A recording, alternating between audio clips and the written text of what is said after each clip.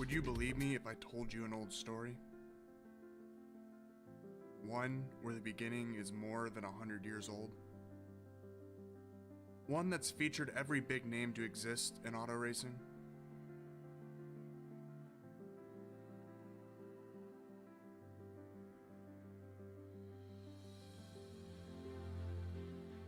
Would you believe me if I said nothing grows old here? Where thousands and thousands come to be awed and inspired by speed? One where dreams are born, then just as quickly destroyed?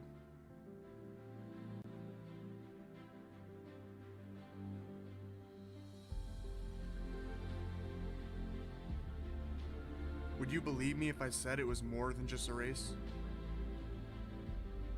One that requires so much sacrifice for just a chance at glory? One where their faces are etched into history to never be forgotten?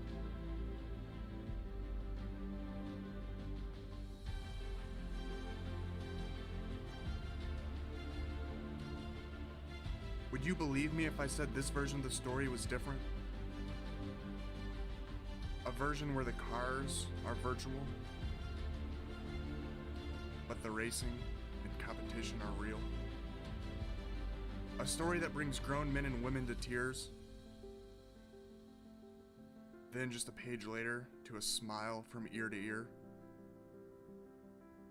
A story so fast it's tough to keep up with? One with danger and thrill around each and every corner? A story about heartbreak?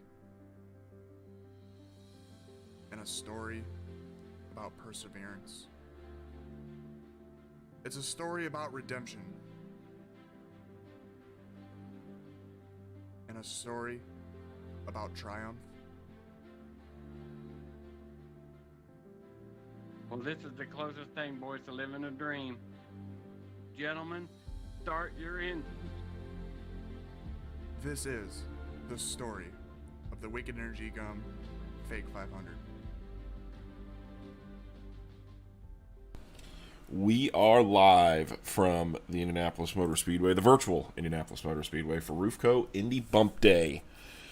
Welcome, welcome, welcome. It is going to be a fun and action-packed day. We've got a lot of cars ready to go out and qualify. We had the live draw last night. The ticker that you see over on the left side of your screen, that is the cars that elected to not withdraw their times. So they will be sitting on their times for right now. But just to kind of give you guys some insight, when and if someone is bumped from the field, any of your qualifiers right now, they are able to get back into the qualifying order once we go to the open qualifying session. We've got around 30 cars scheduled to make an appearance today. It looks like actually 32. We do have a new addition, Seth DeMerchant. He is a NASCAR pro that works with Brian Blackford and is going to make his attempt into the Fake 500 as he has bought his way in to the qualifying field. So it's going to be an interesting day. Overcast skies once again, 77 degrees, so a little bit warmer than yesterday, or a little bit cooler actually yesterday. Track temps only at 83 degrees, not a lot of humidity, and not near as much wind, so we could definitely be seeing some track record type speeds today. But Baden, what you've had a few hours to digest the pole day, the Apex Autosport pole day. What's your thoughts going into Roofco Bump Day? I think we're going to see speeds go up. I think we're going to see some pretty fast cars here. It's going to be something else to watch here. Just excited. Ready to see the first car hit the track, to see what we're going to be looking at as far as speed here. It's going to be interesting. That's all. I mean, I hate to try to predict stuff because I think at this point we know better than that. Yeah, we both said yesterday that we were going to see track records fall. And again, the 4-lap track record is 191.838 miles an hour. Your pole speed yesterday was only 190.7 miles per hour. So got about a mile We're an still hour to pick washing. up.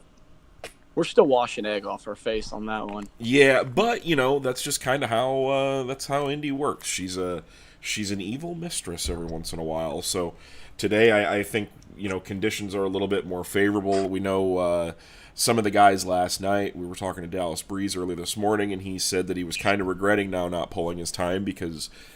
But if he said in his own luck that if he did pull his time, the air temp would be 95 degrees and the track temp would be over 120 all day. So it's just kind of one of those things you have to play by ear to see how things go. Your order of cars on track again. Zane will be posting in the chat throughout the day the links to the qualifying tracker as well as the qualifying standings. Because that's what's going to be official. I'm just taking that information and putting it on the overlay for the broadcast. So anything that you see on the broadcast is not necessarily official. It is what is on the qualifying standing sheet. But first out today is going to be Chris Springer, then Dave Bodio, Keith Jeffrey, Travis Rowland, Hank Silver, Jeffrey Stewart, Chris Peterson if he's able to make it in, Chase Rowdeman, Cole Sink, and Dano Lindsay will be your first 10 qualifiers. So gonna be a pretty busy day. I think we're gonna see a lot of guys use up runs probably fairly quick. If with only given 30 something cars yesterday, your pole sitter went out I believe is the 34th or the 35th car in order. So the track is definitely going to have some speed into it.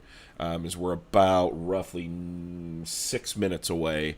Roughly 6 minutes away from the gun going off to start. Roofco Indy Bump Day. So if you guys are in the Indianapolis area and you got some shingles messed up or need some solar panels or heck even did Christmas lights this year, get a hold of Ryan Hergott over at Roofco. Does a lot of good work and big friend of the family, we'll say. So he's a wonderful guy, got a good business going, does a lot of real estate as well. So real estate and roofs, that's what he's into. So big thanks to him as well. But and be sure to go to wickedenergygum.com for all your energy needs. Quit drinking all that nasty stuff. Start chewing some gum for about 10 or 15 minutes and get the same old pep in your step. So big thanks to them as well. Braden Nyler already stated in the chat that he is going, or Braden's going to go quick time today. So yeah, so let's go. And then Zane is going to have a poll day review that he's got going on. So take it away, Zane. Thank you. In yesterday's Apex Autosport Pole Day, Tyler Street would be the first car on track and quickly set the bar high for the day, putting in a 4-lap average of 190.781 miles per hour. Street would sit at the top of the board for a majority of the ordered qualifying. Early favorites for the pole position, though, Joshua Chin and James Tiernan would put themselves in the top 5 early, but couldn't muster the speed for the pole. 190.636 miles per hour for Chin, and for Tiernan, a 4-lap average of 190.616. The 2020 Fake 500 champion Kevin Click secured his chance to repeat his historic run from last year when he went 190.330 miles per hour, putting him inside the front 6 rows. In the back half of the qualifying order, all eyes would turn to the duo of Landon Castle and Brian Blackford. Castle quickly showed pole-winning speed, but would lose the car from underneath him in the south part of the track, ending his first attempt. Just one car later, Brian Blackford, who was infamously DQ'd last year on his last-minute pole run, which has now been known as 2.0 gate, would bump Street from the pole position after going 0.06 of a mile per hour faster at 190.786 miles per hour. The drama didn't end there, however. Hassel quickly put himself back in line once the open qualifying began, but couldn't muster adequate speed after laying down a shaky first lap. Action peaked in the weaning hour of the day as the mad dash to enter the qualifying lineup began.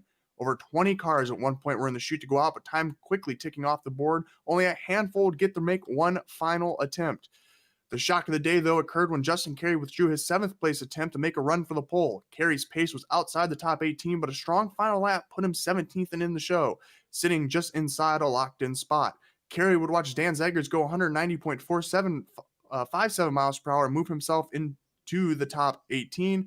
The jump would bump Rylan Gray out of the top 18 and move Carey to the bubble. The finishing blow would come when 2020 Fake 500 podium finisher Mike Rasmus made a hero move, going from completely outside the Fake 500 field to in the top 10 at 190.576 miles per hour on his third and final attempt of the day. Justin Carey had now gone from securely locked in 7th to 19th. Kerry couldn't count his lucky stars enough, though, when Tyson Landis, who started on the front row of last year's race, withdrew his top 18 time to make a run for the pole. Unfortunately for Landis, though, he fared even worse and qualified slow enough to bump himself from outside the top 18 by virtue of withdrawing his time. Justin Kerry was moved back into 18th. Kerry had one more car to withstand. It was Jeffrey Stewart, who was the final car out on the track for the day, but Stewart couldn't muster the speed to lock himself in the top 18, and Kerry sat patiently in 18th and inside the locked-in spots for the fake 500. The field will line up like this. On the front row, Brian Blackford will lead them to the green. To his outside in the middle will be Tyler Street, and to the far outside will be Billy Brickley. The second row is made up of 3 drivers to all keep our eyes on as the fake 500 progresses. It'll be Joshua Chin, James Tiernan, and Mike Razimus. On the inside of row 3, it'll be Clint Stone from Sofa King Sim Sport, and to his outside will be Dan Zeggers, and to his outside will be TJ Majors. On row 4, we'll have a first-time starter in Shane Keiko, and in the middle will be Skylar Brown, and to the outside, last year's Patriot 100 pole winner, John Harper. Row 5 will be made up of Brent Mark Sim Team's Jeremy Zarfos, rookie Adam Blocker, and fake 500 champion Kevin Click. And the 6th and final row that were locked in from yesterday's pole day will be Doyle Lawrence, Kyle Dagger, and Justin Carey. Today, the remaining drivers will look to put themselves in the top 33 to make the Wicked Energy Gum Fake 500. There are only 15 spots available for grabs and over 30 drivers vying for the spots. It's going to be action-packed. And Billy, we are just a minute and a half away from the first car hitting the track here today on Roofco Indy Bump Day. Yeah, this is going to be a very, very quick session. I think we're going to see a lot of big speeds early, and I think it would not shock me to see Chris Springer, who showed some speed yesterday, and all through practice. It would not shock me to see him go to the 19th spot on the board right off the bat and continue that onslaught down throughout the field. So if you're Landon Castle, hopefully you're sitting around paying attention, because more than likely you're going to have to get back out here sometime this afternoon. Chris Springer, Dave Bodio, Keith Jeffrey in the chute. 40 seconds remaining. We're predicting right now Seth DeMerchant, who's the NASCAR star that has bought his way into the fake 500 qualifying field. He's predicted to go out around 3 o'clock, 3:04 p.m. exactly as his scheduled time. So it depends if we have a couple guys that don't show up or have not been here to make the qualifying field. So anywhere between 2:30 and 3 o'clock, we might be open. We might end up actually being open for qualifying. So let's go into... Here's your look at Chris Springer. The track is now open for qualifications. So keeping an eye on that track temperature. It's going to be a big one, but we're starting off pretty solid here. Chris Springer again from Geneseo, Illinois, from Can-Am VRL. Your first qualifier on Roofco Indy Bump Day.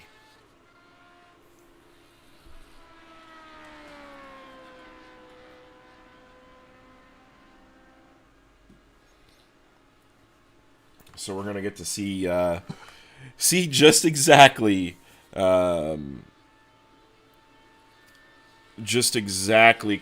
to seeing what we've got here. This is gonna be kind of the benchmark to see what the track's got in it today. A little bit less wind is gonna play a little bit less havoc. Some cooler track temps. So we'll see what we got here. As he's gonna take the start of his warm-up lap for his first attempt on the day. Again, attempts reset, so he will be using everybody will get 3 attempts today to qualify themselves into the fake 500 field. So you got 3 shots today. Got to make them count.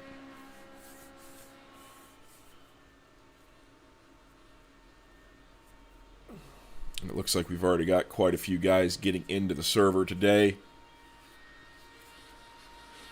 making their way off of Gasoline Alley.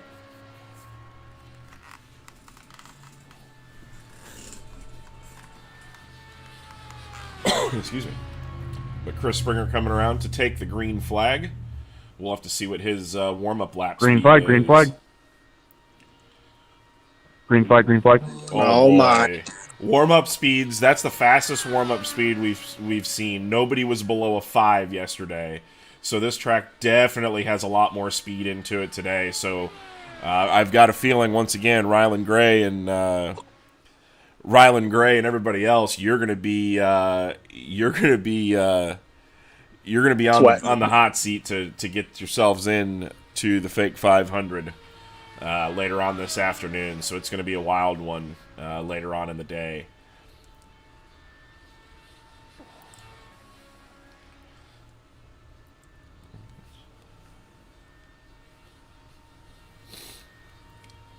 So Chris Springer's first lap, 47.241. That's way quicker.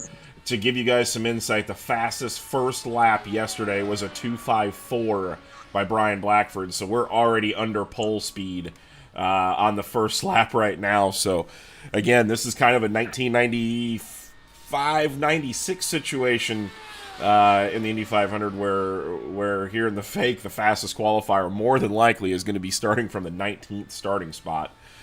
Just like last year, Rick Music, again, that track record, 191.838.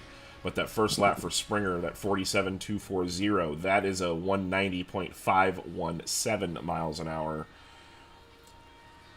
So Chris Springer lap number 2, even faster, 47.150, 190.880 miles per hour. So track definitely has the speed into it today. So it's going to be a wild one. Dave Bodio, Keith Jeffrey, Travis Roland in the chute. For those that are just joining, weather, the reason you're seeing these faster speeds right now, track temp only 84 degrees, 7 miles an hour wind out of the northwest, and air temp only 77 degrees right now, so a lot cooler than it was yesterday. So faster speeds are erupting as your first qualifier comes to take the white flag. White flag, next car, roll. White flag, next car. 47.120. So a little bit quicker even yet, 190.937 miles per hour. He is already on pace to really put a hurting on this field.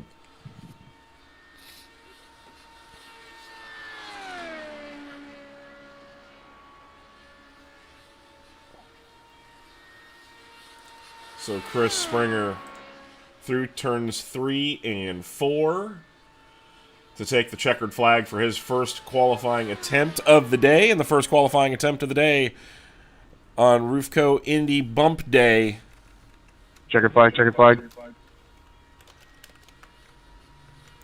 47.126.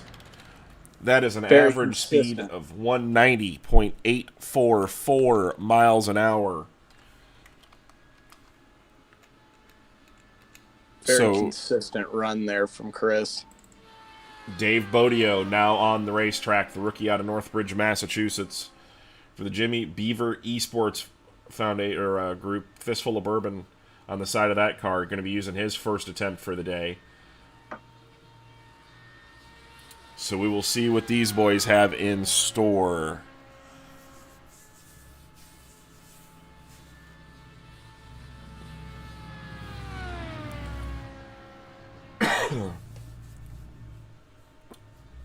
Coming around to take his green flag.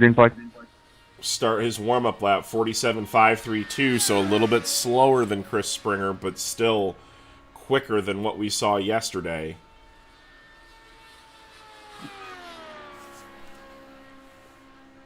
But a very solid run, and your fastest car in the field right now is Chris Springer.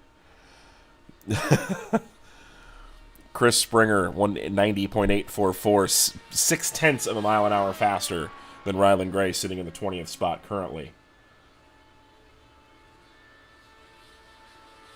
So we will have to see exactly what happens here with Dave Bodio as he comes around to complete lap number 1. 47.256, so a little bit slower than Chris Springer, but still one of the fastest laps so far that we've seen on lap number 1. So track has wicked quick speed. Brian Blackford saying he wants to run again today. Keith Jeffrey, Travis Roland, Hank Silver in the chute.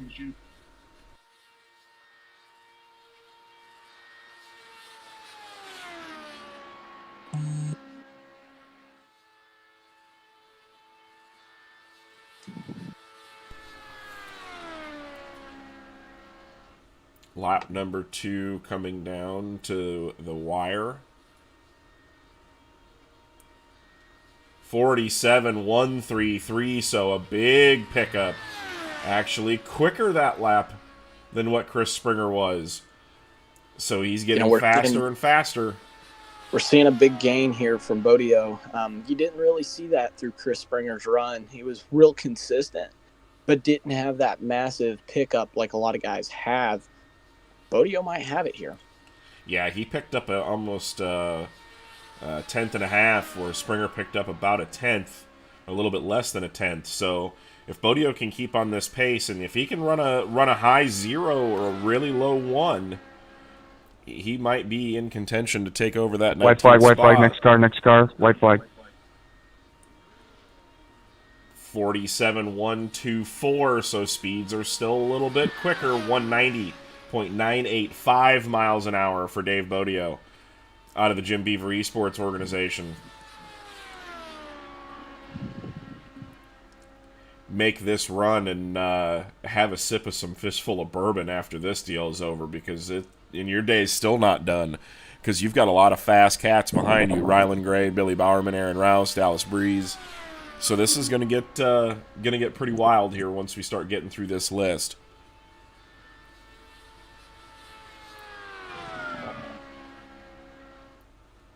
Checkered flag, checkered flag. Checkered flag is out for Dave Bodio. He will run a 47.097, the first one we've seen. So Dave Bodio, more than likely, will go to the top of the board, and he actually does by just a little bit. And his teammate now out on the racetrack, Keith Jeffrey, out of Auburn, Washington, he will roll out now. He knows that what he's got in the car is gonna do it. So Keith Jeffrey from Auburn, Washington, making his attempt. Travis Roland, Hank Silver, Jeffrey Stewart in the chute. And you heard Jeffrey Stewart's name being mentioned. Jeffrey Stewart is still stuck at the airport again today. So he's going to be making his bonsai runs later on this afternoon, as we get our boards here updated. Green flag, green flag. So Dave Bodio now to the top of the list. Green flag, 47.959 for Keith Jeffrey. Not what he was looking for. That's but we'll see if he can pick up the pace here. I have a feeling we're going to see him pick up the pace quite a bit on this lap.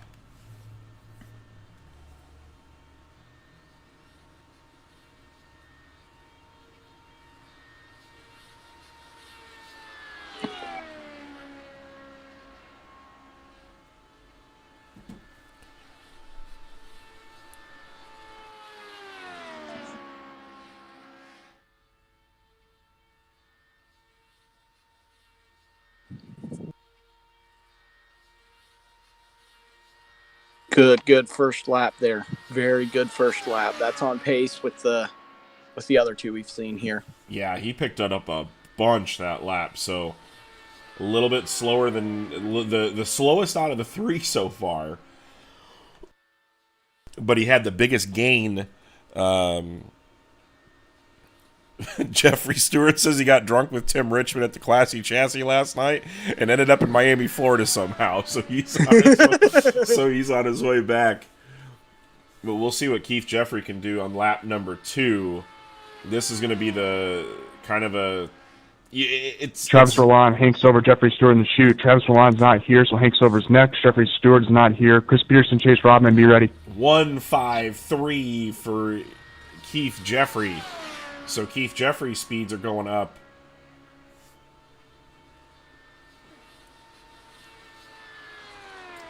That is a 190.872 miles an hour.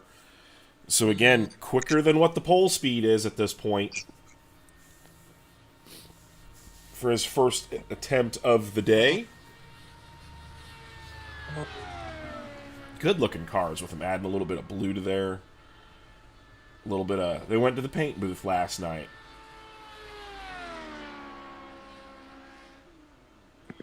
White flag, next car, white flag.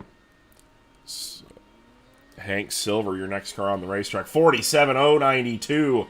The first lap in the O's that we've seen on the third lap. So 191.050 miles per hour. So he broke the 191 mark on his third lap. The first person to do that in Wicked Energy Gun Fake 500 qualifying this year.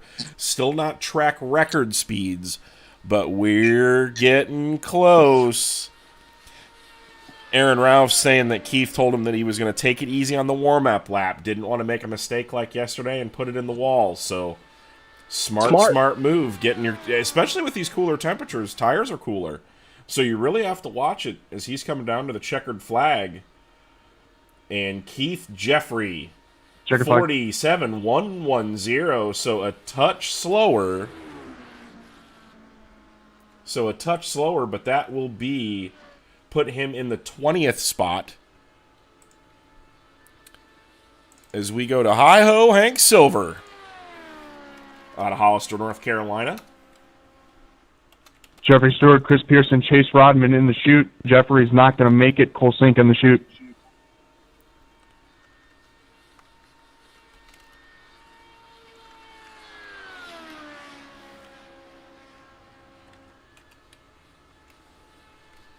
So that is a 190.867 mile per hour run. Green flag. For Keith Jeffrey. So we get that updated on the ticker. Hank Silver, 47.590 on his opening lap. So he's going to be making a bid not for the pole today, but for that 19th starting spot.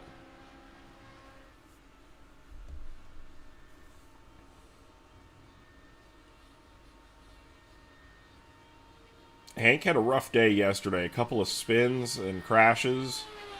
But was really, really going for it. Like, he was one that was on the throttle the entire time. The never lift situation in the Dunlap Performance Walkipedia entry.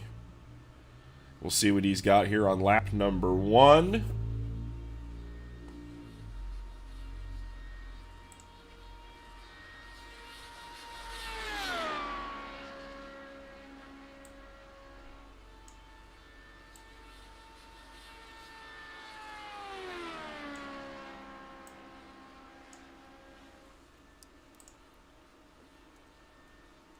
$47.281.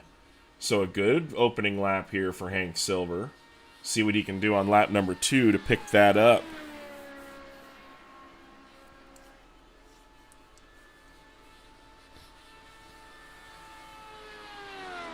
Car looks really good around the bottom of the racetrack. It just seems like it rolls around there nice and tight. No real issues. Very happy. Lap number 2 for Hank Silver. Didn't pick it up a bunch, 47.200, but still a good speed, 190.677 miles per hour. That's going to move him up into the, definitely up into the starting field currently. 2 more qualifiers before we start the bumping process, which is something you don't get to see at Indianapolis very often anymore. You don't really get to see the bumping process start this early on bump day.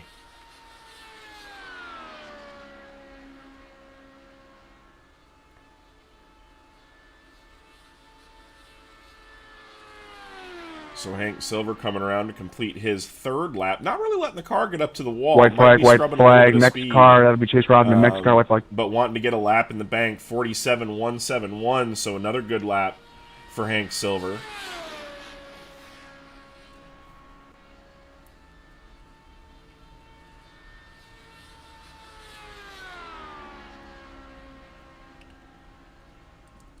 So that is a 190.795 miles per hour. Definitely good enough to currently get him into the field.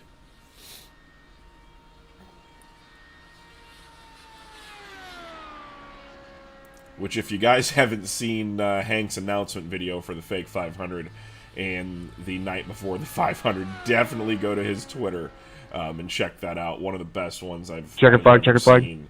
So Hank Silver completes his run on his first attempt of the day with a 47.135. That is going to be good enough to put him at a 190.692 miles an hour. Not a bad run for to get your first one onto the board today for Hank Silver.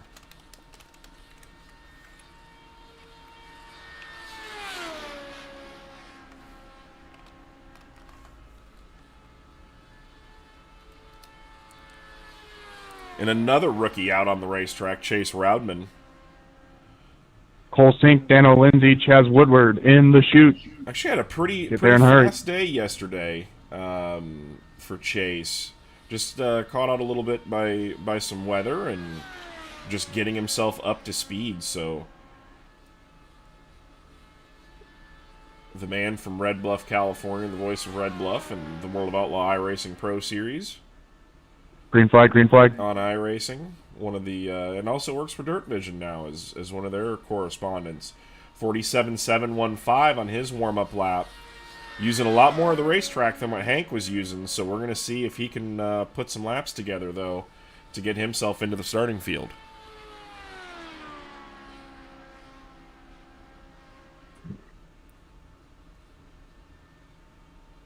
Bob Rafferty already saying in the Facebook chat that he is screwed. Patriot 100, here I come.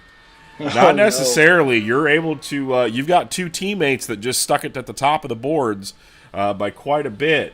So you're going to have a chance later on today, once open qualifying is done, to get your time withdrawn and get yourself into that starting field. So you're going to have some shots this afternoon. Good lap. Great first lap. Great first lap. 47.266, so a little bit faster than Hank Silver on his first lap. Chase is taking a very Indy style line, big sweeping turns. Yeah, very Robbie Gordon-esque. Getting all the speed that he can out of this thing. So Chase Rowdeman getting into turn number 3. Really good line, wide sweeping, get down to that apron.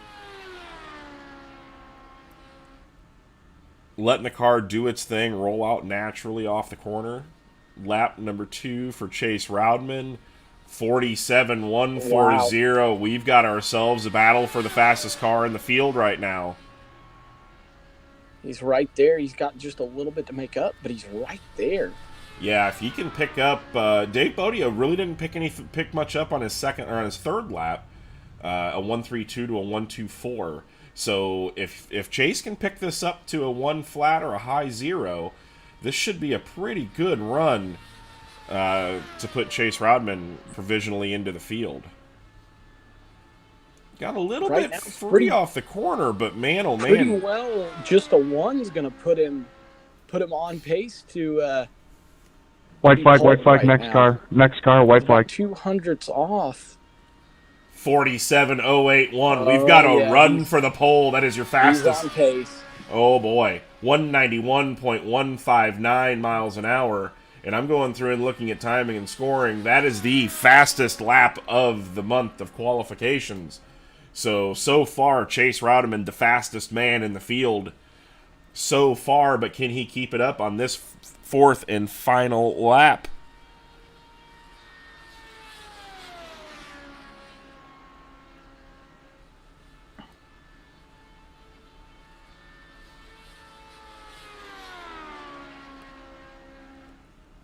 So Chase Roudman completes his qualifying laps.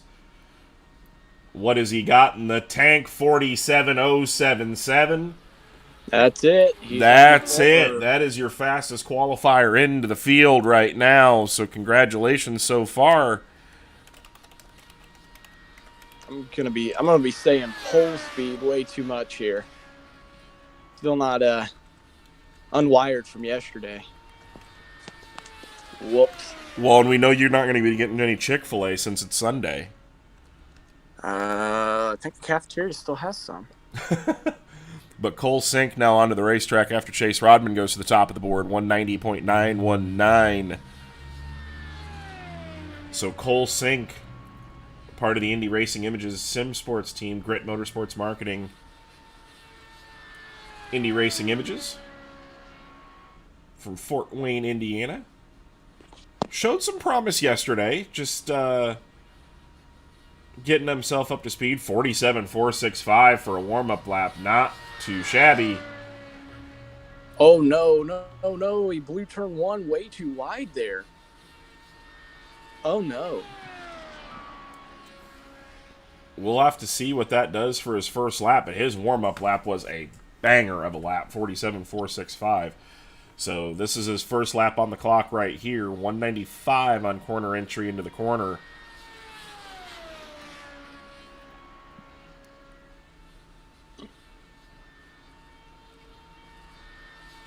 Man, missing turn 1 like that is just...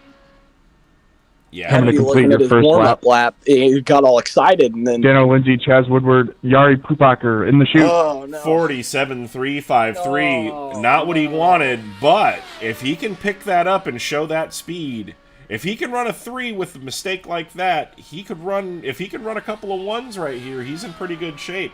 Right now, no matter what way it looks like it, that's still a faster lap than anybody that's currently into the field right now that qualified yesterday. So he's still on pace. Not what he was looking for, but still showing good pace.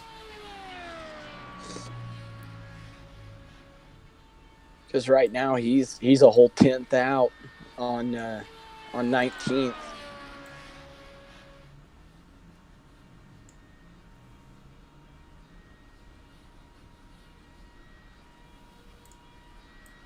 Oh boy.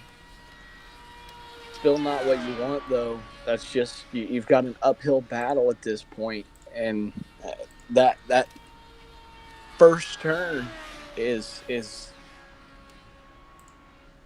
really just massive for killing this run here. Not what you want for a second lap when you got this big of a hill to climb.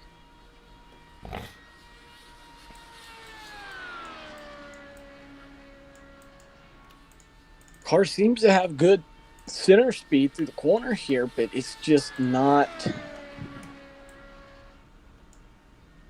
White flag, next car. Like no that, Daniel Lindsay, just Chaz not Woodward, the start you head on out. White flag, next car.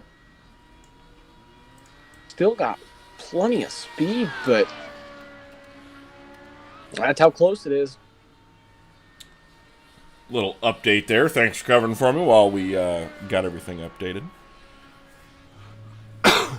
But 47.134, 190.949. So that first lap was kind of the death sentence for him right now. But these are two solid good laps. See if he can run a high 0 here. Either way, right now, this will put him into the field without a problem, provisionally.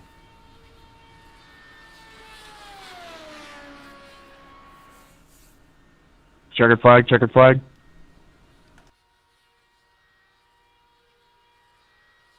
Checkered flag is out for Cole Sink, 47.121. That'll be a 190.692 miles per hour.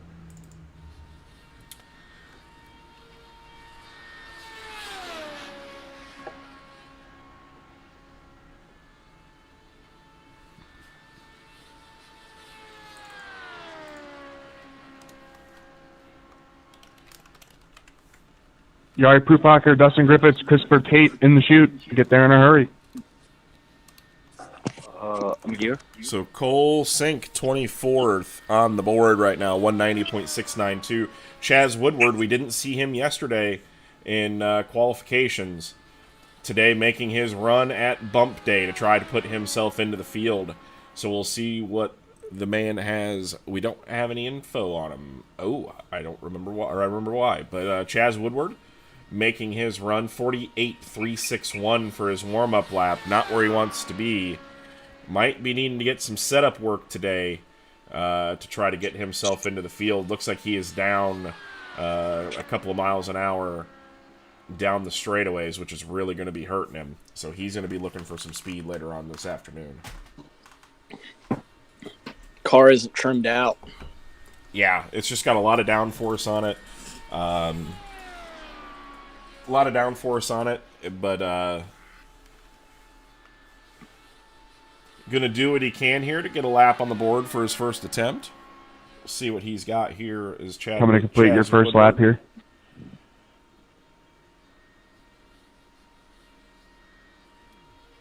.48.066, so he's off. Not enough. Not what you need to be. Right now on the bubble, Landon Castle 190.066 as the bumping has begun. Nick Nichols currently out of the fake 500, which he will have his chance to qualify back into the field now that he has been bumped when we get to the open qualifying session here in a little bit. So, Landon Castle, official scoring. Zane just posted that in the Twitch chat as well as the YouTube chat. And he's going to be getting around to do that in the Facebook chat as well. Just be sure to check that today to get your qualifying standings. Again, the top 18 were locked in yesterday. 47.830, so he's going in the right direction, but still needs to find about 3 or 4 more tenths per lap in order to get himself into the field. But like Baden said, car just not trimmed out near enough. Going to have to take some downforce off that thing and get yourself some sketchy. I think at this point, if you know that you're that far out as far as your trim, I think you just run a lower line all the way around the speedway. Seems like he's kind of doing that, but I think you just pin the car to the bottom as much as you can and just make the track as short as possible. Right. Get yourself as short as possible. White flag, next car, white flag. But you're so planted, you've just got to find a way to make up something, and I think that's about the only way you do it. It's not going to make a difference, but it's, you've just get as good of a time on the board as you can. Yeah, absolutely. Get a time on the board. And at this point, there's no reason you've already using up your run, so go ahead and get it in the bank. Put a lap on the board. Go back to Gasoline Alley and start working on that thing.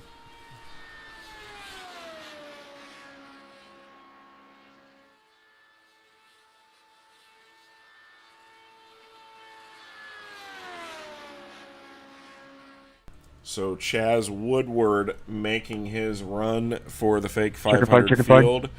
Not going to be enough. 47.737. That will put him at a 188.095.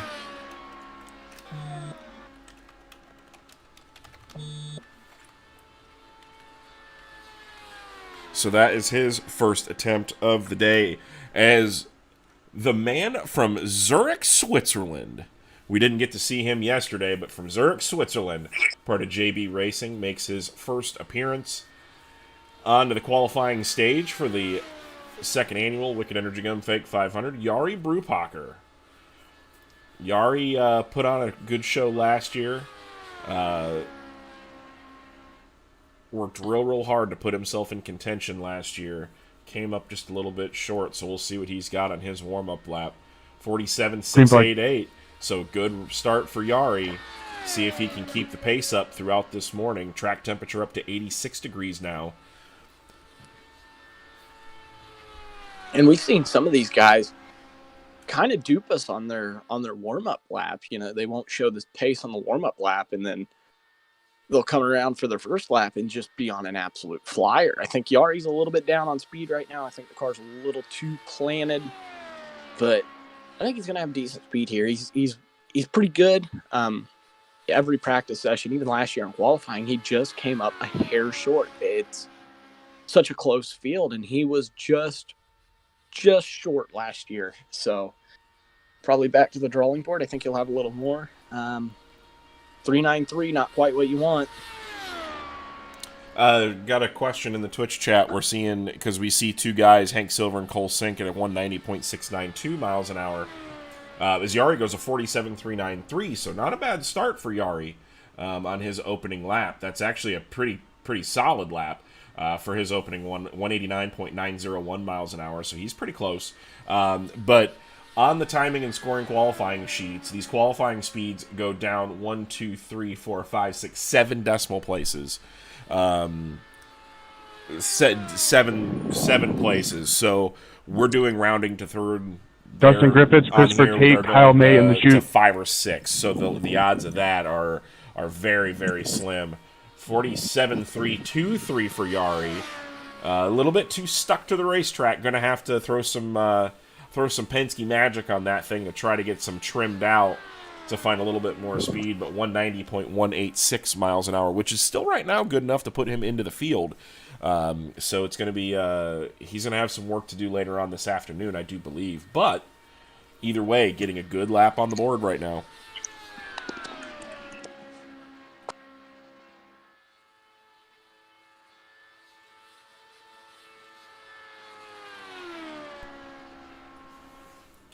White flag, next car, white flag. White flag is out for Jari Brubacher, the man from Switzerland, 47.251, so speeds are going up. Speeds are going up for Jari.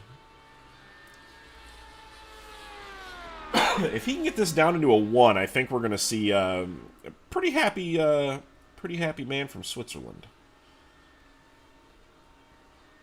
Awesome to see some international flair in this race.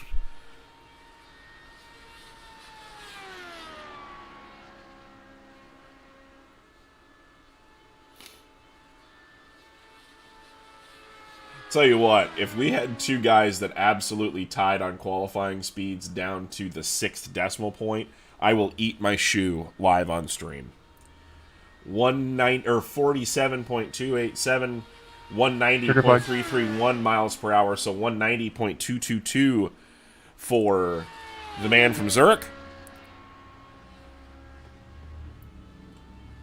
Oh no, Dustin. Dustin crashed a couple of times yesterday. Crash, turn 1 and 2, crash 1, 2, next car out. Dustin crashed a couple of times yesterday. Christopher Tate. During pole day. So, oh no, that's an unfortunate one for Dustin on his first attempt. He'll have 2 more this afternoon.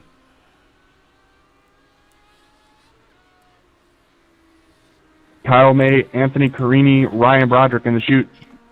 So Kyle May have just woke up. He is on his way in. I called him to let him know that he's on deck. When I called him, he was 2 runs out. Now the heat's on. Kyle May is in panic mode right now. Kyle May, he went out and maybe the cologne worked too well last night.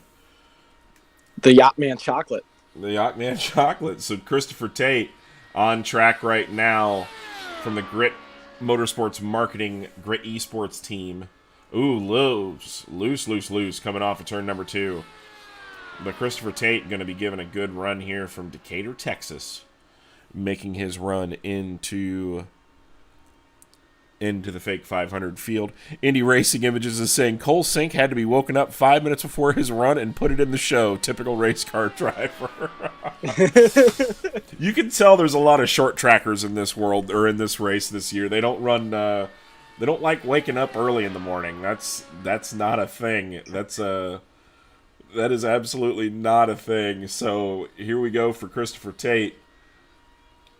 47.665 on his opening lap. So again, a little bit too stuck. Pretty high through turns 1 and 2. Might be a little bit tight. Gonna have to take some downforce off that thing. Get it screaming a little bit more.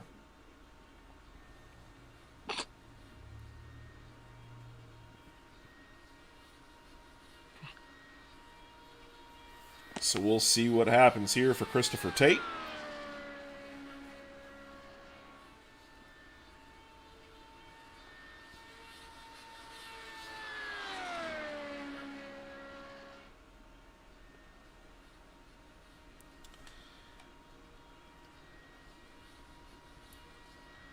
Coming to complete your first lap. 47.356. So he has picked up the pace. 47.356, 190.049 miles an hour, 050 miles per hour, I should say.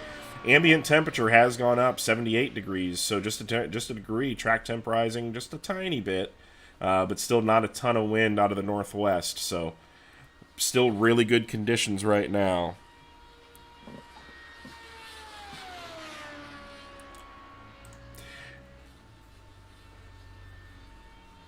Yeah, if you there's been some talks in the chat about tying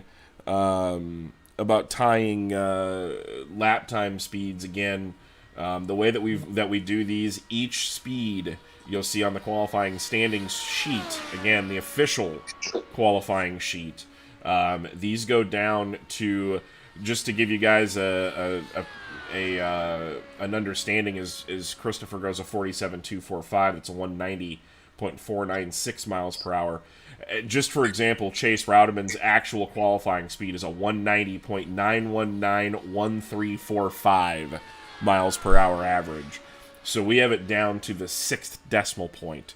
So if it gets close enough to where it's right there, then yeah, we'll have to look at that. White flag, Silver, next car, white flag. Hank Silver, for instance, is a 190.6923, where Cole Sink is a 190.6918. So rounding purposes for those qualifying speeds, but Hank Silver actually just a little bit quicker than what Cole Sink is.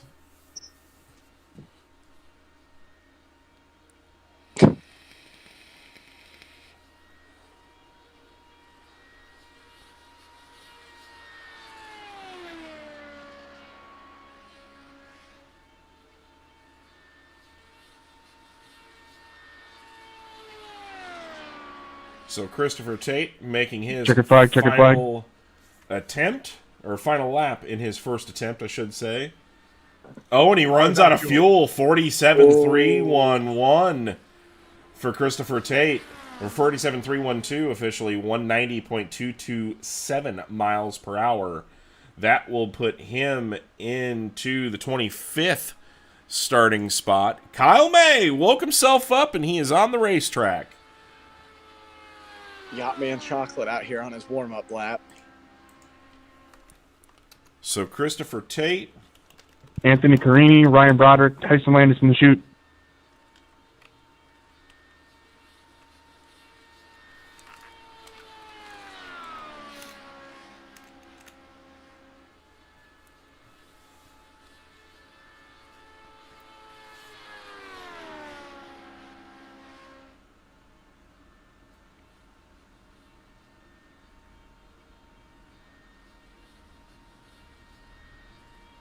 Not what you want for your first lap.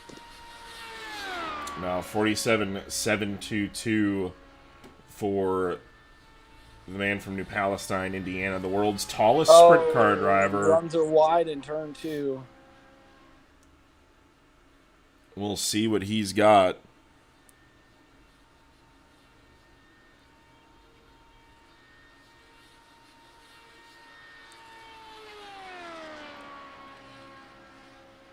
So we will see if he can pick up the pace. Car looking a little bit twitchy, a little bit loose. Kyle May ran 4th in the Crescent Donut Patriot 100 last year. 47.468, not what he was looking for, but going to try to pick it up a lot better through turn 1 there on that lap. I'm telling you right now, if this woman's got him off his A game, I really don't like her. So Kyle May doing what he can to put himself into the fake 500 field right now. Not going to be enough. Going to have to pick it up quite a way.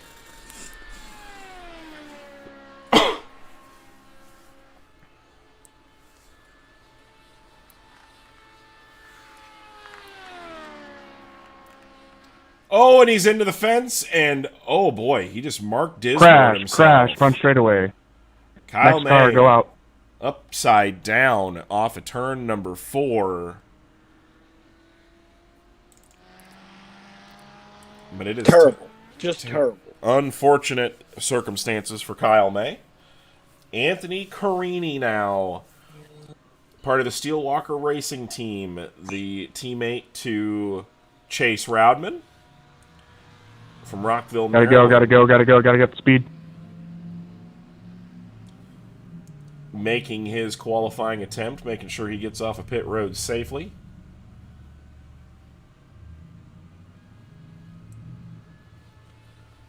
As he gets up to speed, this will be his first attempt for the day. Anthony a little bit nervous. He's a stat guy, not much of a.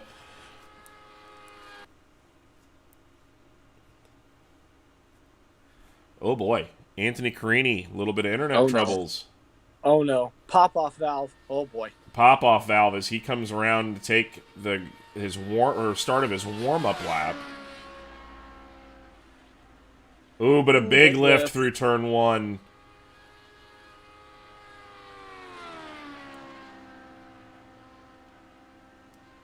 Cold tires. Gotta think Anthony's. That's got to be in your brain now. You got to make sure the tires get heated up, especially through turns 3 and 4 when the green flag comes out. And after talking with Kyle May, I think it's the woman.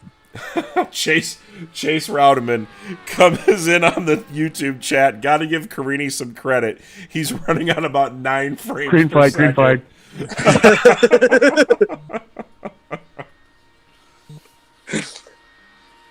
Got to lift just in case the wall pops up in front of you. So Anthony Carini on his green flag laps with that 9 frames per second, trying to make this potato computer run a little bit quicker.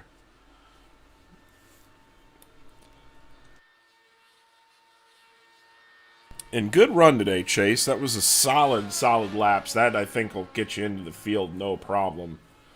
As Carini, though, goes through the corner and on to the front straightaway.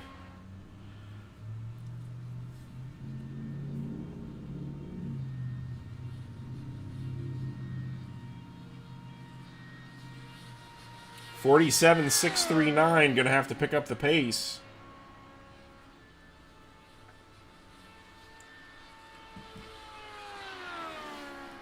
Gonna have to pick up the pace to catch up to his teammate.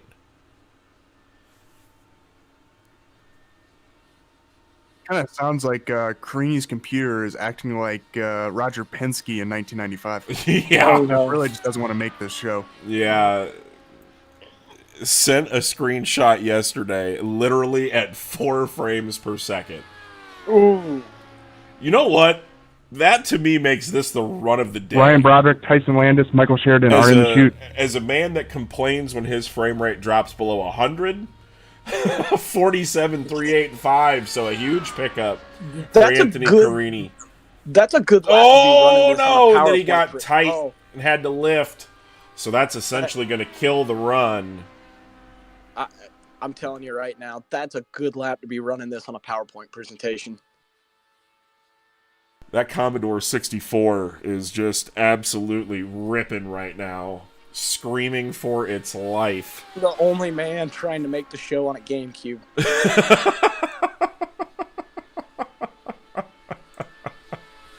Well, we've got, we'll have a little bit of a special guest into the booth for a little bit. Your pole sitter, Brian Blackford. White flag, next car, white flag. Hang out for a little bit as Carini 48.163. The potato computer is ripping around at the internet. Oh, and he into the fence again. Oh, I hope he's got the rumble pack in. Oh boy.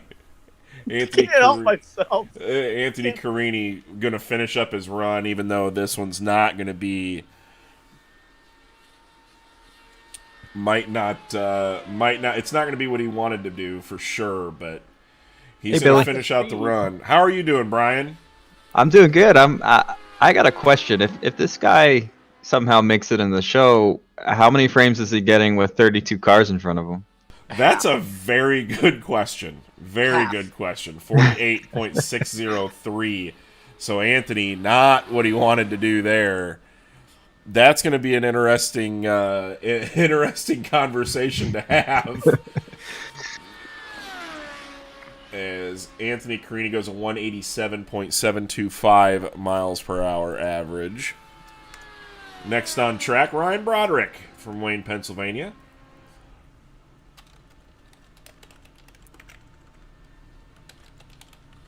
We got to do something about those Dirt Vision guys. We got to do something about them Dirt Visions guys. Chase's mic doesn't work, and Anthony doesn't have a computer worth a darn. So we're gonna have to. We're gonna have to talk to Dunlap Performance, and he can start drilling some holes in some things and making them lighter weight for you guys.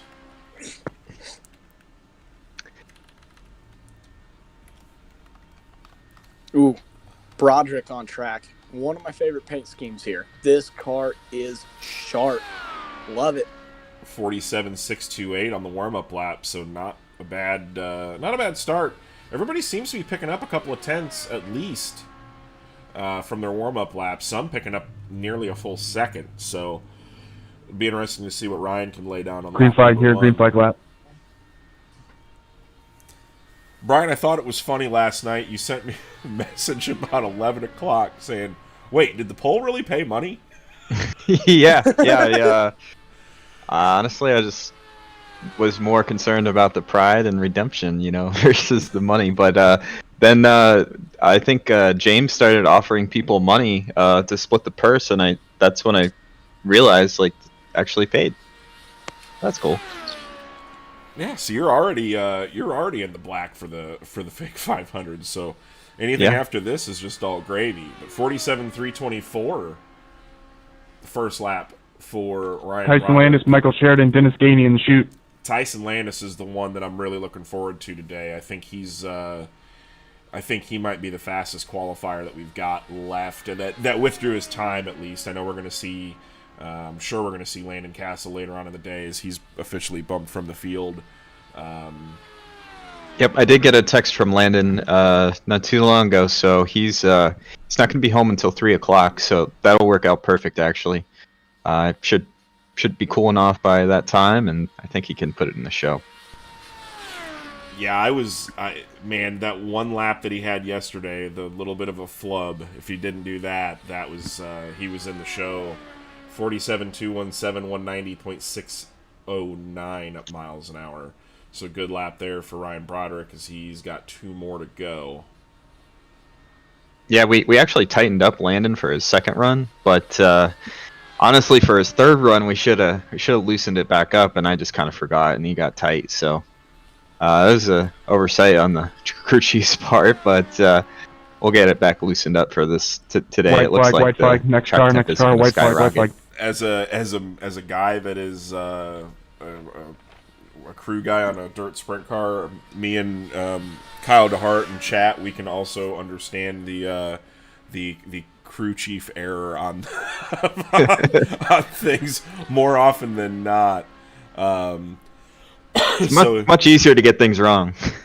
Oh God, yeah. When you hit it right, you're Superman. But when it's wrong, it's like, well, glad we drove separate.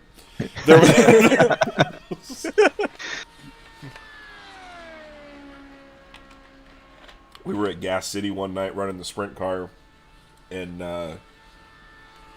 me and Kyle, Scott kept saying, "Am we good?" "Yeah, dude, you're great. You're gonna be a rocket." He gets in the car and he fires off, and I'm like, I'm really glad we drove separate because Checkered flag. I don't know if this is gonna work. But Ryan Broderick, 190.522 miles per hour on his qualifying run, so that will move him into the qualifying field. Currently in 25th. This is going to be the big one today. Hang on real quick. That was interesting because Ryan Broderick just bumped Mark Broderick out of the field. So someone's getting a noogie here. Yeah. Yeah, Ryan, I think, is on the old computer. That was their deal last year. They've got 2 computers in the household. One of them is a good one of them is a bad one. So whoever qualified faster got to run on the good one. So, but Tyson Landis out from Warsaw, Indiana.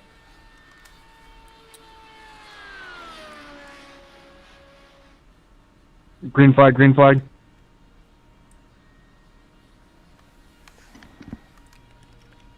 One thing, if I'm watching this, I'm keeping an eye on his RPM because you can kind of try to match this with, you know, if you're trying to go faster, it's really important to have the right gear. So look at those RPMs if you're in the chat, and you know, just be observant and try to get the right gearing, because that can pick you up a good chunk of time.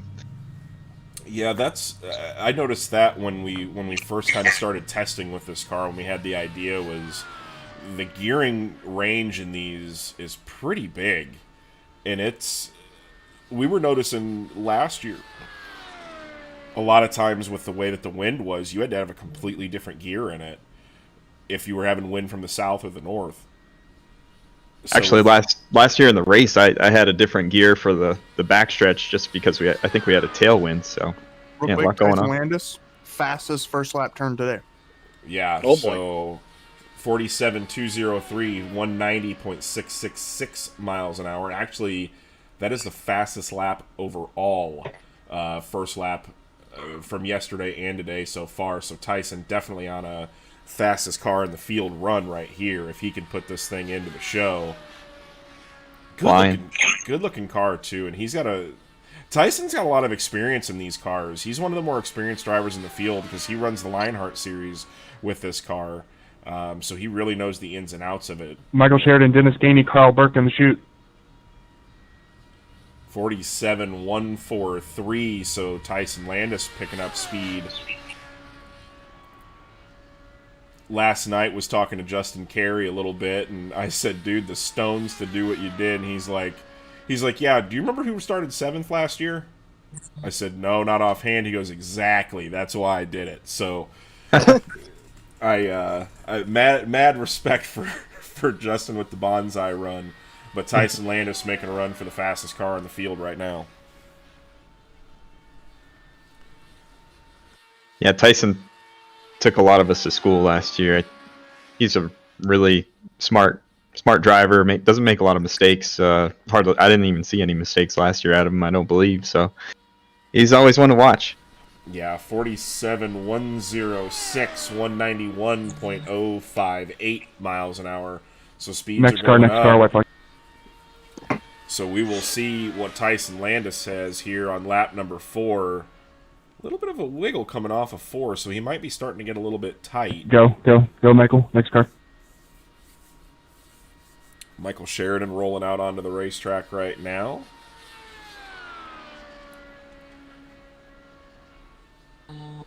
So we'll see what Tyson Landis has. I think if this is a low O, he is your fast time. Or might be. It's going to be pretty close. Chase ran two O's. So Tyson might have to pick it up quite a bit. 47,114, so a little bit slower. 190.916 miles an hour, so just off of that speed. So Tyson Landis, I don't think we'll see him out the rest of the day. Yeah, I think he's safely locked in the field. Great run. Just did what he had to do. We said that yesterday, though. We did say that yesterday a couple of times. You don't remember the guy that started 7th, and you don't also remember the guy. Oh, Michael Sheridan's. Michael Sheridan back. Crash, turn 1 and 2, crash, turn 1 and 2. Unfortunate for the Farmington, Minnesota driver. Next car. Wow. Dennis Gainey. There was no chance in saving that. No, that thing just snapped on him without any question.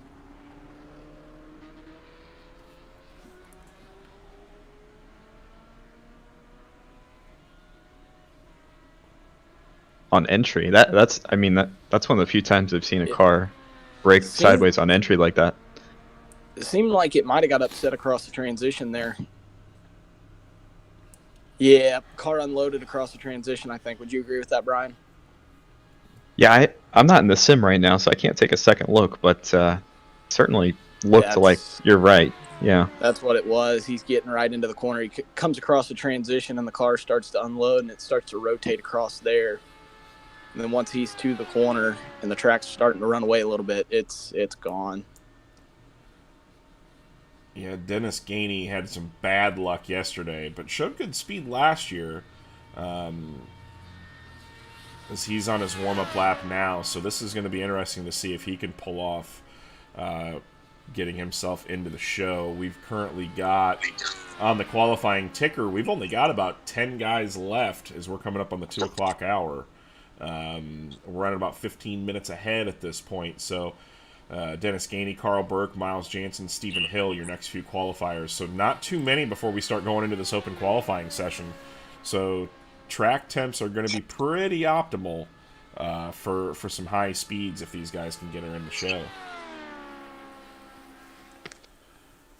Green flag, green flag.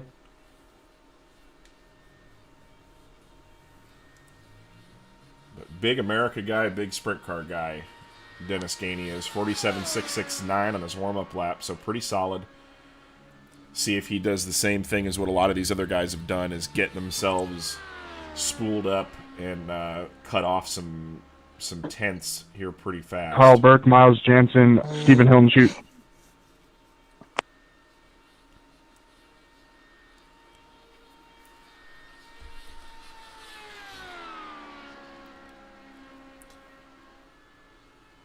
So we'll see what Dennis Gainey has in store. RS Button Box's AccuTool on the side of that thing. Does some pretty darn good designs, too. Did Adam Crui's sprint car this past year, 47.358. So that's a very good first lap for Dennis. See if he can finish off the run. That's currently the 11th fastest lap of the day.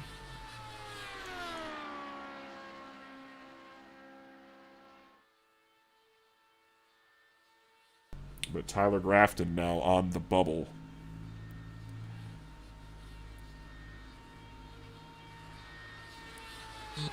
So we've had roughly 10 guys go quicker than what they qualified yesterday, putting Rylan Gray back into the 28th spot from his 19th spot earlier.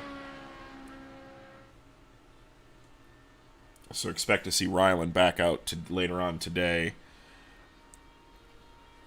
47.285 though for Dennis Gainey, so speed going up, 190.339 miles an hour. Ooh, but he had a big lift going through one. That's gonna hurt him. Oh no! Yeah, that's gonna hurt him this lap big time. Yeah, that very well could be the difference between bumping into the top 33 and not.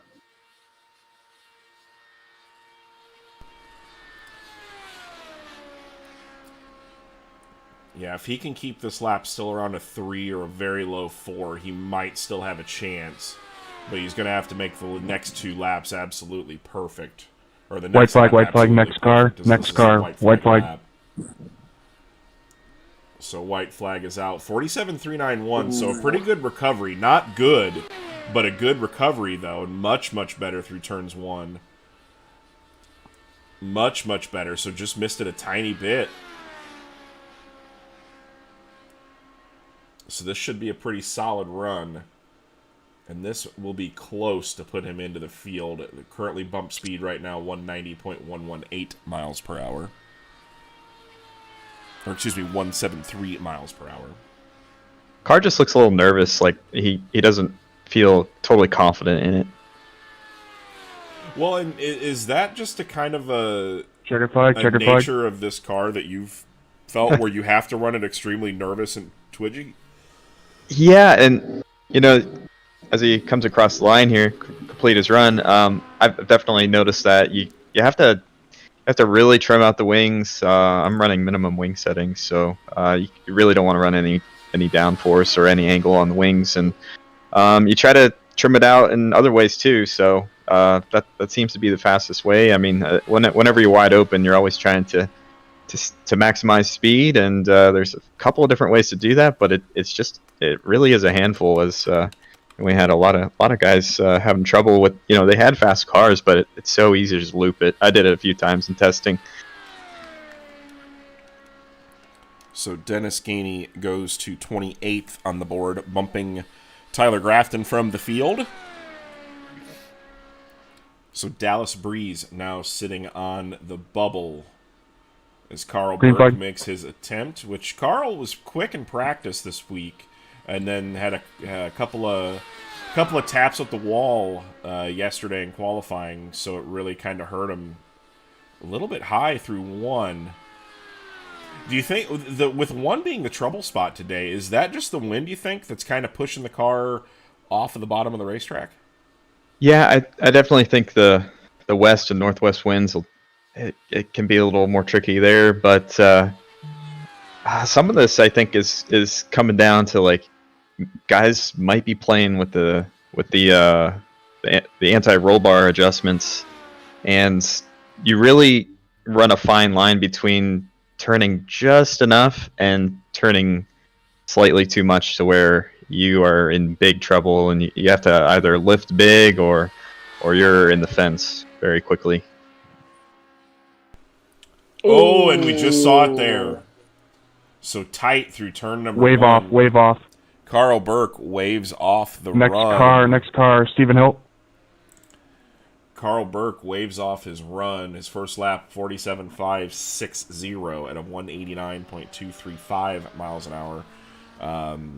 So he'll regroup and try to get going later on in the day. Michael Cosby Jr., Michael Klein, Brendan Cooper in the chute. Stephen Hill, teammate to Tyson Landis, to see if he's got some speed here. Here's my question. Every time, if we got to have a new question about the mullet every time he rolls out. Okay. Today's question: having a mullet that good, do you think he's running a two-piece suit and a G-Force helmet from 2003? Has to be. Gotta be. There's no option. Gotta be. And I guarantee you, back in Gasoline Alley, he has got a cooler full of Keystone Light. Yes. The gloves are so thick they could be Top Fuel dragster gloves. That's right. They got the leather hands on them on the bottom. Yeah, Steven. But the question is, do you shave the mullet, though, to make it into the fake 500 field? No. He's also wearing white New Balances in the car.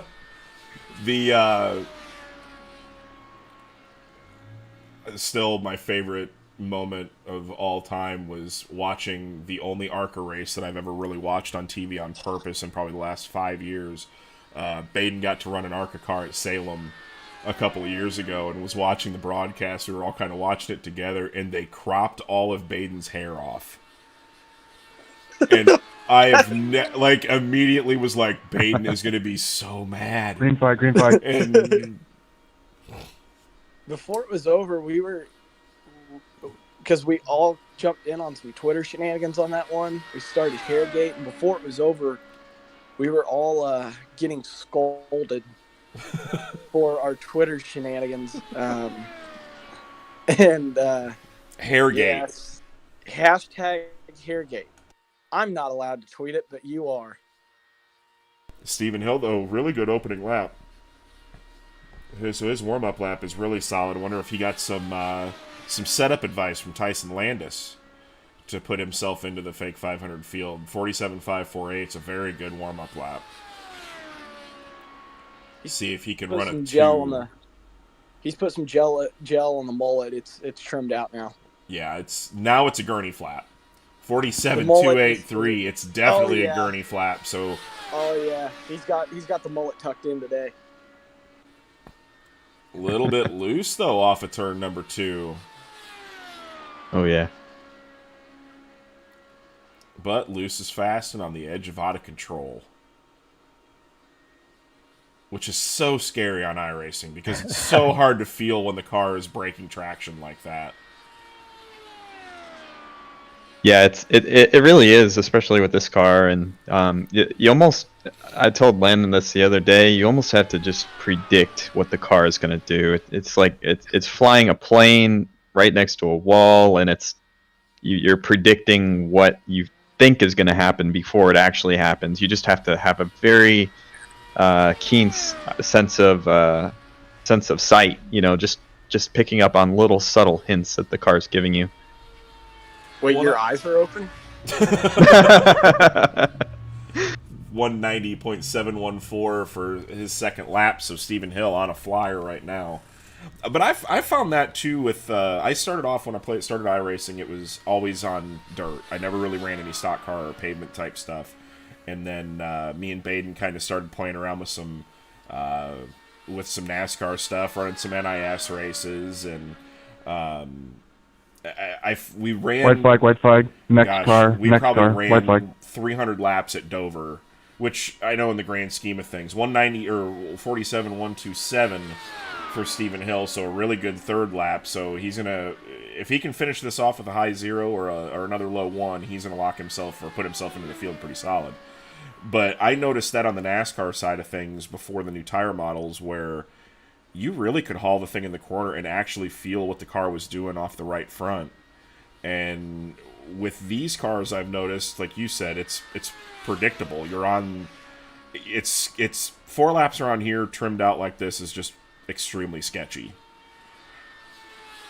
Yeah, it certainly is, and it's a very delicate balance too, because on in my situation, my tires aren't up to temp going into turn 1 on my first lap, and then on my last lap, I feel like it's overheating. The right front's just completely giving up. You know, although it is still pretty fast because the tire pressures are building. So tire pressure, you want to build as much pressure as you can. So it's a really delicate balance.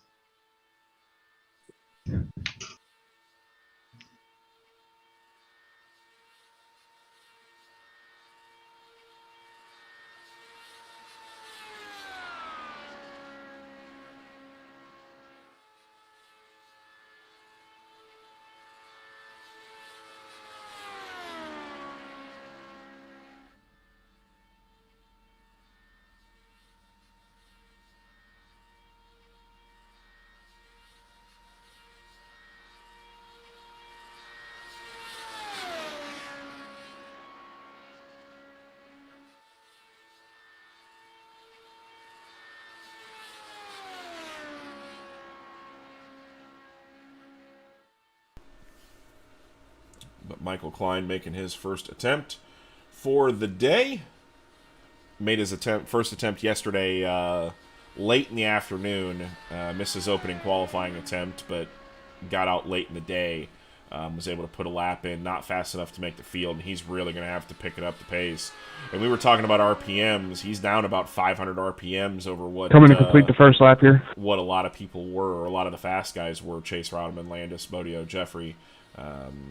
So 47.923, not what he's looking for. Not going to put him into the field, so he's really going to have to find something here setup-wise in the next little bit to make this thing get going pretty quick.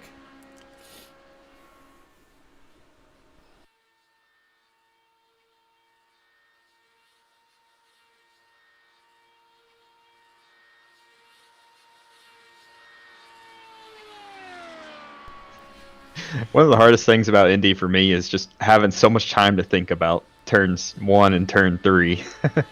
You can psych yourself out a little bit. Brendan Cooper, Tyler Kendall, Adam Plunkett are in the chute. I've run some NIS races on bigger racetracks, and it's like I almost find myself getting bored down the straightaway, and then it's like, oh, we're in the corner already, and it's especially at places like California and Michigan where, you know, the front straightaway you can kind of fan out and go wherever, but then you get to the back straightaway and it's like, what do I do? Yeah, and if you make a mistake, you got a lot of time to think about it. Yeah, that's exactly right. When we were running that too, I was always like, I felt like most of the time I was busy throughout the whole deal because I spent the entire time trying to keep White Billy flag, white calm. flag, next car, white flag.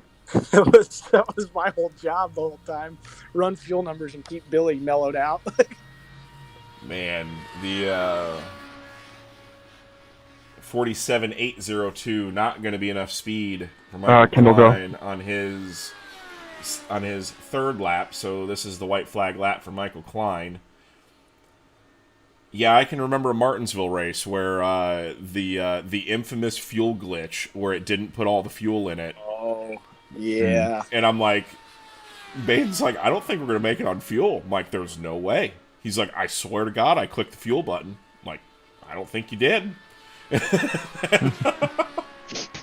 ran around for 100 laps just saving fuel around Martinsville, which is the most depressing thing on the planet. So Michael Klein finishes his qualifying run 47.720. Definitely going to have to find some more speed. That's not going to do it for him. Yeah, that was 188.138 miles an hour, so that will put him right around the 40th position. 42nd position, actually, right now. It's Tyler Kendall from Connorsville. Quick Lift Scores Ambassador Attorney at Law. Is the dog riding with him? I hope so. Such a cool dog. Tyler's family is such a good family.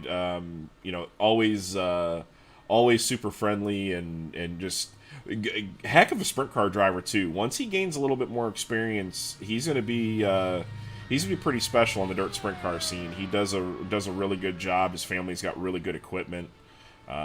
Runs up front and just an all-around good dude. Plus, he's got chili dogs in his trailer at all times, which that's a huge plus for me as a fat guy. So Green flag. I will take it. There'll be like a 5-minute break. 47.527 on his warm-up lap. That's one of the faster ones we've seen. So, Oh yeah. Tyler Kendall's really getting after it now. With Tyler, with pretty well anybody running a sprint car in Indiana, it takes years to get fast. If you can be early in your time in a sprint car in Indiana and just be decent, you've got tons of potential. It's the quality and the strength of the field in Indiana is just ridiculous. And to be able to run up front, that's impressive. I mean, well, anywhere you go in Indiana, in iRacing terms, it's like running against a 5,000 strength of field. I mean, it's because anywhere you go, it's if 47.277 for the first lap for Tyler, if he can put 3 more laps together, he's going to be putting himself into the show pretty solid as well. If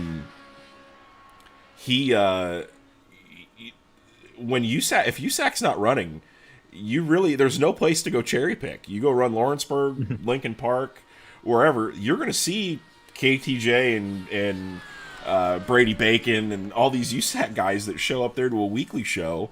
And if you can win weekly shows in Indiana, you are a shoo. So you're running against a 5,000 strength of field that's been doing it for 15 years. Yeah. I mean, Dave Darland has been running sprint cars longer than 90% of the field has been alive. So 47.218 for Tyler Kendall. Good second lap, 190.605 miles an hour. That's on pace to put him right around the 26th, 27th spot. So Tyler Kendall making a good bid to put himself into the fake 500 field, who had absolutely horrid luck last year. So wanting to get some redemption himself to put himself back in the field and give himself another shot.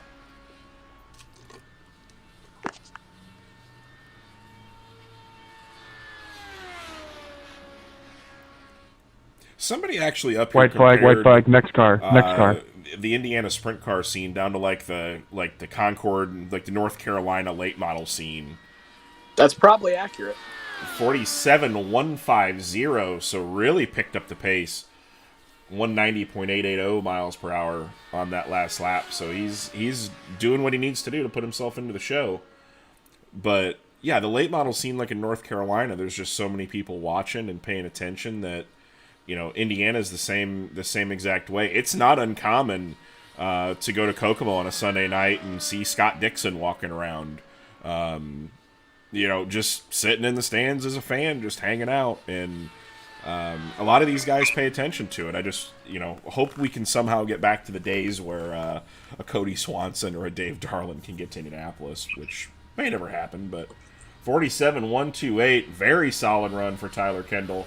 That's a 190.724 miles per hour. Yeah, he had that thing wound up. 10.7 grand. That's pretty much about right where you need to be. That'll put him in the 25th position.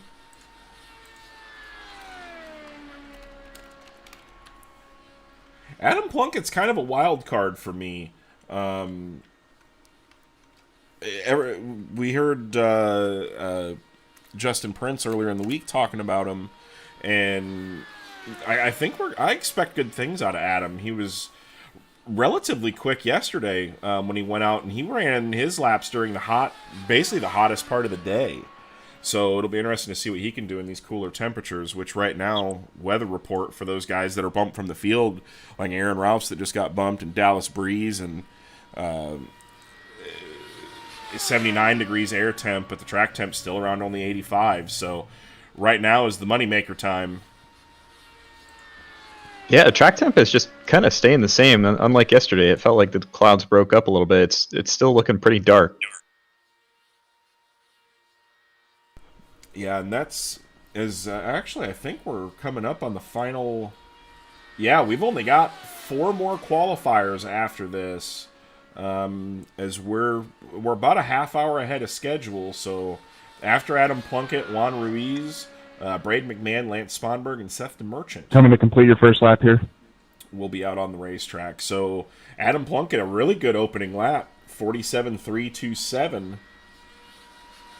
That'll put him in a 190.170 miles an hour. That's going to be basically good enough right now to get him almost into the field if he can keep bringing the speed up. So good first lap for Adam.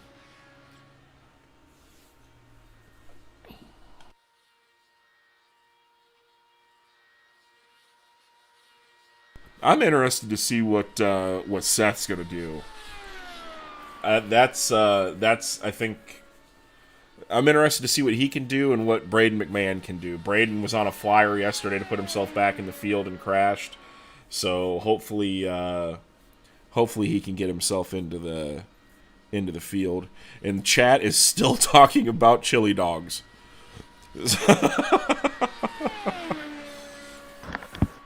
Good time. I can't blame him. I can't either. That was such a good night at Lawrenceburg. I mean, I don't even remember how we ran that night. I know it wasn't good. But I know me and Kyle probably ate 15 chili dogs between the two of us, and probably had an end result of that. Probably was a very good reason of why we ran like 14th that night. So feed you guys? No, God no. Scott didn't feed us. Scott does a good job feeding us. I will say that. But Tyler Kendall was like, "Hey, we got some chili dogs in here if you guys want some." White flag, white Yes, flag. we Next do. car, white flag. 47.194 for his previous lap, 191. So Adam Plunkett making a bid for the fake 500 as we saw Braden McMahon rolling out onto the racing surface. Yeah, he's not afraid of that wall. He's getting right up next to it. Oh, yeah. Runs a tight line off of 2 there. But Scotty's parents, they feed you good, too. The Hoosier absolutely. 100. Oh, when they cook for the Hoosier 100, Oh, it's game on. That's always legendary. You don't go hungry working on race cars with the people that there's a very there's a very direct correlation between the guys that I help and the food they provide. So I work for cheap. You came to Putnamville just to yell at me one night. Jamie even brought you cinnamon butter for it. That is an absolute fact. 47.138, 190.631 miles an hour. So that will put him into the field provisionally. Are you going to tell the people what was under the cinnamon butter? We're not going to talk about that. We're not going to talk about that at all. But Adam Plunkett putting himself in the 28th position. So good solid run. Lance Sponberg, that's the Merchant in the chute. Bad news here with Braden McMahon. He's actually went away from the 80s IndyCar driver look to a more traditional, brought the mullet back, 2-piece suit, white New Balances. Green flag, green flag. Michael, you missed your spot. We'll have to wait till open qualifying here starts in a couple minutes. Yeah, Braden spent some time in Mexico, got himself some cornrows, but the mullet is back. He felt the cornrows were holding him back a little bit, so he went back to the mullet for Roofco Bump Day. Pretty solid opening lap, 47.641 for Braden.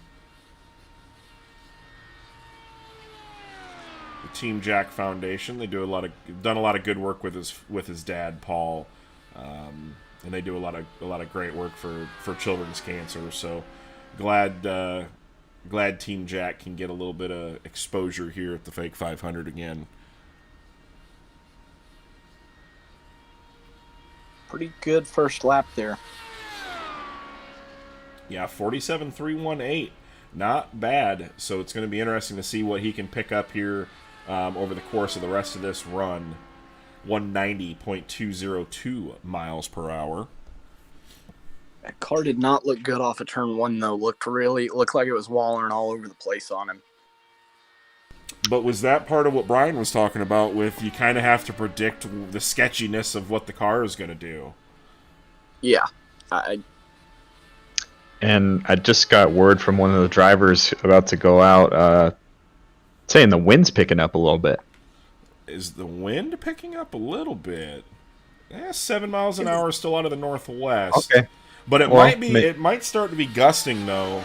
We'll have to keep an eye on it, because that does make a huge effect.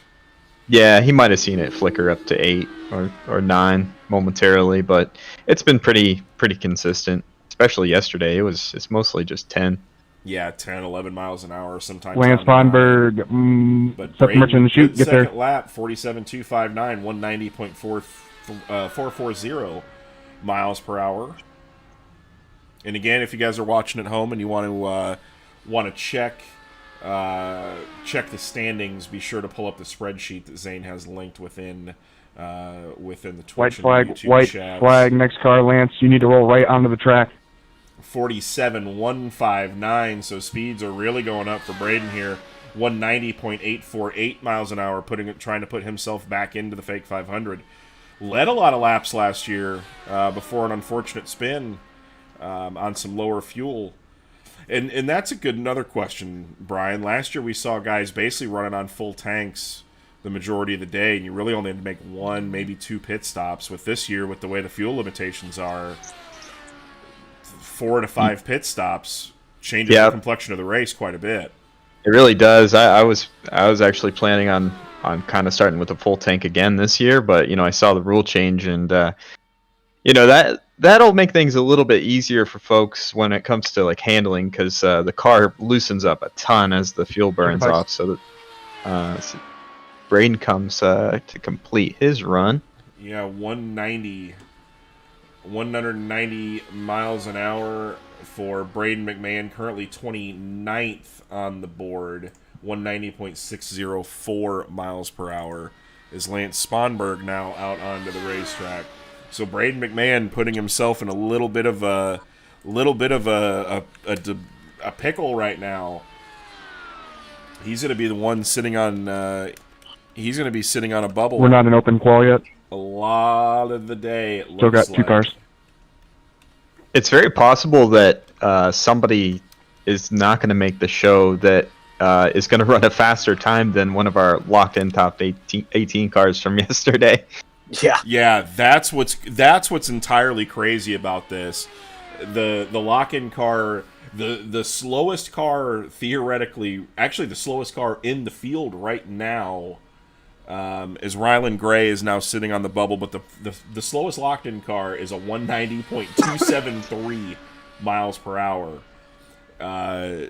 So at this point, Christopher Tate, once we get down to him, which I really fully anticipate we will, Aaron Ralphs, Dallas Breeze, Billy Bowerman, a lot of fast guys that are going to be coming out here in open qualifying to start keeping this bumping process going. It's definitely going to be possible that the slowest car in the field might be starting mid-pack.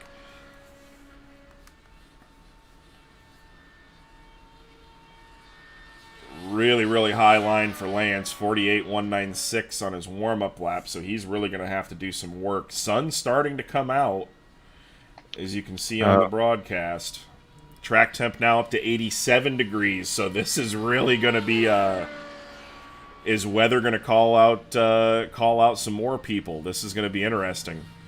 I think Seth the Merchant is used to low grip and sliding around on the NASCAR scene, so he's probably sitting in his cockpit right now on pit road, Probably not too happy, but it should make for an exciting run.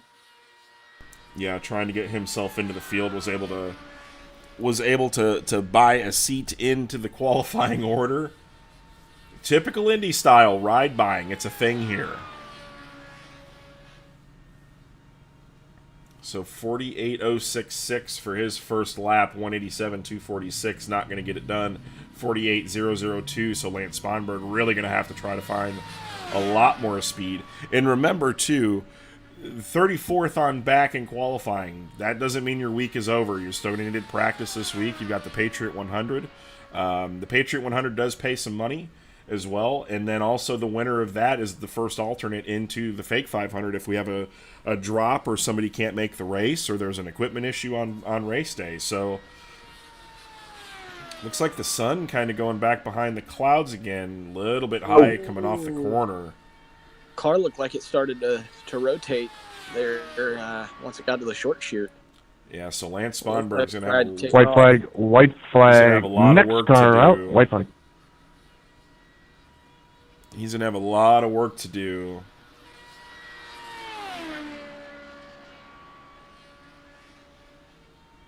RPMs are where they need to be, just not trimmed out at all. 47.860, 188.049 miles per hour. Yeah, and as he improves that car, he'll need to adjust the gear accordingly.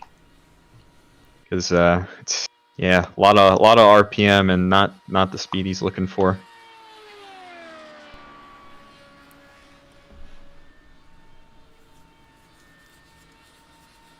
Yeah, 3-wide racing at this point right now, the top 18 are locked into qualifying, or locked into the fake 500 field. Checker flag. So today it is the battle for yesterday was the 18th spot. The battle of today is the 33rd spot to try to get yourself into the field. So later on in the day, we're going to see some bonsai runs from guys doing some bumping as Seth DeMerchant now. Don't even have a driver bio on him yet because this was as late as he got in. Didn't have time to do it, but I see Podium Esports on the side of that car. So we're going to see what Seth has here as he gets up to speed for his first qualifying attempt officially for the fake 500. Yeah, Seth's been around a long time, loves special events, loves this style of racing, he loves restrictor plate racing on the NASCAR side, and I told him that this is kind of similar but a lot more skill involved, and I think that was actually something that really intrigued him to sign up. So, really excited to see what he can do. He's a heck of a driver.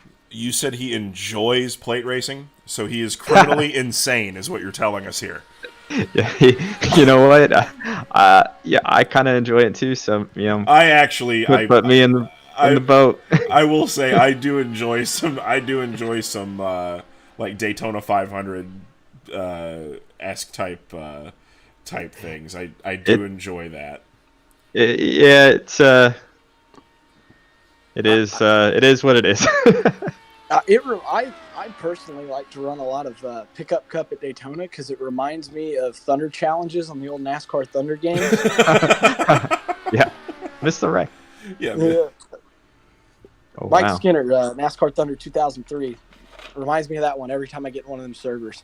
47.210. Wow. Very, very quick. Oh boy. Oh no! And then loses the car into turn one. Oh no. Oh boy! Crash in turn one. So Seth DeMerchant. Qualifying is not open yet. Qualifying is not open yet. Welcome to Indy. I think the same thing got him is what got Michael Sheridan. Just that transition. If you've got too much wheel into it, it just kind of comes around and snaps on you. And you come across that, the car's unloading. They're so trimmed out that it's. And actually, we'll see if we can go back and get a. Gonna do another quick rundown here. Sorry, Seth just texted me. Like LMAO. 3 people or 5 people just put like a period mark in the chat so we can clear up those withdrawal declares. See what happens. That way I know who's actually the just first turn one. it into the corner. And Thank you. Turn it into the corner. Right. Got loose. Open qualifying will begin at 12:30 through 12:37 in sim time. So 12:37 in sim time. That's No, Blackford clear the belt. chassis, so 12:37 part, he open made a qualifying will couple of begin. At tweaks that on it, point, but, you can we make saw your Landon do declaration similar things. to make Gold another tires, man. attempt. It's a You know the little rules. difficult. You have And to put in he chat said he that was you going want to to not withdraw be and aggressive declare. with the You got to bar. make it clear. So, If it's questionable, I don't questionable, know I'm what going to have to happened. ask. And you're just going to make more work for everyone, and you're Wind going to picked slow up. down the show. Just know if you withdraw and declare, it means you are getting put in line to make another attempt. Crazy. Oh man, I was not You expecting can pull that. yourself out of I was line really at any excited. point that Hopefully you want. can However, get if another you are attempt called in onto here. the track and you break the threshold of pit Make road another to run. the end of the wall He'll on the right clean side, that up. I'm sure he'll. you are he'll making learn an from that, attempt and you have and, officially withdrawn your time. Yeah, If you go out and crash it'll or go step slower, out, you man. cannot go back to that it's original not an time. You easy have to run to take what make. you have. Absolutely. Nope. Listening to Zane and Race Control giving the Same instructions thing on as how the open yesterday. If qualifying you guys is do gonna not go for have end the of day. qualifying tracker, please get in Discord and get that. Oh, That'll show sorry you about guys Oh, the you're actual lineup of who I have and what I have not. It'll be first come, first serve based on how I see it in my chat. So you guys may see someone ahead of someone else in your chat, but it's how I see it in my chat because everything is going off of what I can see as I am the main official for all of this. So at 12:37 in sim time, open qualifying will begin, and you can make your declarations at that point. It'll be about a minute until I send the first car out because I'll have to get a bunch of names on the list. So you'll just be ready. We will go until 5 p.m. in sim time today. So you guys have, a plethora of time to make second and third attempts here. So at 12:37, we'll open up qualifying. Yeah, so just here on that. So here in a couple minutes, get open qualifying going as it's 2:34. 2:34 p.m. on the East Coast. So it's this is it. I love this race just for this exact reason here. You've got about 20 guys sitting on the outside looking in, and a lot of them have speed. Like we know the Sofa King Simsport team with Billy Bowerman, he's got speed in that thing. Yari Brubacher, I think will do his damnedest to find what he needs to do. But Aaron Rouse, Dallas Breeze, Tyler Grafton, Bobby Rafferty right now, his two teammates are sitting 21st and 22nd into the field. So Bobby's gonna have to gonna go to work and make that happen. Mark Broderick, I'm not sure if he's even awake yet, so he might not even know he's out of the field. He's definitely a short track guy, so he is probably still in bed. Yeah, Stephen Hill saying in chat now he's got to sit here and watch this, waiting just to get bumped. As Stephen's sitting in the 24th position right now. I will say this: I never at Indianapolis have I been a part of a bump day, but Little 500, 2010. The way that their rules are is that you cannot withdraw your time. So if you are in the 33 starting field, you basically are sitting there waiting just to get bumped. And if you, unlike Indianapolis, there if you take the checkered, it's over. That is your attempt for the day. You get 3 attempts, but once you take a checkered, it's over. We sat on 33rd spot for 2.5 hours. Scotty just kind of sitting in the car, just, come on, somebody hurry up and go bump us. Hurry up and go bump us and just get it out of the way. And with about 15 minutes left, we got bumped from the field.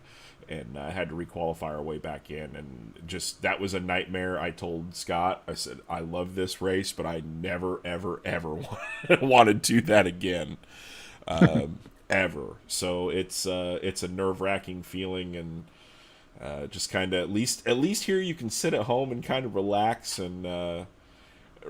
eat some snacks, and maybe even take a little nap or something before you get to go back out again, and it's part of it. This is one of my favorite things. But while we're waiting for open qualifying, we'll go to commercial break here, and we will be right back with more of Roofco Indy Bump Day.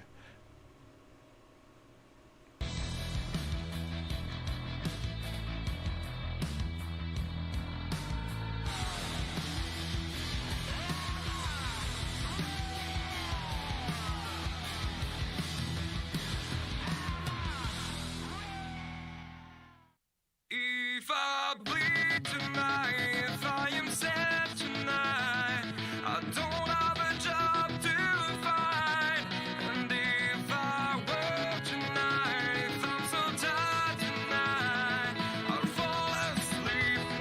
15 seconds.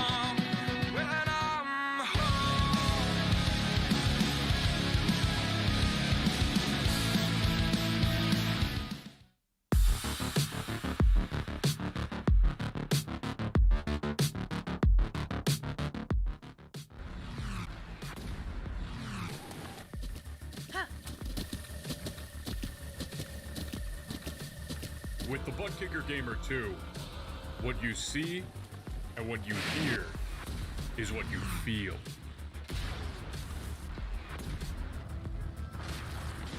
Butt Kicker. The future is feeling.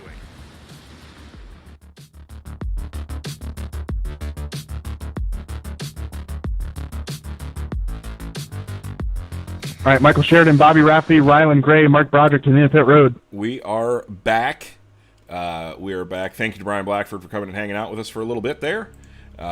He's gonna head out and do some scouting if I have to guess.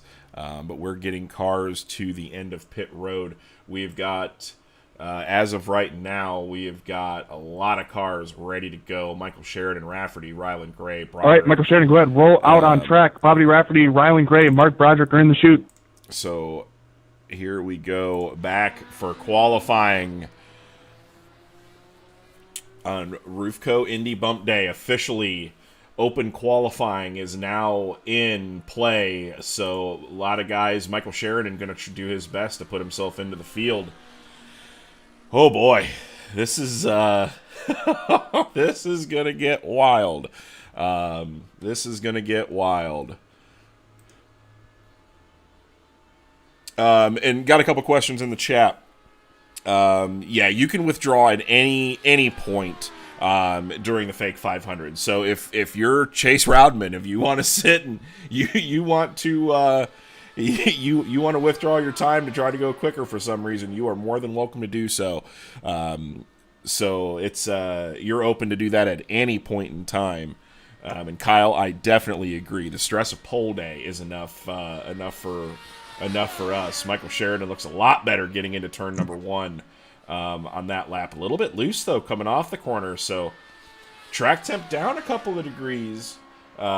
Comparatively to what it was just a little bit ago. So that rest of the racetrack. It was that when we started.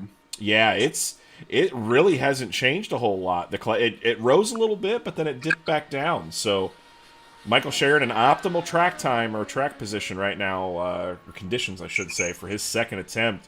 He will only have one more attempt for the day, so he really has to make this one count. Green flag, green flag.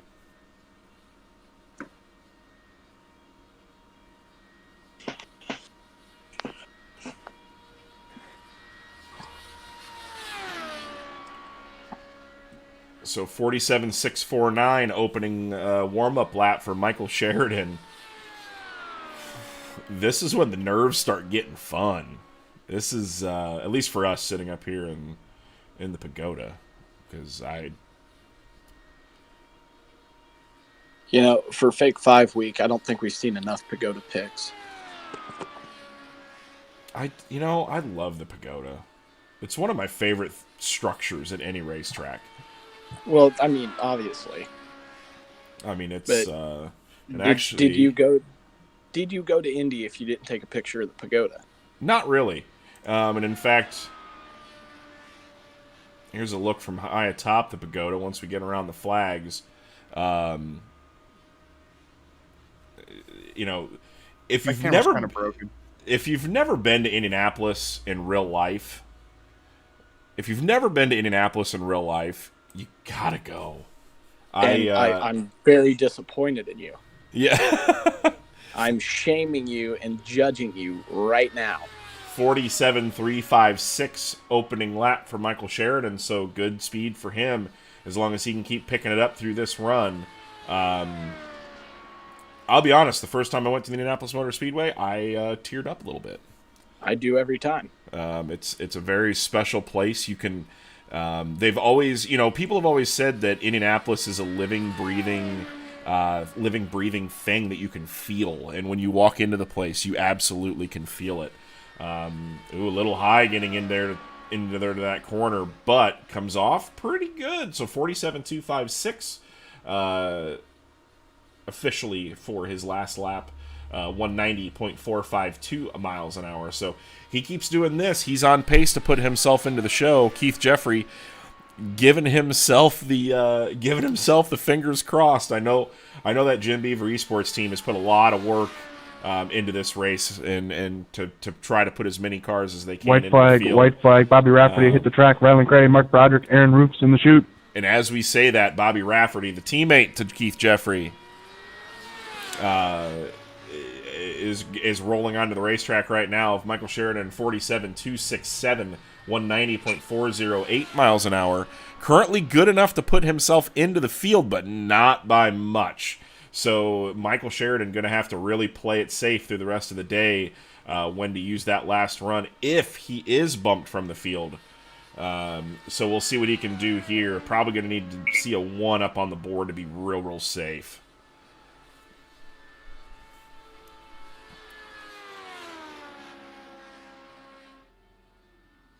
Checkered flag. So checkered flag is out for Michael Sheridan, 266. So very consistent run, 190.419. That's a 190.332 average.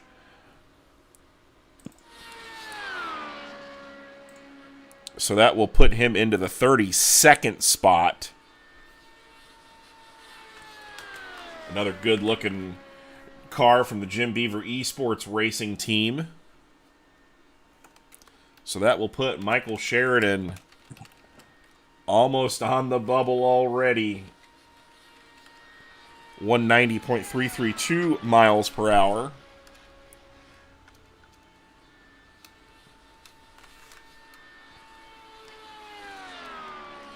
So Michael Sheridan now. Green flag. Stephen Hill saying he goes out of his way to drive by the track if he's working in Speedway just to look at it. And Kyle DeHart says, being there is a feeling like no other. You can feel it there. It reaches into you, and that is the absolute truth.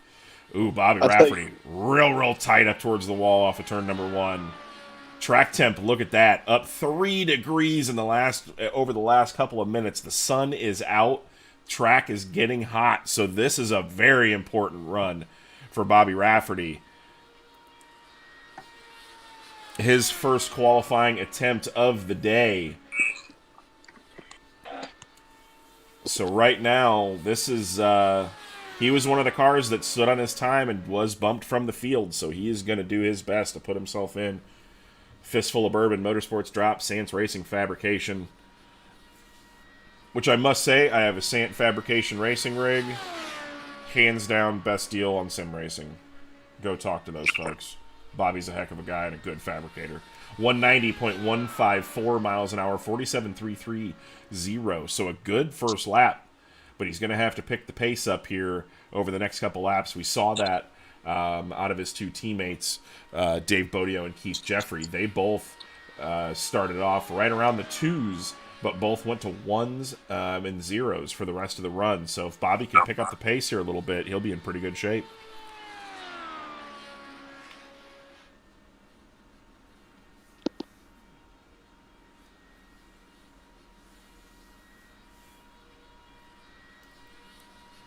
.47.236. So a little bit better, but needs to pick the pace up some.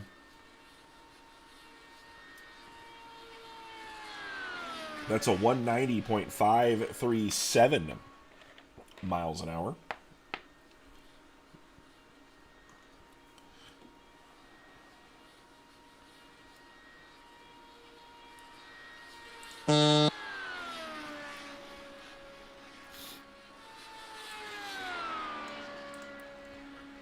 So Bobby Rafferty coming through turns 3 and 4. White flag, next car, Rylan Gray, white flag. White flag for Bobby Rafferty, 47.178, so speeds are picking up. If he can run an O here, he's probably pretty good into the field. But he still does have 2 more attempts if needed today, so Bobby Rafferty doing everything that he can to put himself into the fake 500 field. Good-looking race cars, too. God, those are pretty. Yeah, these guys have put a lot of work into this. All the Jim Beaver guys, I'm really impressed and glad that they've put the work that they have into this. You know, they're taking this really serious, and it's really cool to see. Yeah, I completely agree. It's been fun to see new teams coming into the Fake 500, and as we keep growing, it's going to as we keep doing these events. Checkered flag is out, 47.173. So that's a 190.563 miles an hour. That'll put him in the 30th spot. I mean, right now the Fake 500, we've gained more new teams than the actual 500. So go us. Yeah. So Bobby Rafferty putting himself provisionally into the field at a 190.562 miles per hour. Bobby Rafferty now in provisionally to the Fake 500. That bumps Dennis Gainey from the field as Ryland Gray, green flag. currently sitting in 35th right now. He stood on his time yesterday, making his first qualifying attempt of the day. 47.539 on his opening lap. So Ryland Gray got some speed in the Valvoline Little Al car.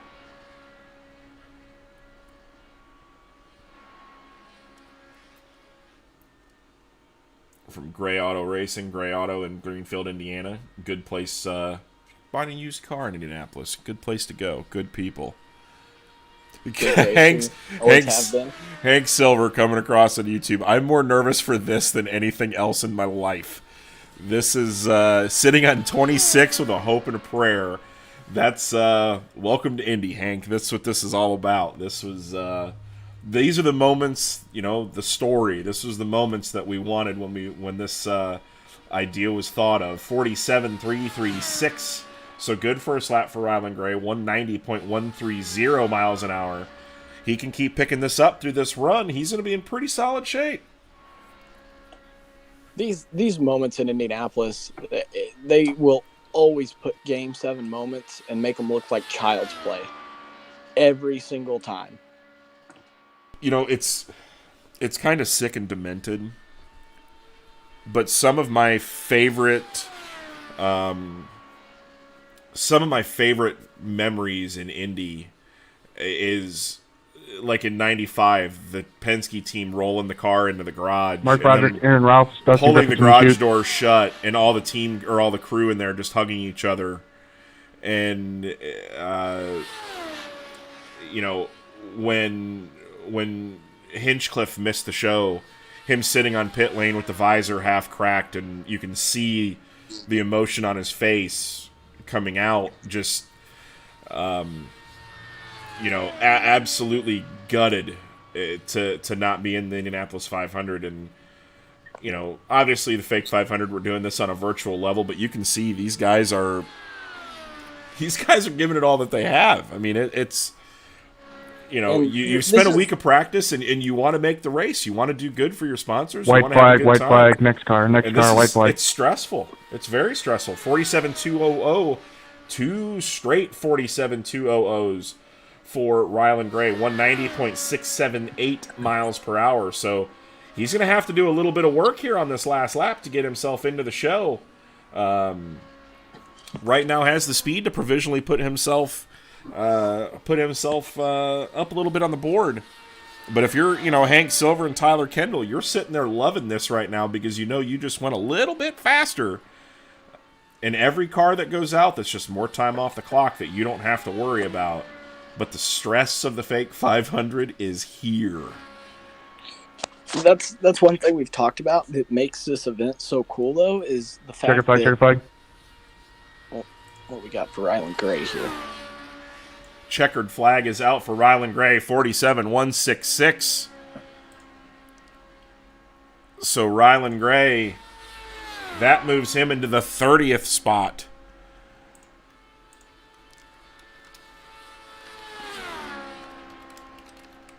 So dodging bullets left and right, 190.578 miles per hour.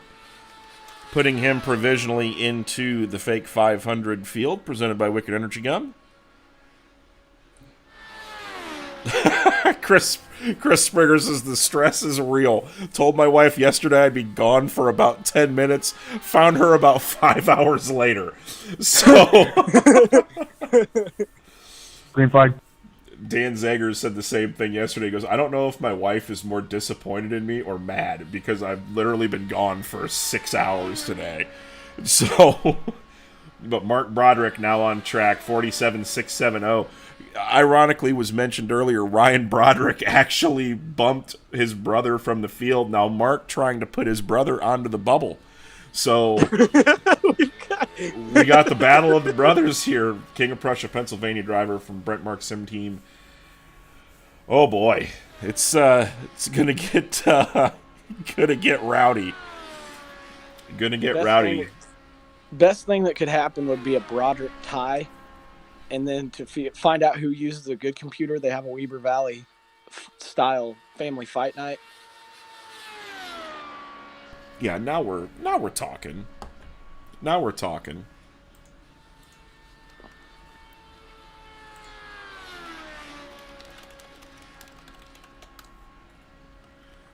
So this is it's crunch time, man. It's absolutely crunch time.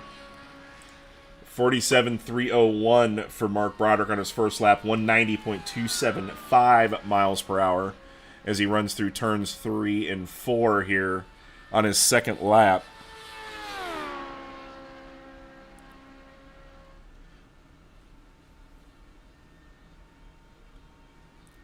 Hank Silver just told the owner of Steelwalker Racing to Uber from the airport so I can sweat this out and stay ready. Oh boy. It's going to be interesting. The speeds, to put it into perspective, Ryland Gray, which actually I did not take him off of the board here, so this changes it a little bit. Ryland Gray was locked in the show at 19th at a 2.52. Right now it's going to take a 3.53 or better to get yourself into the qualifying field.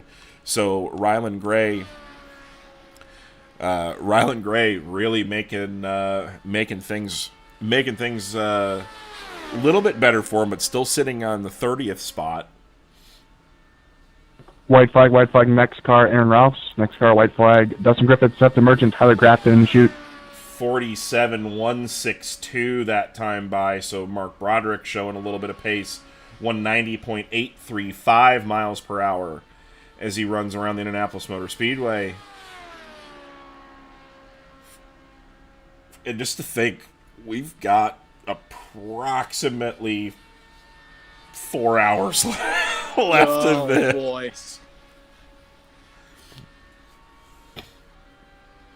So this is going to be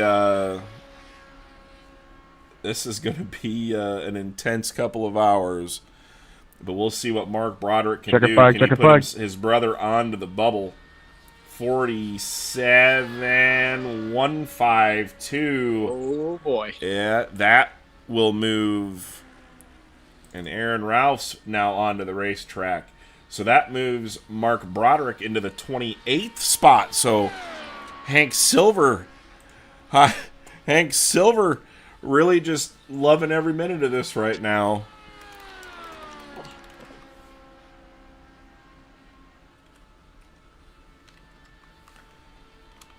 Every car that goes out that doesn't beat him, it's one more guy he doesn't have to really worry about. Aaron Ralphs really felt like he's got the speed to put himself into the show. So we'll see what Aaron can do. From Rated Gating, Artesian PCs, so you know he's not running at 9 frames a second. He's running at like a million. I mean, they don't even make a monitor for the amount of frame rate that he's getting on that Artesian PC. 47.665 is his warm-up lap, so not too bad. But again, cold tires, people have been kind of... We've started to see more guys be a little timid, making sure that their tires get up to temp on that opening lap and not really worrying about overall pace speed.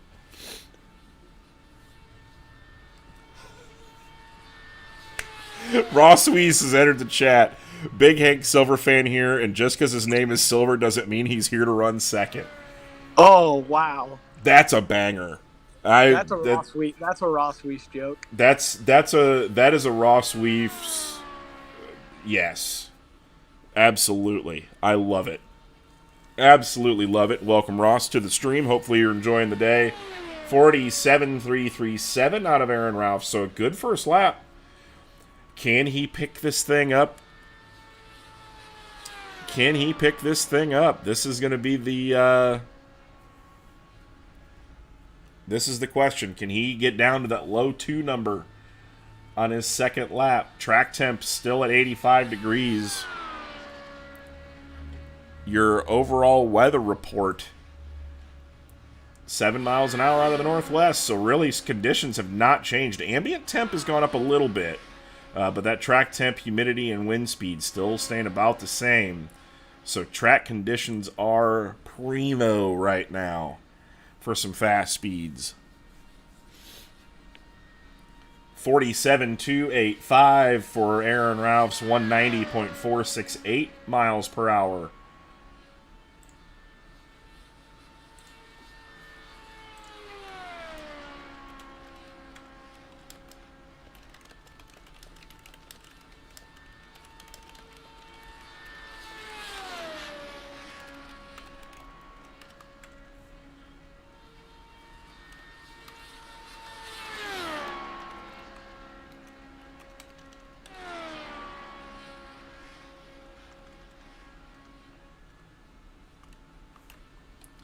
Aaron Rouse comes around White flag, next car. to Next complete car, white his flag. third lap. White flag is out, 47.213, so Aaron Rouse going to have to pick it up just a little bit to put himself into the show, 190.629 miles per hour.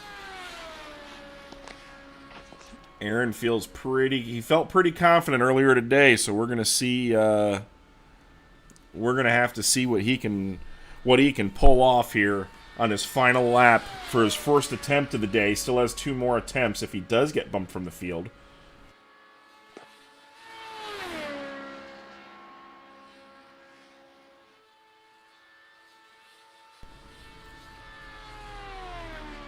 So Aaron Rouse coming off of turn number 4. Checkered flag, final time.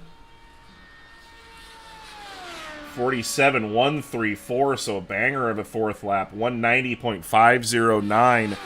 That is not going to be enough to put himself into the fake 500 field. Ooh, Dustin Griffith's on track now.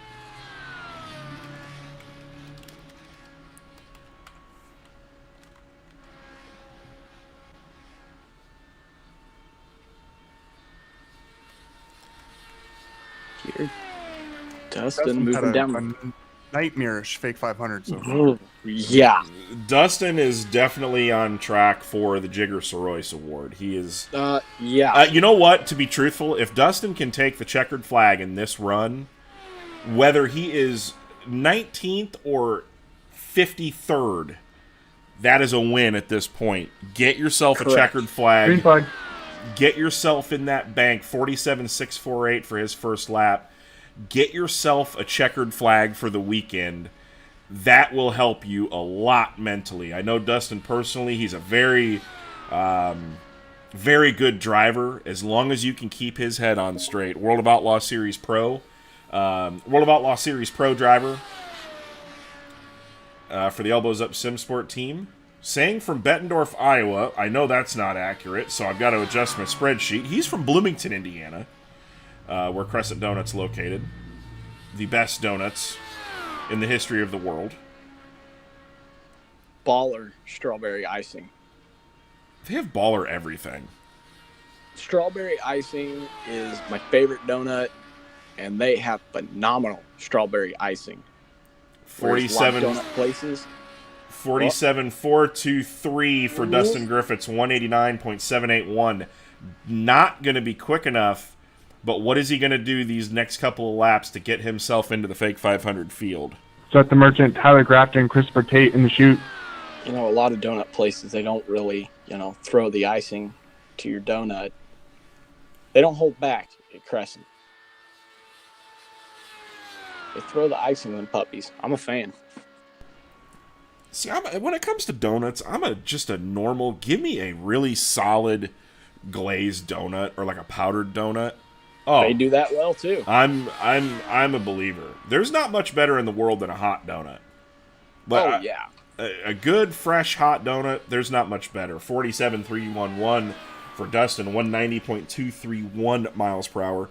So he is picking up speed, but again, this is a confidence run for Dustin. 100% confident run, confidence building run for Dustin. Crescent Donut, they also have a s'mores donut.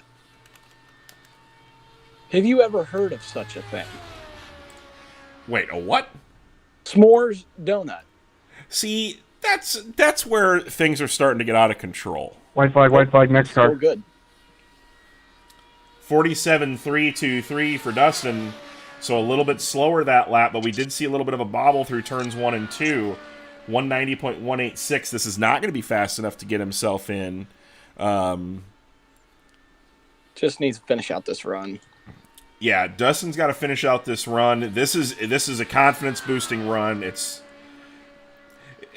with the luck Dustin's had this week so far. It's weird for me to say this. Dustin is a very good guy under the pressure. Yeah. Like when he knows that it's on the line, Dustin is a pretty Check it good flag, check it guy. flag. So he's not out of this yet. He's not going to be happy with this run. He's not going to be happy with this run, but 47.263 puts him at a 190.155. Not fast enough to put him himself into the field, but checkered flag finally for Dustin Griffiths this weekend.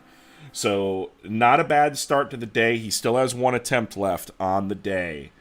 So here is Seth the Merchant. We saw him spin down in turn number 1 on his opening lap.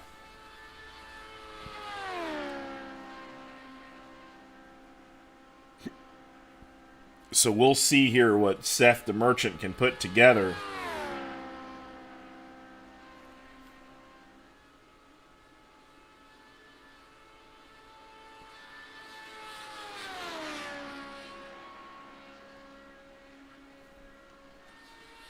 So it's going to be interesting to see what happens here.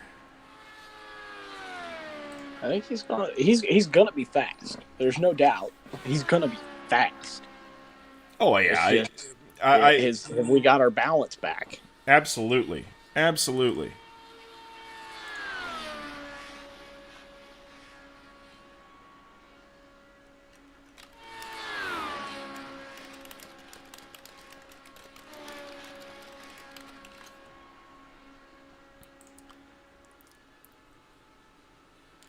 So Seth the Green flag Merchant, here.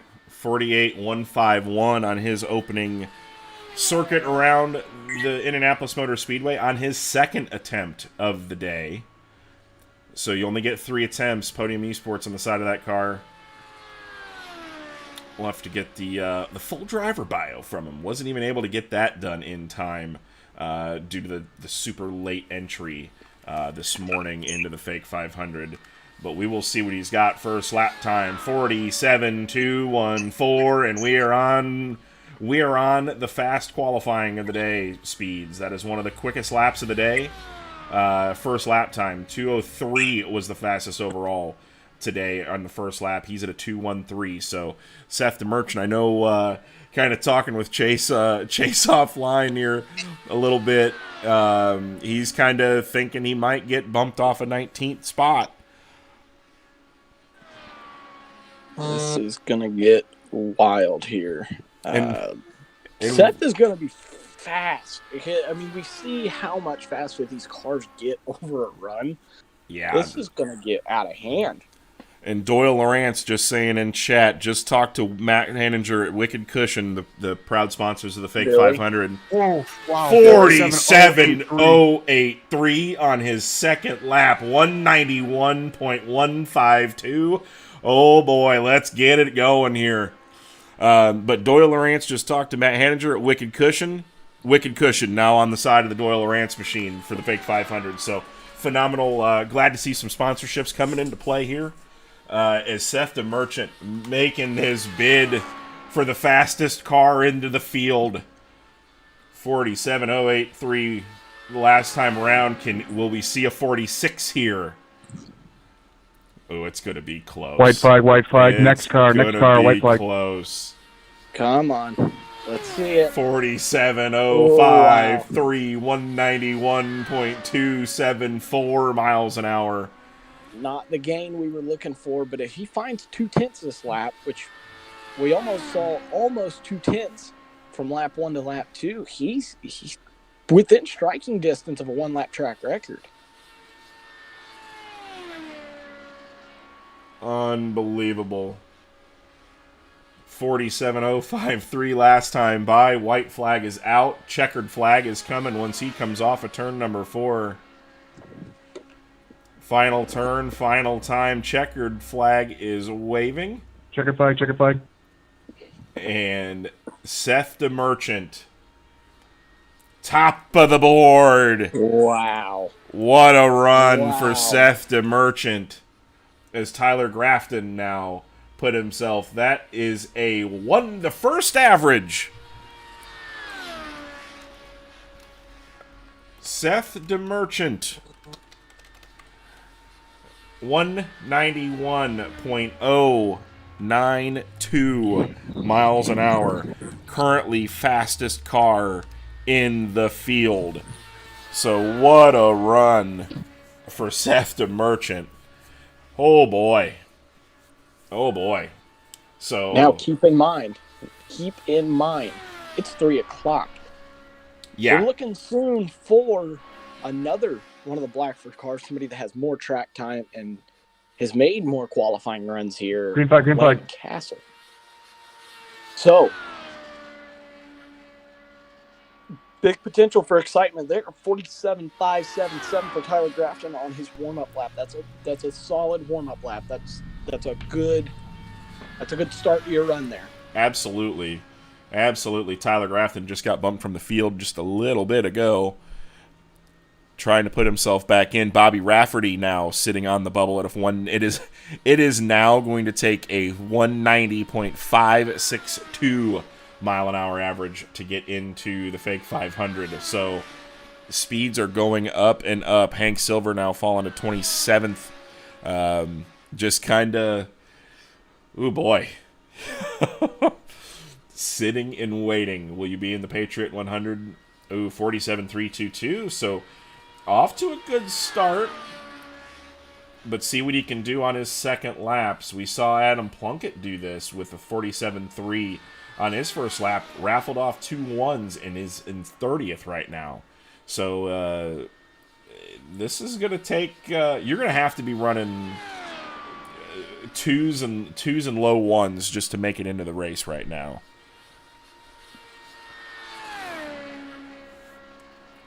And as we look at the tracking sheet, Christopher Tate on deck, Billy Bowerman, Anthony Carini, Michael Cozy Jr., Lance Sponberg, Braden Christopher McMahon. Tate, Billy Bowerman, Anthony Caroni in the chute. Braden McMahon in the chute right now as well. Hank Silver in line just in case. Chaz Woodward, Nick Nichols, Dennis Gainey, Michael Sheridan, Bobby Rafferty sitting in the grid as well. Aaron Rouse, Dustin Griffiths, and Ryan Broderick. So 47.228 for Tyler Grafton. Going to have to pick up the speed just a little bit to get himself into the fake 500, 190.564 miles an hour. If he can run some ones, he might be in pretty decent shape. But it's going to be very, very close. Very, very close.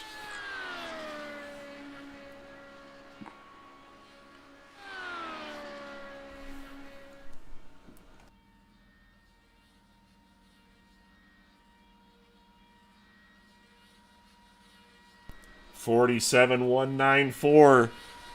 He's on pace. He's on pace. This last lap's gotta be perfect. Gotta be perfect. The rumblies and the tumbly are happening today. I hope he's not looking at his lap times. I hope nobody's telling him. Yeah, you at this point you just gotta leave him alone.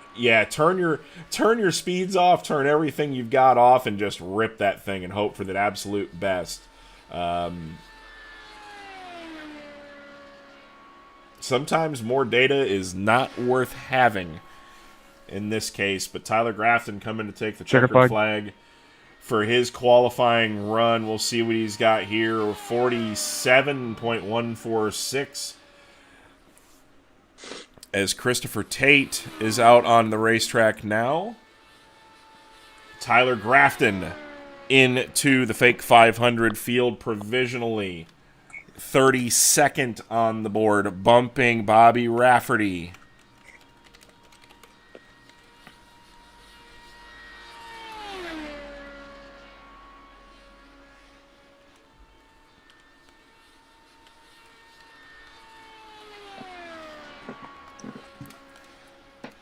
So Braden McMahon dodges a bullet there.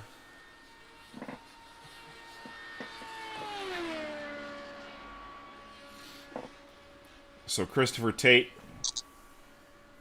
Grit Motorsports Marketing in Decatur, Texas. So we will take Chris's time off of the sheet since his time has been withdrawn. Green flag. 47.534 on his warm-up lap. That's a pretty good start. Pretty good start for him. He showed a lot of speed over this last week, so see what he's capable of doing here. 194, 195, entering into the corner. See what he's got here through turns 3 and 4 on his opening lap.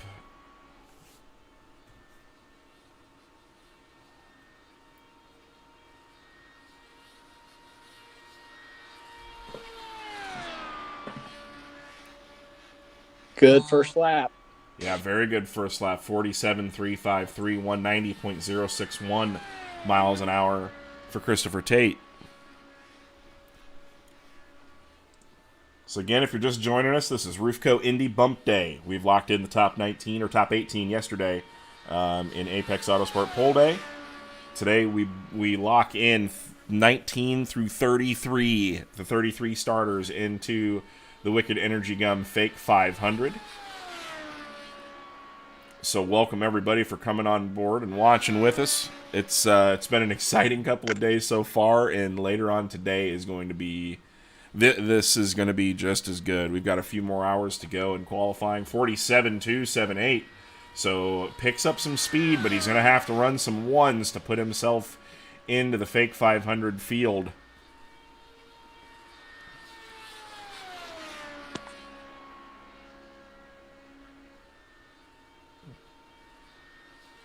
Billy Bowerman, Anthony Carini, Michael Cosby Jr. in the chute. So when you heard Billy Bowerman, part of the Sofa King Sim Sport team, getting himself into the qualifying chute.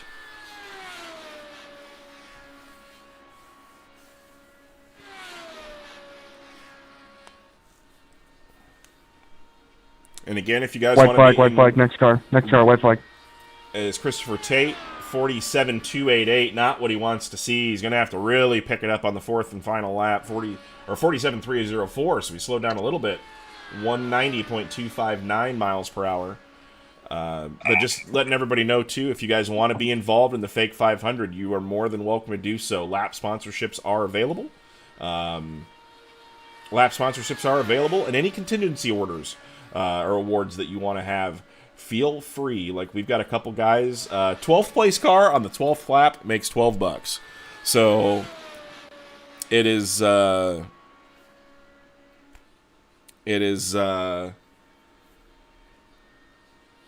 community event. We like to have a lot of fun with it. So any sponsorships that come in, checkered flag is out. 47.225 for Christopher Tate, as he is working his way off of the racing surface. That will not put him into the fake 500. Currently, that will put him in the 37th spot. So he is currently sitting in the Patriot 100 field. Billy Bowerman. Oh, boy. These cars have been fast. Billy Bowerman out on the field. Billy Brickley said the motor is tuned up extra good for Bowerman on this run. So we're going to see what Billy Bowerman, the elder statesman of the Sofa King Fast Sim Sport team from Roseville, California.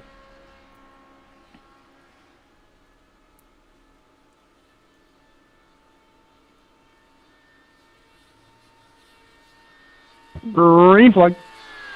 Green flag is a 47.559. We'll see what Bowerman can do here on his opening lap.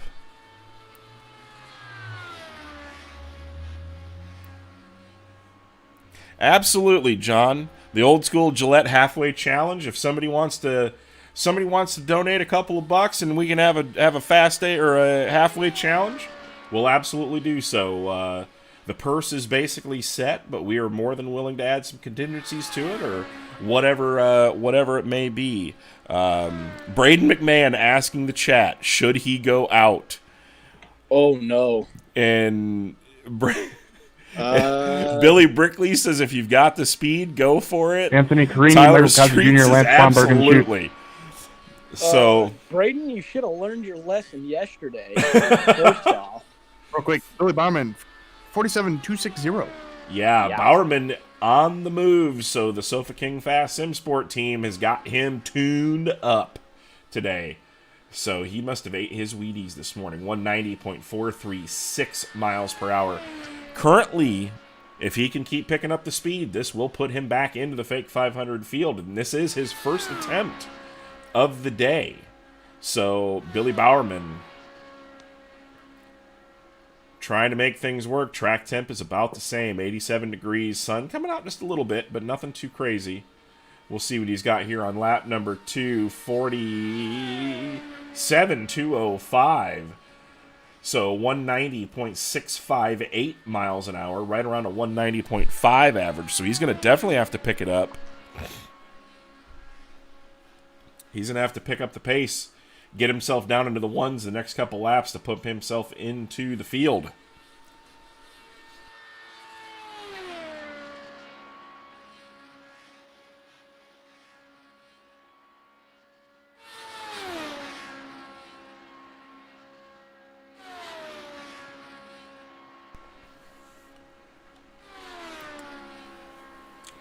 Looks like we're having a guest that's going to White flag. Heading into the Next booth car, here in a little White flag. bit. Next car being sent out onto the racetrack. Billy Bowerman, a 47.153. That's exactly the direction he needs to be going. 190.872 miles per hour.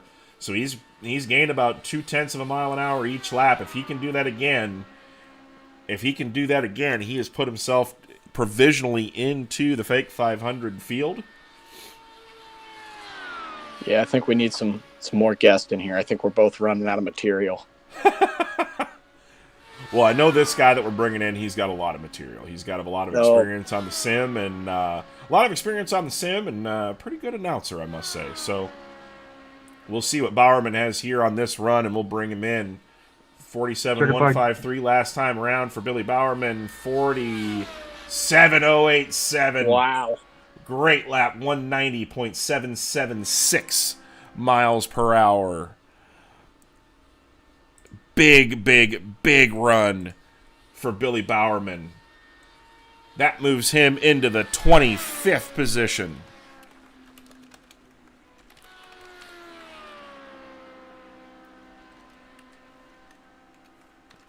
So what a run for Billy Bowerman to put himself earlier bumped out of the fake 500 field, now into the fake 500 field.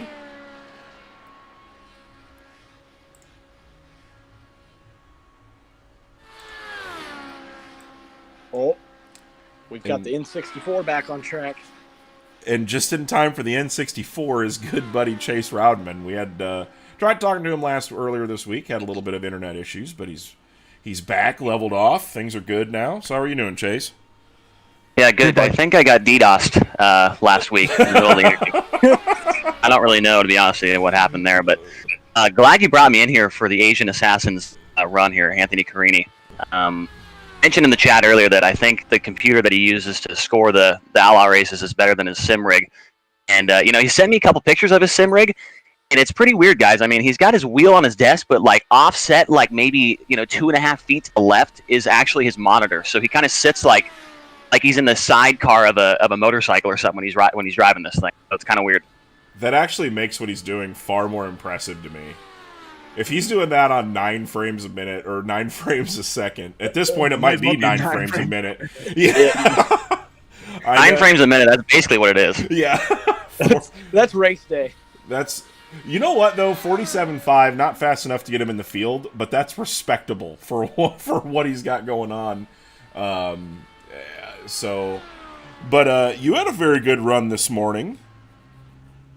Yeah, I was really surprised about that. I was telling somebody yesterday, I haven't really taken pavement racing on iRacing seriously in about 6 or 7 years until this, I guess, which, I wasn't even planning on running this deal until, Brian Walker and Jackson Steele, who is the mobile camera guy for Dirt Vision.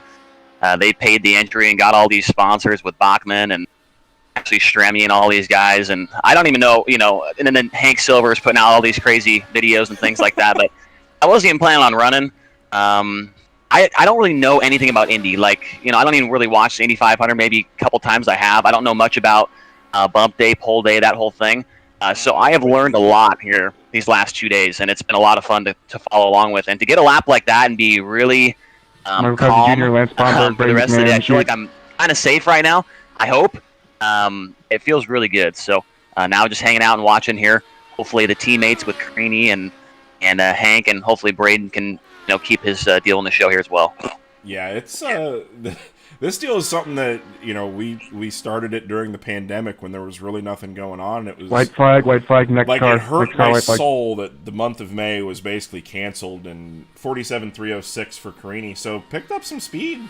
So not too bad of a run. Not going to be quick enough to get him into the field, but good job, Carini, on his white flag lap. But it's been better than what we'd thought. We, sim racing, you know us, we've all been kind of a bunch of dirt guys, but we're still all big fans of Indianapolis, so this was just kind of a no-brainer for us to try to put together.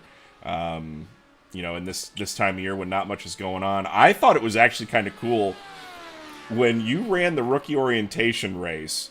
I was like, wait a minute, Chase has to announce some late model thing tonight. There's no way he's going to make it. And as soon as we got done, I turned on the late model race, and you were in there talking.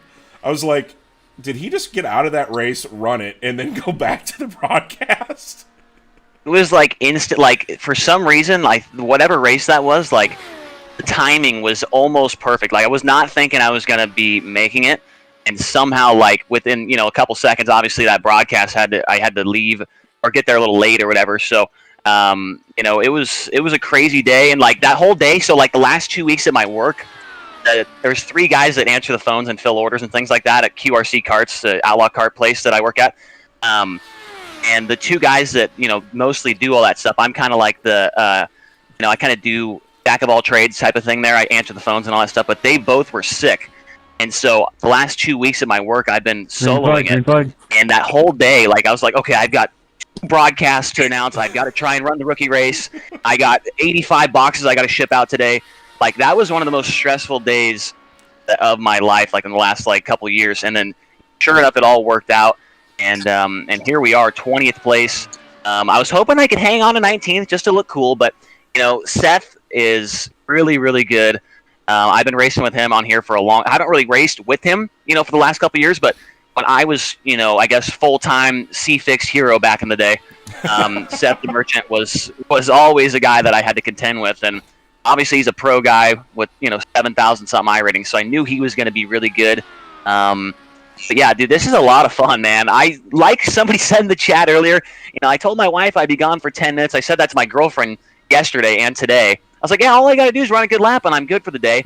I did that, and sure enough, I'm still sitting here for 3 more hours. Well, and that's where I love this deal. I grew up watching Indianapolis, and I miss the days of 80 cars going out to go qualify to try to get 33 spots. Yesterday you're running for the pole. Today you're running just to lock yourself in. As Michael Cozy goes a 47.342 on his lap there, trying to put himself into the field. Not going to be good enough yet, but he's got to pick the pace up just a little bit. But, you know, I miss the days of Indianapolis where it was like this, where it was, you know, 5-6 hours of just constant organized chaos. Ooh, a 193. So Michael Cozy making a bid to put himself into the field. That's a hell of a second lap. He, you know, but I know sim racing's opened up some opportunities for you. I know you've announced at the Red Bluff and a few other places. But getting into the sim racing and being the announcer for the, you know, you and Justin Prince doing the World of Outlaw Pro Series and the late models, you know, and evolving into a job with Dirt Vision, that's got to be something pretty special. Yeah, I can't remember how many years exactly I've been doing the iRacing deal. White flag. Not just racing, but here I'm trying to pull up my profile right now. It looks like it's November, 2011. So, 9 years or so here on iRacing, and it was all just racing back in the day when I was, sweating it pretty hard. I was pretty sweaty after school every day. I'd come on and, run fixed at Martinsville 13 times in one day. And then, turned into, then I started announcing races in like 2016 or so at Red Bluff, like you mentioned. And then, then Randy Chineth, who was the announcer for the Pro Series there for a while, got a hold of me. I did I think I did a Chili Bowl, the iRacing Chili Bowl. I did that once. I got one prelim night, and then I had to go do something else, so I couldn't do the whole thing. But then Chineth called me and, asked me to do the Pro Series, and then that worked out. And then really COVID, a lot of people got, shafted, I guess you could say, during the COVID deal. But I think that COVID was a big turning point for me when they did the World of Outlaws Pro Invitational, and I was working with Johnny and doing all that stuff. And then one weekend I was out there in Indy doing the Circus City Speedway, that big micro race, the 10,000 win micro race. And it was actually a pretty crazy week. So I flew out there. I did a pro race, a sprint car pro race, I think it was, at this guy's house out in the middle of the cornfields on Kyler Shaw's laptop. The next day, went out to Circus City, went to actually US 24 Speedway for their 8,000 win race there. Did that for 3 days, had a day off. Over Chaz Woodward, went to Terre Haute. I called Brian Dunlap and Ross Weiss and all those guys, asked them, hey, you guys need a pit reporter? I'd love to give it a try. And they said, yeah, sure. And I don't know if you remember that race or not, Billy, but that was not what I was expecting when I showed up to Terre Haute. I wasn't expecting, Brad Sweet, current point leader, go in the hot pit 3 times and 18 other guys come in and all this crazy stuff going on. And I think if that didn't happen, Terre Haute being as crazy as it was, I probably wouldn't have done more. But luckily, it allowed me to show the talents that I have for that deal, and it worked out. And now, it's not official yet, but I think I'll be doing around 75-ish races next year for the Outlaws. Awesome. So that's awesome. Yeah, will go off and it's crazy because it all started on iRacing, and that's the craziest part, that I've been doing this for so long. It started out as me just driving, and now it's evolved to this. So it's really awesome, and I can't wait to get going again. Well, and as we're talking, Michael Cozy Jr. did not put himself into the field, 35th overall. So Michael Cozy is not into the fake 500. Braden McMahon pulls his time. So Braden McMahon pulled his time. So that puts Rylan Gray now back into the field. So,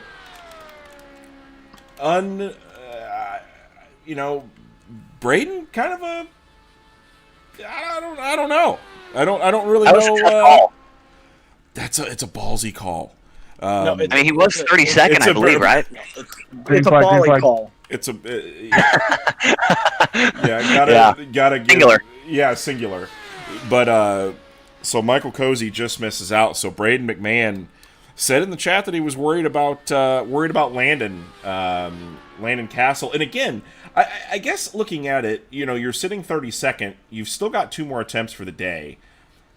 If you can do this and pole vault yourself into the top 25, you might as well give it a shot, I guess. Because more than likely when Landon goes out, as long as he doesn't make a mistake like yesterday, he's probably going to bump his way into the field. I think there's a few other guys that are going to be able to get themselves in the field. Looking at Jeffrey Stewart, I think, is going to be one that can possibly do it. so is some guys I think that can bump their way into the field. Michael Sheridan, Aaron Ralphs, Bobby Rafferty. There's a lot of guys. So if you can get yourself into the top 25, you might as well give it a shot before the track temp gets a little bit higher. But Braden, 47.344. So not what he was looking for on his first lap. We'll see what he can get on the second one, though. If he can bust off a few ones, he'll probably be all right. And I will say that we are on the same set, me and Braden. He actually sent me the setup that I ran the lap earlier, so hopefully this will work out. And I know you guys have been doing this for the last 2 times. But as a driver, when I ran that lap earlier, dude, my foot, I think you heard Skylar Brown doing the same thing, but my foot was bouncing off my pedals, just trying to go down the backstretch on the last lap, dude. My foot was shaking so bad. It was all I could do to just hold it to the floor. So I'm sure Braden, he's a little nervous right now. I'm probably having that same thing right now with the 293 there on that second lap. Yeah, Braden's got some speed, but he just got to pick it up a little bit more. But he's a little bit slower than his previous run. Oh no! So Braden, with the big ball gamble, going out, trying to make himself. We saw this yesterday. 2 guys pulled their times, and one of them made it, and one of them didn't. So, it's. I don't really blame him for doing it. If you're confident enough that the car's got the speed, you might as well give it a shot. White flag, next car, Chaz Woodard. But Braden McMahon, 47.205, not gonna do it. No. So Braden really gonna have to dig deep and run a perfect lap this next time around in order to get himself into the field. So, oh boy, Braden sitting on the hot seat right now. I don't. This call just doesn't seem like the right one. If you're going to go out and try to big ball the field, you got to drive this thing ball out. Yeah, but you know what, though? If Paul is watching, I guarantee you Paul's like, do it. I guarantee I feel like he had to, though, Baden. I feel like with Landon coming, he was 32nd. Landon's coming back. And I think with Dallas Breeze, he was pretty good yesterday. And Aaron Rouse, I don't know if that's how you say his name, but he's good, too. Yeah. He's got a lot of time, and this is so unpredictable. Okay. But I don't hate it. 47.151. We're gonna have to see where that puts it. Oh, that was good. That was not bad. 190.484. Not right into the show. But he's slower. Oh, not in. Okay. He's slower. That's slower. The other thing. You risk of putting up a slower time, and now you're left with one attempt. One attempt later on in the day. So Braden McMahon. Oh boy. Yeah, I don't think that it was a bad call to do necessarily. I think it's just one of those things where you try to be proactive instead of reactive, because we can sit here and play armchair race car driver all day long and say that was a terrible call, but if he goes to 23rd on the board, then it's the greatest call anybody's ever made in their life. So I don't know. It's gonna be interesting to see what happens the rest of the day. As Chaz Woodward, we'll see if he's picked up any more green speed. flag. Nick Nichols, Dennis Gainey, Michael Sheridan in the chute. So this is the kind of stuff that we like to do. I know, I enjoy watching the Pro Series stuff on Monday nights, the World of Outlaw races. They're I don't enjoy it. Well, I enjoy watching it. I will say this: I ran the Pro Series last year. Was the most stressful thing I've ever done in my life. It's a totally different. It's just a totally different level of anything. It's you think, oh well, I run top 3 in officials on in 4,000 or 5,000 SOF races, and it's like, no, that doesn't mean anything, because the worst guy in the Pro Series is better than 95% of the people on iRacing, and the level of competition in these special events, like we saw with the Firecracker 400, the Hard to Drive 300 that Brian Blackford put on. iRacing is starting to get to the point now where you have to hire an engineer to make this stuff work. This is iRacing to me is becoming so much like real racing in the effect of the competition. Obviously, you crash at Indy, you have no chance of death here, but you still have to be on the ragged edge to try to make things work. And as iRacing evolves and gets better and better each build, it's starting to get crazy with the way that things are progressing on the iRacing service in general. I know when iRacing released this car, they probably had zero intentions of this type of thing ever happening with it. But that's the beauty of iRacing. You can do weird things with it and make it work. But 47.965 for Chaz Woodward, not going to be quick enough. Definitely needs to pick up the pace these next couple of laps. This is his second attempt, so he'll have one more attempt for the day. And looking at the qualifying tracker sheet, Nick Nichols will be on track next with Dennis Gainey. Michael Sheridan going to be making his third and final attempt.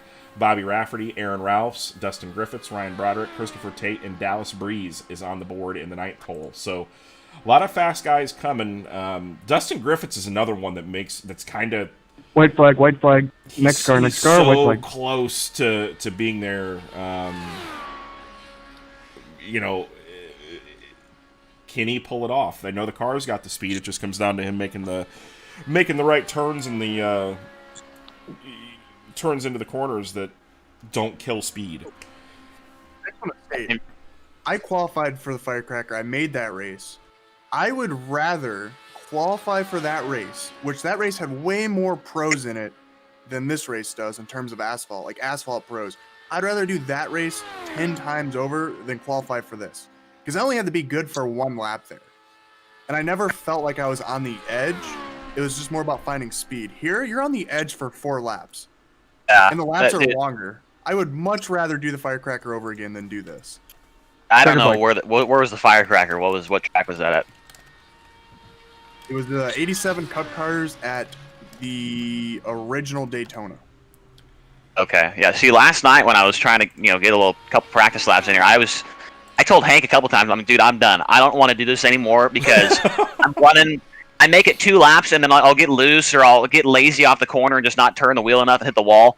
But then you have to restart and go through the 2.5 minute 2 laps before that just to get back to where you were at before. And I was just getting frustrated, man, because these laps are so long, and you have to run 4 laps to know if you're good. You can't just run 1 lap and and be a hot lap hero. I mean, you got to run 4 good laps, hit the bottom every time, and that was the problem for me. And I before this, I had never even owned these cars a week ago. I didn't even own the car. I ran maybe 3 laps total on this racetrack, so I had no idea what I was doing. And it took me, that first practice day you guys had, I probably spun out on entry to the corner probably 83 times before I stopped. And I was like, okay, I need to put the steering ratio up to 10. I need to, figure out what I'm doing. My setup is higher than a snowplow right now. I mean, this is hard. It might look like these guys are, we're wide open, but if you miss that entry by just a little bit, you're plowing the fence. Yeah, and that's where I just... coming from a real racing background, I can go back and think, and I drove for 20 years almost, and I can go back and think of maybe twice that I've ever felt nervous, and one of those times was sitting on the ramp at Tulsa for the shootout. But once you get on the racetrack, it's it's just another racetrack, it's no big deal. But with iRacing, I absolutely sit here and shake like an idiot. Like an absolute moron and no reason about it. And it was actually kind of funny during the USAC invitationals that they were running during the pandemic. I helped set up Justin Grant's rig and was over at his house and helping him get going and getting him a little bit quicker and all that sort of stuff. And he was sitting in Discord with us one night. He's like, it was a heat race, I think, at Knoxville. And he's like, why in the hell am I shaking so bad? I'm like, because you have all that adrenaline going and nothing to do with it. He's like, I'll sail a car into Terre Haute wide open, no problem, not think twice about it. But this petrifies me. It's just part of it. We've talked about this before. It's the fact that you don't have that adrenaline. It's you're thinking more about what's going on and you get nervous, but you don't have that massive shot of adrenaline to mellow all that out. So then you're just nervous, and it's way worse than actually studying in a car in line for qualifying. And Nichols, 349 his first lap, 276 his second lap. White flag. Next car. Coming out for him here. the one right here. Yeah, 242, not going to do it. He's going to need a 0 right now to really even sniff the field. 190.508 miles an hour that time around. So, I think if you could run, a 3, a 2, and 2 1s, you're in pretty good shape. But you've got to get that second lap down to a 1. You really can't run a 2 anymore. The field's just getting faster and faster. Now the bubble time is 5:78, 190.578. I'm feeling really bad right now for Ryland Gray because I think yesterday wasn't he on the bubble for the 18th spot? Like I think that kid's like 10 years old. He's probably got like 86 gray hairs after this week alone. Yeah, he legitimately, I think yesterday was sitting on the bubble. And Kevin Click did the same exact thing. Last year, Kevin Click sat on the bubble on bump day for something like 4 hours and got bumped out. He got bumped out, and actually, let's see where that put Nick Nichols. That puts him 39th on the board to 190.368 miles an hour. Is Dennis Gainey on the track now. But yeah, he sat there for like 4.5 hours, and then 15 minutes to go, Josh Chin bumped him from the field. It was too late. He couldn't get in line. The line was too long, and he couldn't get on the racetrack. So, we can sit here and look as a lot of these guys are going. Ryland Gray, though, good thing, only has 1 attempt on the day, so he still has 2 more if he does get bumped. And right now, we're saying if, because we just don't know. We haven't seen Landon Michael Castle Sheridan, yet. Bobby Rafferty, Aaron Rouse, shoot. We haven't seen Landon Castle yet, so he might be waiting to make that bonsai run later on in the day, but if he keeps waiting, he might only get 1 shot. I'm looking at the qualifying tracker. There's only 6 guys like in line ready to go. Nobody else has really declared to withdraw right now. I thought there'd be a lot longer line on the list right now than it is right now. So yeah, and especially with the way that the track's out today. The track's definitely faster today. We've seen that with speeds. Pretty much everybody today is faster than the majority of the field that was locked in. So it's, if you're Ryland Gray, yeah, it was cool. You got, you tell mom and dad I'm going to be gone for 10 minutes, and you really kind of have to sit and wait again. It's still 5 p.m. sim time, basically right around 7 p.m. Eastern Standard Time, live time. So we've got about 3 hours left on qualifying for Roofco Bump Day. So it's and Dennis Gainey 47.383 his first lap, 189.942 miles per hour. So gonna really need to bust out a low 2, high 1 here to put himself into contention.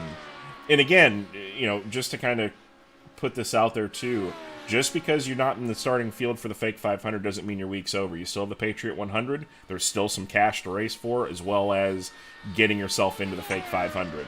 So, at least as an alternate, 47.298. So go in the right direction, 190.287. Still not going to be quick enough to get himself in.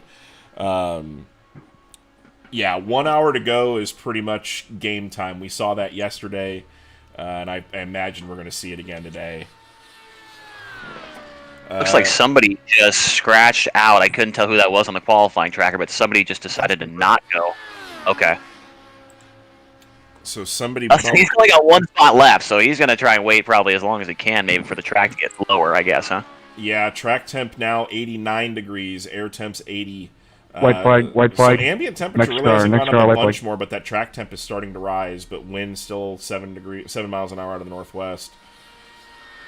And again, that's kind of making your entry into turn 1 a little bit tricky comparatively to yesterday, where it was making all of turns 1 and 2 very tricky. So he's going to really have to pick the pace up here. 225 that last time around, 190.577. And again, just to kind of keep it in perspective, Ryland Gray sitting on the bubble, 190.578 miles an hour. So Ryland's started up his TQ midget career in Indiana. His family's owned midgets and sprint cars for many, many years around Indiana. So he grew up around racing and has grown up around racing. But he's getting his first taste of some stress, like you said. 194 for Dennis Gainey out of his last lap. 190.706. That's a 190.378 miles an hour. Not enough to put him into the field. But Michael Sheridan now. Michael Sheridan, third and final attempt. Crunch time. Crunch time. Hey, this is it. I gotta ask, where's Justin Prince at, man? I was here. He was here for the first couple practices, but I haven't seen him. Justin will be back later on this week. He's going to be doing the Patriot 100 the night before the 500 and the fake 500 as well. So he'll be back. He'll be back again this weekend. I love having Justin. He did some announcing for us with the DRT on Wednesday nights for the 410 Sprint Car Series that we run as well. And Green flag.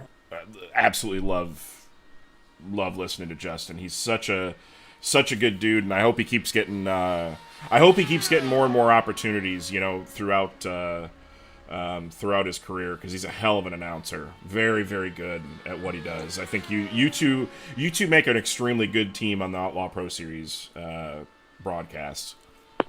It's been fun trying to teach Justin about the dirt lingo, the dirt track, about that lingo and all that stuff, because before he did anything, I look back just to, when I first met him, I was like, okay, I want to see what this guy's done on iRacing, and I still to this day don't think he's got an actual dirt start, official dirt start on iRacing. So he didn't really know a whole lot about, how the track wears in, and what you got to be looking for as far as what the track looks like when it starts to get slick and things like that. But helping him, learn the lingo and get himself dialed in with some of the drivers and things like that. It's been a lot of fun to see him progress, because I think, a couple times last year there were some moments where he was trying to spit some things out, but it didn't really work as far as what was going on. But Justin, like you mentioned, has gotten a lot better, and it's a lot of fun to work with him because he's got that pavement experience, so he's got some of those different terminologies that come in, and it makes it a lot of fun. And he's really good also at filling time, which is something that, in my opinion, I'm not very good at. So Justin's good at that. And it was funny listening to you guys last, what was that, during the practice sessions, somebody mentioned something about the pit lizard, and you didn't know what that was. And that was absolutely great. Well, and that's the thing, and Michael Sheridan on track 47.223 for his second lap. So that first lap's going to really be the cooker, though, 47.429. So he's really going to have to pick it up these next couple of laps. If he can run a 1 and a 0, he might get close, but otherwise, Michael Sheridan might be relegated to the Patriot 100 on Thursday, with this being his third and final attempt, and that track temp has climbed to 92 degrees. So it's going to be very interesting to see what he can do these next couple of laps. But now Justin, I think he's got such a good voice for announcing in general. And the more that he announces, the more races he does. White flag, next car, Bobby Rafferty. I was absolutely pumped when he said he would come do some DRT races with us. Absolutely enjoyable. 47.212 from Michael Sheridan, 190.62 or 630 miles an hour, excuse me. So he's really going to have to pick the pace up here down the back straightaway one more time. RPMs seem a little bit down. And back to Justin, dude. This is like his full-time gig, is doing these sim races. Like, I'll be hanging out on Facebook or something on like a Thursday night, and I'll see like an iRacing broadcast, and I'll like turn on the volume just to, maybe it's Brett Wheeler, or I don't know who would be announcing, and sure enough, it's Justin. It's like every single day he's got at least 1 or 2 races he's got going on. I'm like, dude, that's like the dedication right there, man. I mean, that guy is like every day he's got something going on. It's pretty crazy how he's got himself involved in so many different, avenues in iRacing, whether it's, pavement IndyCar stuff, or whether it's, short track stock cars, or, he does the Coke series, pit reporting. Absolutely. It's crazy. Yeah, and Michael Sheridan not going to make the fake 500 by Wicked Energy. Ryan Broderick, Dallas Breeze, Michael Cosby Jr. in the shoot. 90.351 miles an hour. So track temp 91 degrees now, so the track's fallen just a little bit again. But Michael Sheridan, the first car officially to not make the fake 500. So tough break for Michael Sheridan. We'll see him on Thursday at the Patriot 100. But yeah, Justin does so much work throughout throughout. We were wanting to have him on for the beginning of the DRT season, but he couldn't because he had some deals with Podium going on that he had to do, and just a great dude, good personality. I've been trying to bug him to get on some run some dirt sprint car races with us, and he hasn't taken me up on it yet. But yeah, I enjoyed Justin. He does such a good job with promoting everything that he announces. That's the thing that I absolutely love is, anytime that he's on, he's always pushing it and promoting it. Like on Monday nights, he's in the practice lobbies. He's taking photos. He's posting things. He's, that's the one thing that I wish I could change about, some of the things of just promoting this stuff more and more, because I think the more people that see it, the more that they enjoy it. Last year during this Fake 500, when there was nothing else going on,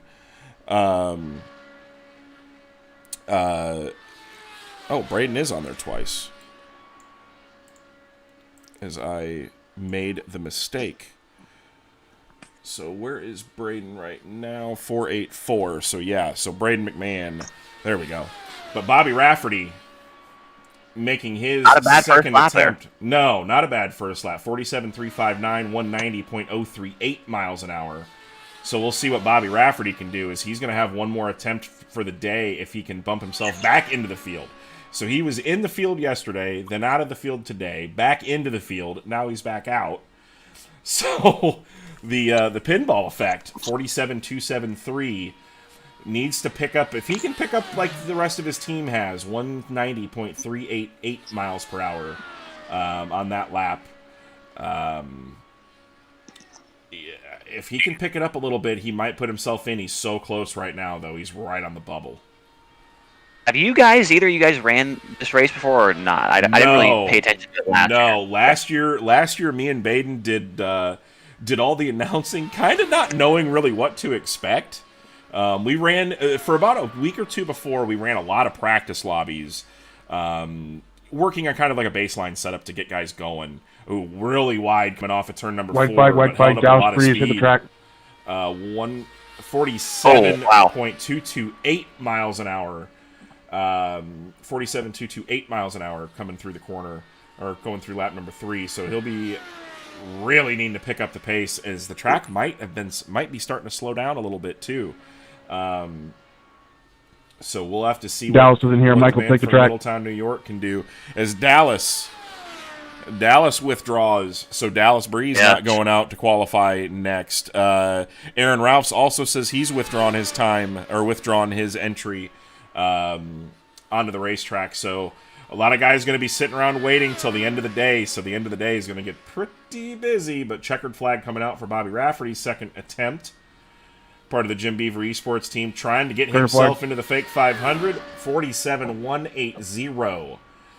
We'll have to see where that puts him on the timing sheet. Not good enough. 190.439 miles per hour. So got one guy left here. It looks like is Cozy going to come back out. Yeah, Michael, time here. He's sitting 34th right now. Yeah, Michael Cozy. So Bobby Rafferty now goes to a little bit slower, as I got to do some house cleaning here on my broadcast sheet. So Bobby Rafferty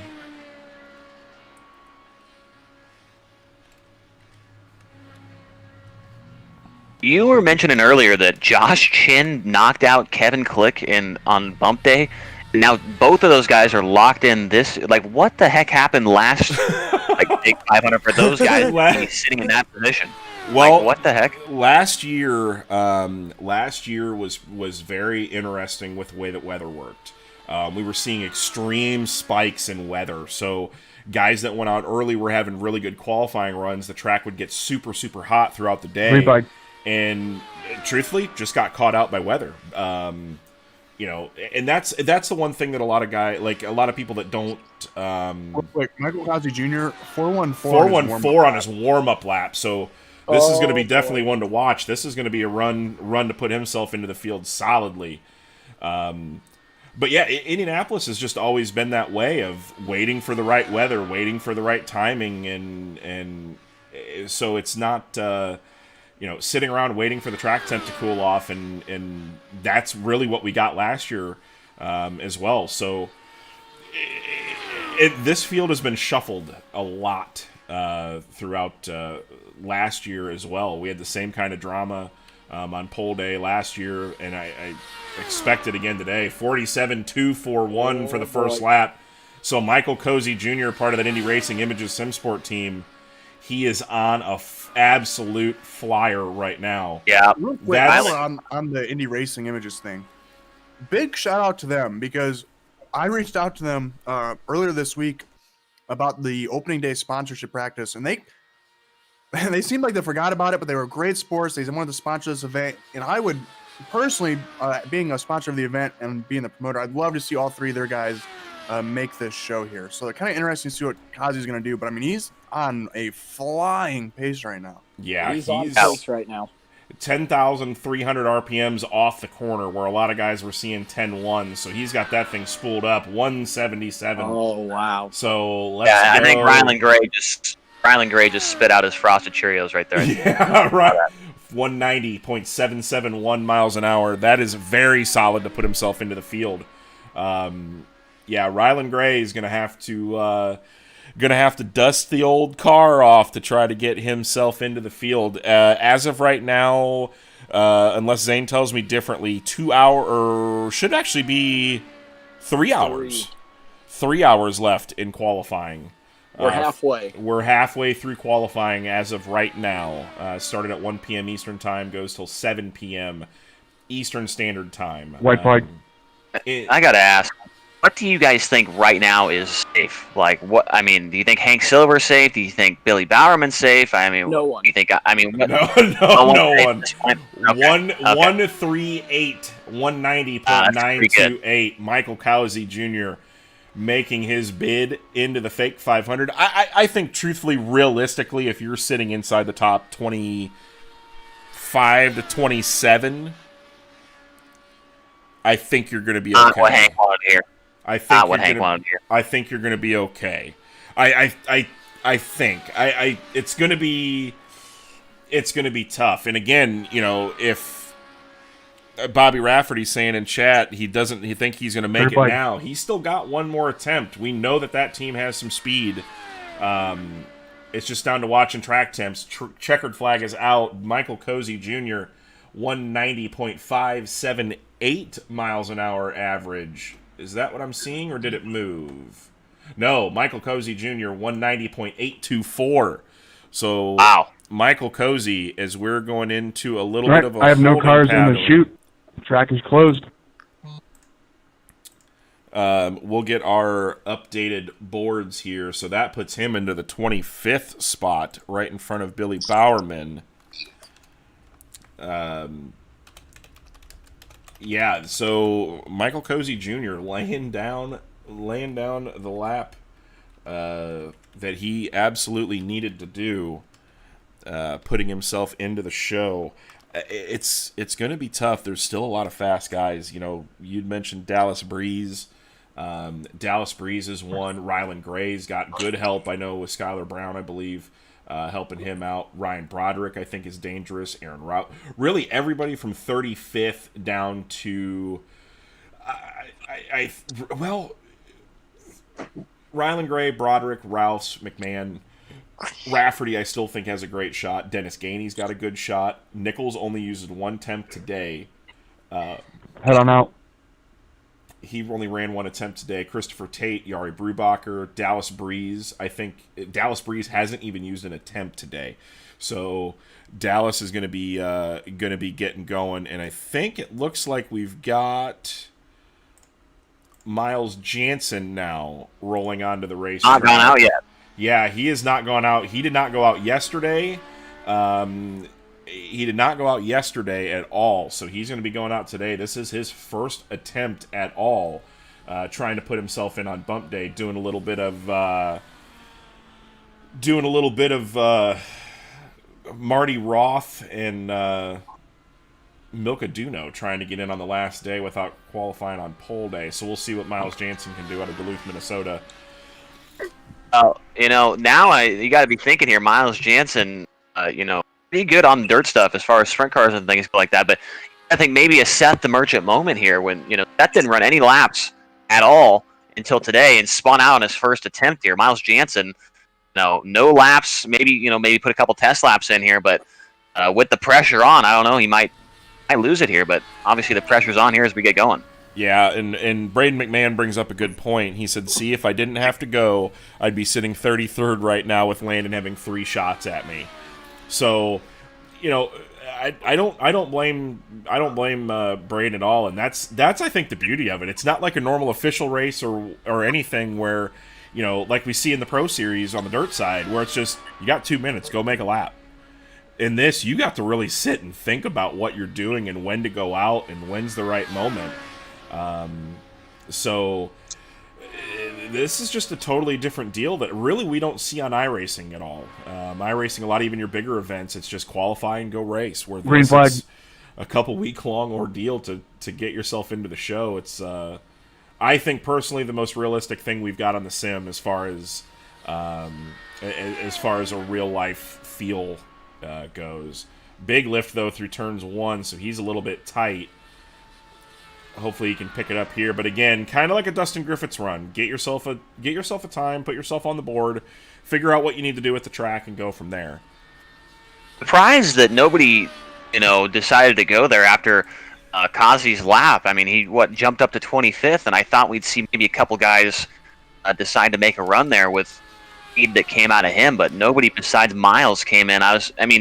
You're Braden McMahon, you're Bobby Rafferty, and Griffiths and a couple other guys that have gone twice. I mean, I'm just glad I'm not in this situation where I have to make this decision of do I wait or do I go? Because yesterday, I don't know if you guys noticed, but I was the next car to go after Jeffrey Stewart. I was the next car to go until right when the session ended. So, I was the first car to not go. I don't know really how to explain it very well, but it didn't work out in my favor. I mean, obviously it did today, but being that stressed about not, am I going to be able to run a lap or if I'm not, was a lot to handle. And I'm glad I'm not in that situation like Braden and a couple of these other guys with already 2 attempts on the day. Yeah, and we heard yesterday James Tiernan pleading with guys because he wanted to go take a run for the pole. I remember he keyed up at one point and said, if you're agreeing to the terms, get out of line. So he was having the... and Billy Bowerman just sent me a message. He said, I am shaking so bad still from qualifying. I'm stuck in my race car trying to unbuckle my belts. I need to call an official for help. So the stress is real here. And oh boy, Miles getting to the fence, 47.890 on his second lap. So he's going to really need to find some speed. But just probably going to finish this run out, figure out what the car needs to do for the next 4 laps that he's going to have to run later on in the day. And you saw him get into the wall in the straightaway right there. That's one of the things that I was struggling with was on this big track, I'm not used to being able to sit there and just have to hold the wheel straight for a while. I'll just get lazy. I'll just decide that, I can just, rest for a second, and then I'll just drift up into the wall, or maybe coming off the corner, I don't turn enough, and that was one of the things I struggled with a couple years ago when I was, like I said, mentioned, running C-fixed all the time. I was like, okay, yeah, I can just kind of, hang out for a second on the straightaway or something, then drift into the fence, kind of like what Miles did there. But on this, you've got to be on it. You can't be, twitching the wheel back and forth because you're going to lose a couple tenths to scrub that speed there. And, Miles is going to try and run this out, but obviously not a good first attempt here. Yeah, not what he was looking for. 47.953 on his third lap. Checkered flag getting ready to come out here once he comes down the front straightaway. Checkered flag. And I don't know if we've got anybody in the, and he is out of fuel. So Miles Jansen runs out of fuel coming down to the. These guys are getting fueling down as close as you can get. Overall time 187.651, not good enough to put him into the fake 500. So again, just kind of looking at the attempt board right now, Rylan Gray still has an attempt. As we'll pull the weather up there, Rylan Gray still has 2 attempts left. Ryan Broderick, Aaron Ralphs also have 2 attempts. Braden McMahon, Bobby Rafferty, and Dennis Gainey down to their last attempt Nick Nichols with 2 left. Michael Sheridan is currently out of attempts. He's used all 3 today, so he will not be in the Fake 500. Christopher Tate, Yari Brubacher with 1 and 2 respectively. Few guys that have not gone. We have not seen Dallas Breeze yet, Greg Turner, or Landon Castle, or Jeffrey Stewart. Those 4, I think, truthfully, have a good shot to make the field. They showed good speed yesterday, especially Greg Turner. I know he's got a lot of experience in other avenues on the sim. Carl Burke is another one back there that he's got 1 attempt in. He waved it off. So it's going to be interesting to see what happens there with the rest of those guys, as we're kind of into a little bit of a holding pattern while we wait for some track temps to go down and kind of let things shake out. But while we're waiting for some on-track action, we'll take this time to take a quick commercial break and be right back with more of the Wicked Energy Gum Fake 500 Roofco Bump Day.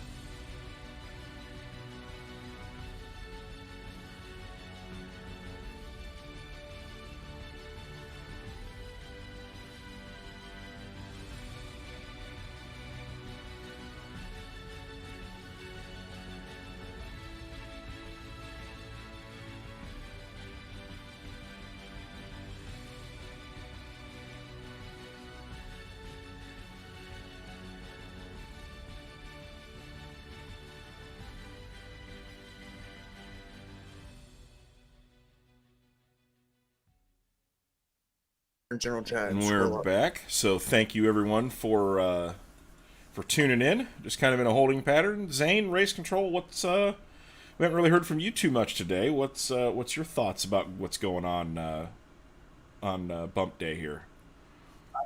I mean, we're in that period where I don't think anyone's going to go out unless maybe they don't have an attempt in, or they've only used 1 attempt. We saw this last year. Luckily this year, shorter qualifying, weather doesn't swing as much as it did, so hopefully it won't last too long. It felt like last year we sat around for 2 hours. Me and Baden can confirm that we did sit around for 2 hours. You want to talk about filling time? Oh boy. Yeah. So it'll be interesting to see what happens. I mean, we're getting into that 2 p.m. to 3 p.m. window where it's going to be the hottest it's going to be all day. And I think once we break past 5, we might see kind of a rush to get in line. And then, again, the waning hour will be just a showdown of guys jumping in line, trying to time it just right so they go out later. And then, as always, someone's going to get heartbroken because they're going to be on the outside looking in, and time is going to tick down to the final 10 minutes, and they're not going to have a chance to go out again. So definitely going to be interesting. I think we're going to see a repeat of what we saw on pole day with guys trying to make some last minute attempts. The question, we look at who is 33rd on the board right now. You got Tyler Grafton. Rylan Gray is not far behind him. So, when you get to the final 30 minutes, is Grafton going to pull his time, attempt to go faster to secure a spot, or is he going to try to wait it out? I mean, it's going to be so close. Aaron Ralph's in 36. We know he's fast. He wants to make this race bad. He said I think it was a Twitch chat earlier, he's never made any of the 500 races that he's tried to qualify for. So he's really wanting to get into one. And I don't think there's one that he probably wanted to get in more than this one. Braden McMahon at 37th, he was inside. He would be on the bubble. He's going to have to requalify to get in. And then Bobby Rafferty's there. His teammates are, 22nd and 23rd currently. So we know that they got speed. And then, of course, I mean, the elephant in the room is Landon Castle, who has yet to even Which make an attempt yet. So he's going to have 3 left, and Brian eventually- Blackford just said it's coming confirmed is coming soon. So, I mean, this is going to get intense. And if I was in the last row club right now, I don't know if I'd be feeling comfortable. Yeah, I think my outlook on things has changed a little bit. I think if you're 27 through 29, maybe even 30th, I think if you're Cole Sink, you're not feeling great, but I think you're in an okay spot. We know Braden McMahon has the speed. We know Aaron Ralphs has the speed. It's just a matter of can they do it. Indy Racing Images piping in saying Cozy said his car had the mechanical grip of his 2004 Nissan Frontier. So Braden McMahon ran to go get some fuel. He's going to get some food. We've got right around 2 hours and 45 minutes left in the session. So yeah, this is like I talked about earlier in real life stuff. This is how Indy was back in the 70s and the 80s. You know, you had we talk about the Jigger Sorois Award, which Chase, you've said that you're not really a Indy 500 guy, but yes. The Jigger Sorois Award is kind of an unwritten Hit the award track. Go that's ahead. given to a bad luck driver throughout the month of May, and I can't remember what year it was, but he was the first qualifier. 69. He was the first qualifier on track, and it looks like Jeffrey Stewart is going to be making his first attempt for the day. Shoot. But Jigger Sorois was the first qualifier on the opening day of qualifications, and they waived off the attempt. And after they waived off the attempt, the floodgates opened and it rained. If he would have just finished his run, he would have been the pole sitter for the 69 500, and instead missed the show. So, wow. Yeah, it's this is Indy, but Jeffrey Stewart now out on track, Milford, Ohio, part of the Elbows Up Sim Sport team. We know he's got some speed. Going to be interesting to see what he can pull off. We have 1, 2, 3, 4, 5 fake 500 stars from last year that aren't in the show. Braden McMahon, Dennis Gainey was in the race last year. I don't remember if he qualified or if he bought a seat. Michael Sheridan, I believe, made it. Dustin Griffiths, Landon Castle, and Jeffrey Stewart. None of those guys are in yet. So, ooh. And there's Jeffrey Stewart's car that just popped up once trading paint loaded. Absolutely love this car. He sent this over to me last night. He's been working on this one for a while, and that thing is groovy looking. So absolutely love it. So we'll see what Jeffrey can pull off. That's the cool thing I think that I've noticed about this deal is like, if you're Landon Castle or you're Braden McMahon going to get food, you're Hank Silver going to pick up co-owner of Walker Steel Racing, Jackson Steel at the airport, you can come back anytime you want within that time frame and run a lap. Like to me, that's the coolest part. Is like, you don't have to wake up. Like me, I woke up at 9:30 a.m. this morning, so I'm in California. That's pretty early for me on a Sunday, but to turn that lap. But these guys, you could show up whenever you want and try and turn in a lap, and I think that's kind of cool because everybody else is sitting there like, man, when they see that guy say, Landon Castle connected to the server, it's like, oh shit, like, okay, we gotta pay attention now. Yeah, it's time to go. Like, they got their chair all the way leaned back, eating their chicken noodle soup or whatever, and then as soon as they see somebody that's got speed coming, they're like, okay, we gotta watch every second of this guy's lap here. Jeffrey Stewart, 47.544 on his warm-up lap, 47.335. So not really a bad lap for his first one. As long as he can keep that speed coming up, and oh boy, got real loose. Scrubbed some speed, but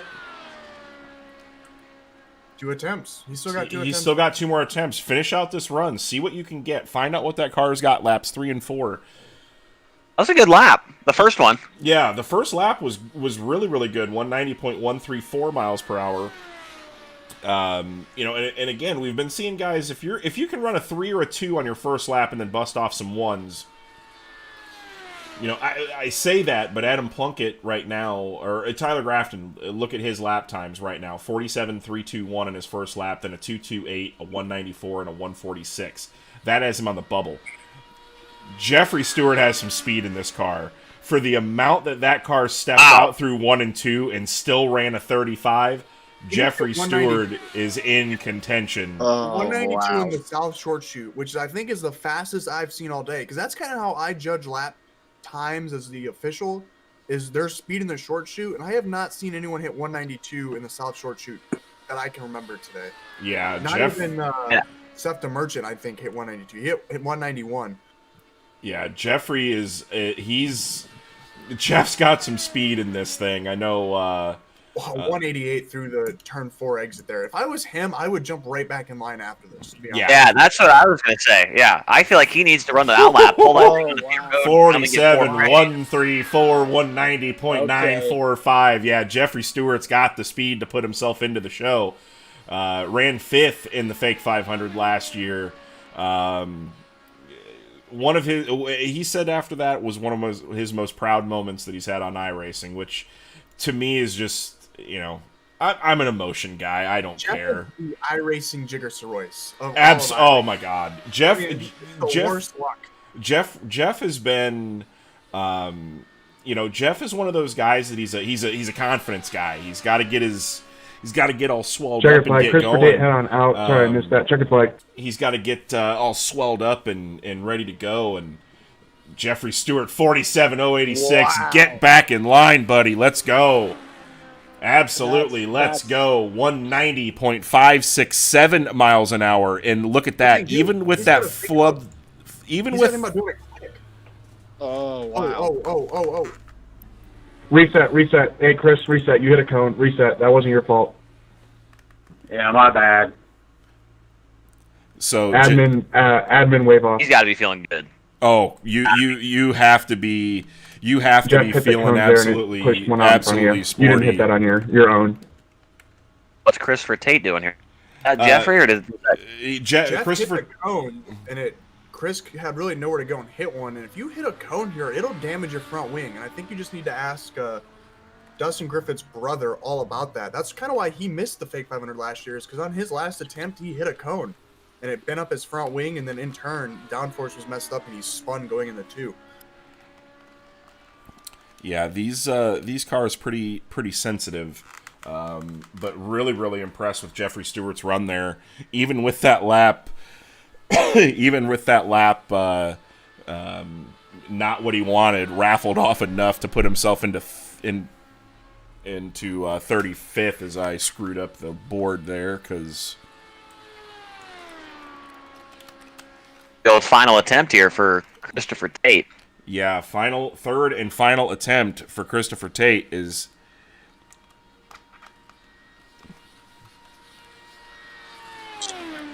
Jeffrey Stewart in the YouTube chat.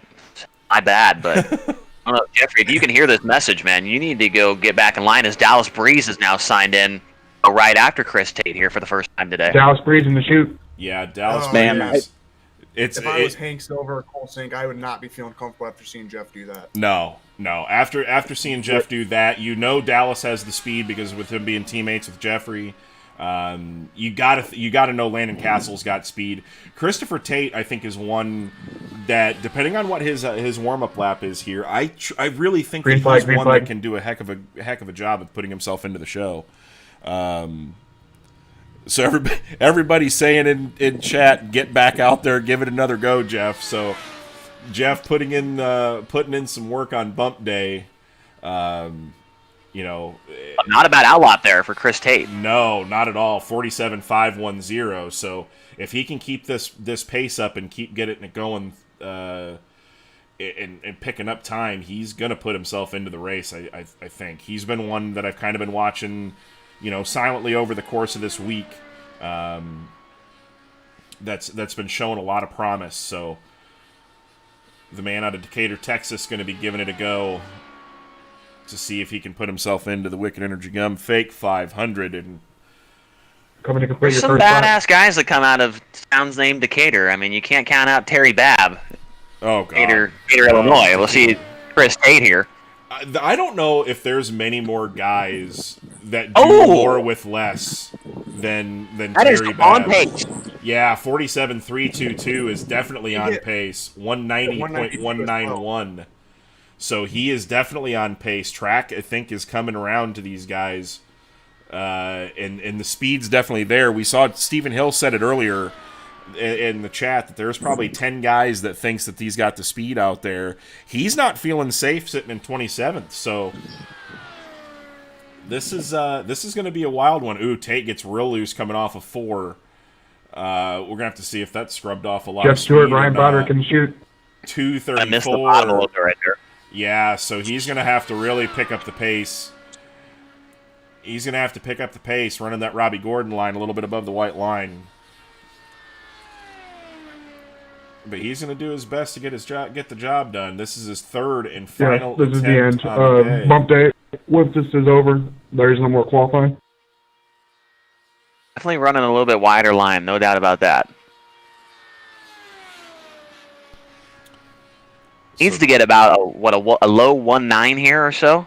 This lap needs to be about a 1.9, and then the next one probably needs to be about a 1 flat in order to really make some hay. White flag, next car, white flag. But Christopher Tate, white flag for his final. There, what did we just say? He needs to run a 1.9.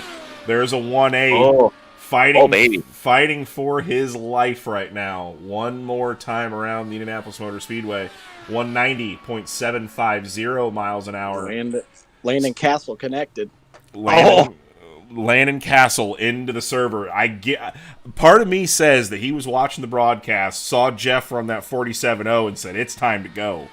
So he's got a couple of guys in front of him now with Breeze, Stewart, and Broderick all wanting to go here after Chris Tate.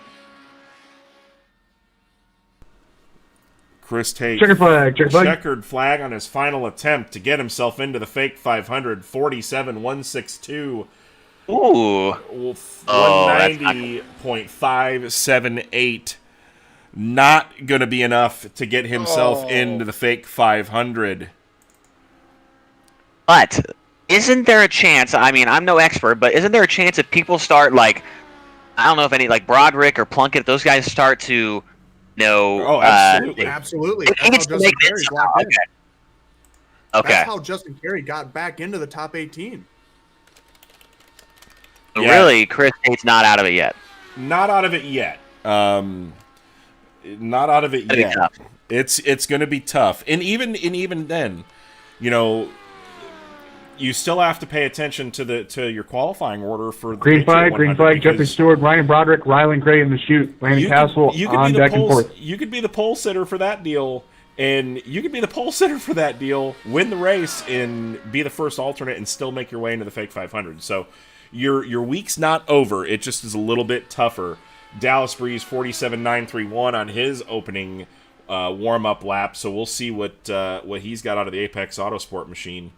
I've never met Dallas Breeze in real life, but that can't be his real hair, right? That's got to be like a muskrat on his head. No, he's got absolutely no hair on the top of his head. He is one of my favorite photographers. He does everything from he'll go to Mid-Ohio and take pictures of twisty sports cars, and then drive to Eldora and shoot a USAC sprint car race that night. So Dallas, one of my favorite photographers out there. 47.410, not what he was looking for first lap, but we'll see if he can get through turns 1 and 2. 191 through the short chute, 192 on entry. So this thing's got some speed to it. It's just going to be a matter of, can Dallas put it together? And again, this is his first attempt on the day. So Dallas's first attempt. He does have 2 more left after today, or after this run, if he does not get himself in. But way low on the backstretch there. Yeah, he's really cutting the course, getting down on the white line like where you're supposed to be. But we'll see what he can do here. 47.1, I think. 47.264. Gonna really have to pick it up. 190.424 miles per hour. But the good news here for Dallas, he's showing that he has the pace. I mean, that first lap, that was a bit of a Scott Hampton lap. He's got speed here. He just showed us. Yeah. So if he can figure out a way to get this thing going a little bit better, he's really letting the stagger work that car. A lot of guys have talked about letting the way that these cars roll off the corner is letting them be the most natural that they can be, and he's really letting this thing arc and do its thing. But Dallas Breeze, 47.264 last time around. White flag. Next car, go. White flag. White flag for Pump Day. 199 for Dallas Breeze, so the speeds are going up. Oh, way down by the inside wall there on the front stretch. 190.686 last lap speed. So Dallas Breeze, again, he's going to have 2 more attempts for the day. I'm not sure this one's going to be able to put him in, but it's going to be close. I just want to let everybody know that I have officially taken the wheel off the desk. I'm feeling happy. Oh, bad entry for Dallas Breeze. Yeah, rough entry. But again, like we said, 2 more attempts on the day, using this as kind of a test session. Get a feel of this racetrack, because it's very hard to replicate an in-live server. We see that a lot with Dirt Sessions 252. So entry there, 190.354 miles an hour. Not going to put him into the field, but a good base for what he's got going on. Right now is the Milford Missile back out onto the racetrack. So Jeffrey Stewart. I know in the booth you're supposed to be impartial, but man alive, I want to see Jeffrey Stewart make the race. One of our good buddies, and one of the good guys. Just one of the good guys. Absolutely. This race, and actually it was kind of funny. He was a lot like you, Chase, where he never really watched a lot of Indy before. He kind of grew up. They were a NASCAR family, and with the fake 500, he'd be sitting there sending us Snapchats of, I just watched the 1974 Indianapolis 500. And that was nuts. Just 47.567. So Jeffrey Stewart really trying to make this work, but a good outlap for Jeff. I do have a little bit of a connection with Indy, I will say, as I'm very good friends with the Mears gang. Rick Mears obviously won the Indy 500 twice, I believe. Wait. I was actually. Yeah. Why did you not lead in? Why did you lead with that? Earlier ago. Yeah. So there's messages coming offline. So yeah, I actually went to a daycare that Rick Mears' son, Roger Mears, his wife was the daycare. So when I was like 4 to 10 years old, I was at this daycare, and my mom, and the mom of my buddy that owned the daycare were really, really good friends. And I hung out with Casey Mears, met Rick a couple times, and I didn't really know back in the day how big time he was until pretty recently when I saw that he had won the Indy 500 twice. But yeah, it's pretty cool to know somebody like that. Whoa. No, 4 times. Stop you. He won it 4 times. That's how much I know. I don't even know. Chase, to put this into perspective, I got lucky enough to spot, and Jeff Stewart first lap 47.307, 190.247. So he's on pace. I got lucky enough to spot for Ryan Broderick, Ryland Gray, I got lucky Randy enough to Castle, spot Michoud. for Mike Shank Racing at Indianapolis a couple years ago. And 47.203, so speeds are going up for Jeffrey Stewart, using his second attempt of the day, 190.665. Right now, he's on pace if he keeps it up to put himself into the show. Rick Mears touched me in the spotter stand. He touched my shoulder and said, "Hey, let me get by you, buddy." And literally, I just stopped moving. It was like one of the greatest moments of my life that Rick Mears, it's Rick Mears. The man is an Indy legend. And he was one that embraced qualifying so much. Loved qualifying for the Indianapolis 500. White flag. Next car. White flag is out for Jeffrey Stewart. The Goosebumps are live. 47.133. Yeah. If he can bust an O, this is going to put Jeffrey provisionally into the fake 500 field. So, oh boy. Get through two here. There it is.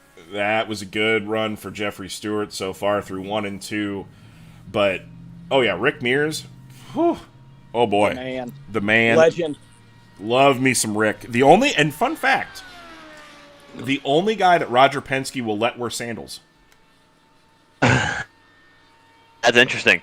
That's how much I love Indianapolis. I know stupid stuff like that. Checkered flag, checkered flag. Checkered flag is out for Jeffrey Stewart. The Milford Missile, what has he got in the tank? 47,088. All right. So Wow. what do we got? 190.749 miles an hour.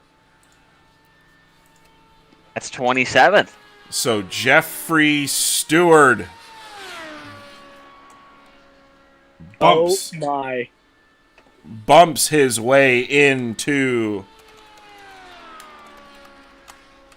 the fake 500 provisionally. We got to say, we still got some time left.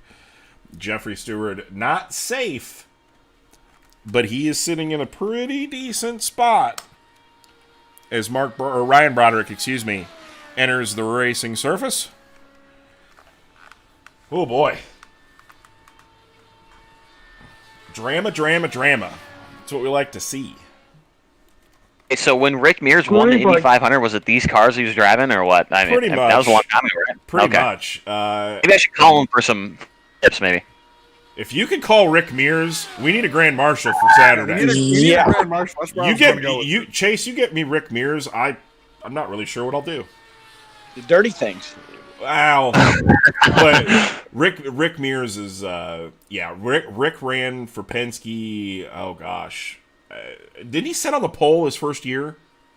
I know he sat on the front row the first year that he ran, and then just. Favorite moment, though, in Indy history, one of them was when Rick Mears made Michael Andretti look absolutely silly in 1991. He drove around him on the outside. Oh, God, it was glorious. I still remember being 9 years old watching that, standing up and cheering for Rick Mears. 47.362 for the first lap for Ryan Broderick, so he's working himself into a good lap here, 190.029. The way you guys talk about Indy is like, I feel like the way that I talk about maybe like the Chili Bowl or like the Oval Nationals, like knowing the years of what happened to certain guys and whatnot, like the finishes. Oh, absolutely. Like I know nothing about Indy, but like when it comes to ovals or even the Chili Bowl, kind of, I can kind of think back to the year of, Dan Boris went in, or when Cruzman beat Josh Ford on the last corner at the ovals, like stuff like that comes back to me. But for this thing, like. I feel like you guys know the exact freaking lap time that Rick Mears ran in 1983 on lap 2, We don't go by lap times here. Yeah. Well, and see, and that's whatever. And that's one of the fun things. That's one of the interesting things about iRacing. And I have literally posted it on the forums twice now. They have this track measured wrong. What? Because they have the track measured wrong. 47.273, 190.383 miles an hour. We found this out last year, that we were doing average with ATVO, the software that you use for the overlays and that sort of thing. There's a lap time, or there's a lap speed in there. Well, the lap speed was coming up wrong on the math. And I'm like, what in the world? So I got with the guys at ATVO. White flag, they looked at white the flag, data, next car and they go, said, next yeah, car go. That's iRacing Gray. is saying that this racetrack is 2.51 miles long. I'm like, no, it's 2.5.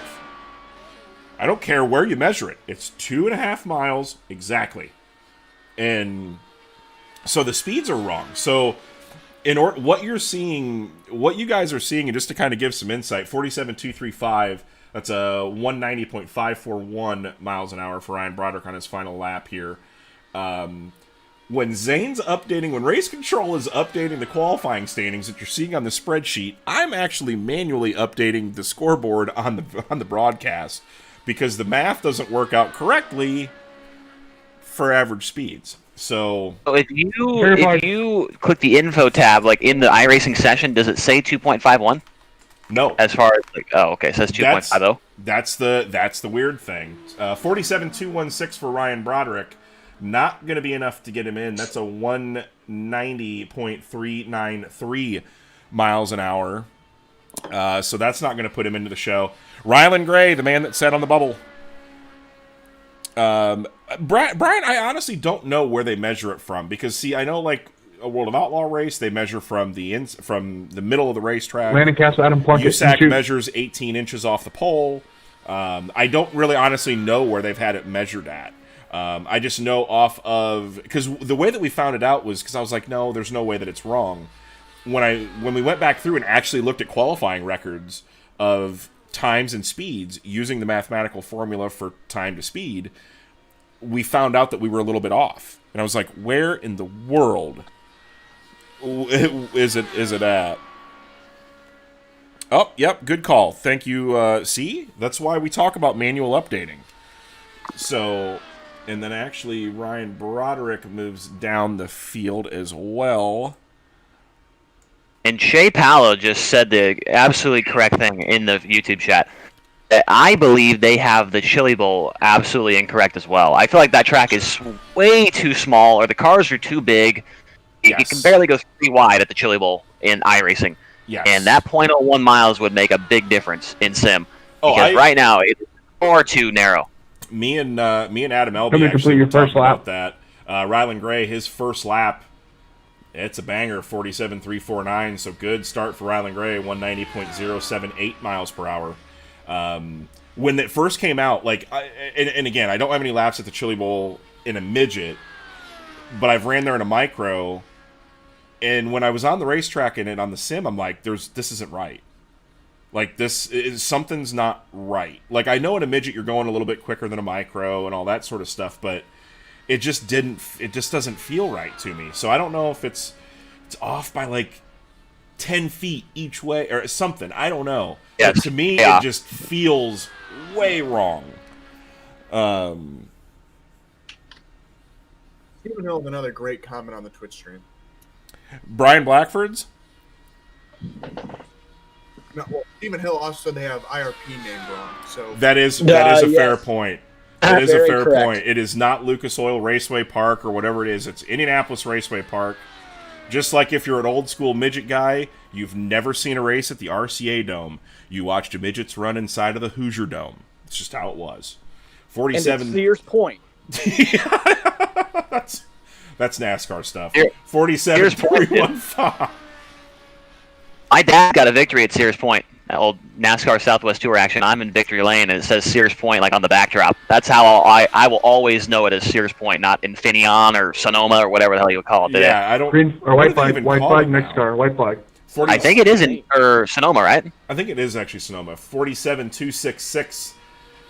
The penultimate lap. Getting my inner Brett Wheeler out. 47.265. 190.416. Don't be using any more big words like that. Well, Brian Blackford actually brought up a good point. I remember, and Chase, you might remember this too. A couple years ago, right after the Chili Bowl came out, they ran the Tulsa Shootout, and everybody said that something was wrong with the way that the track was shaped. So they went to the iRacing data and looked at the way that it was and reshaped the track based off of the Chili Bowl. So, in another, I think it was last year. It might have been last year. It might have been last year, actually. Rylan Gray, 47.185, not good enough to put him into the show.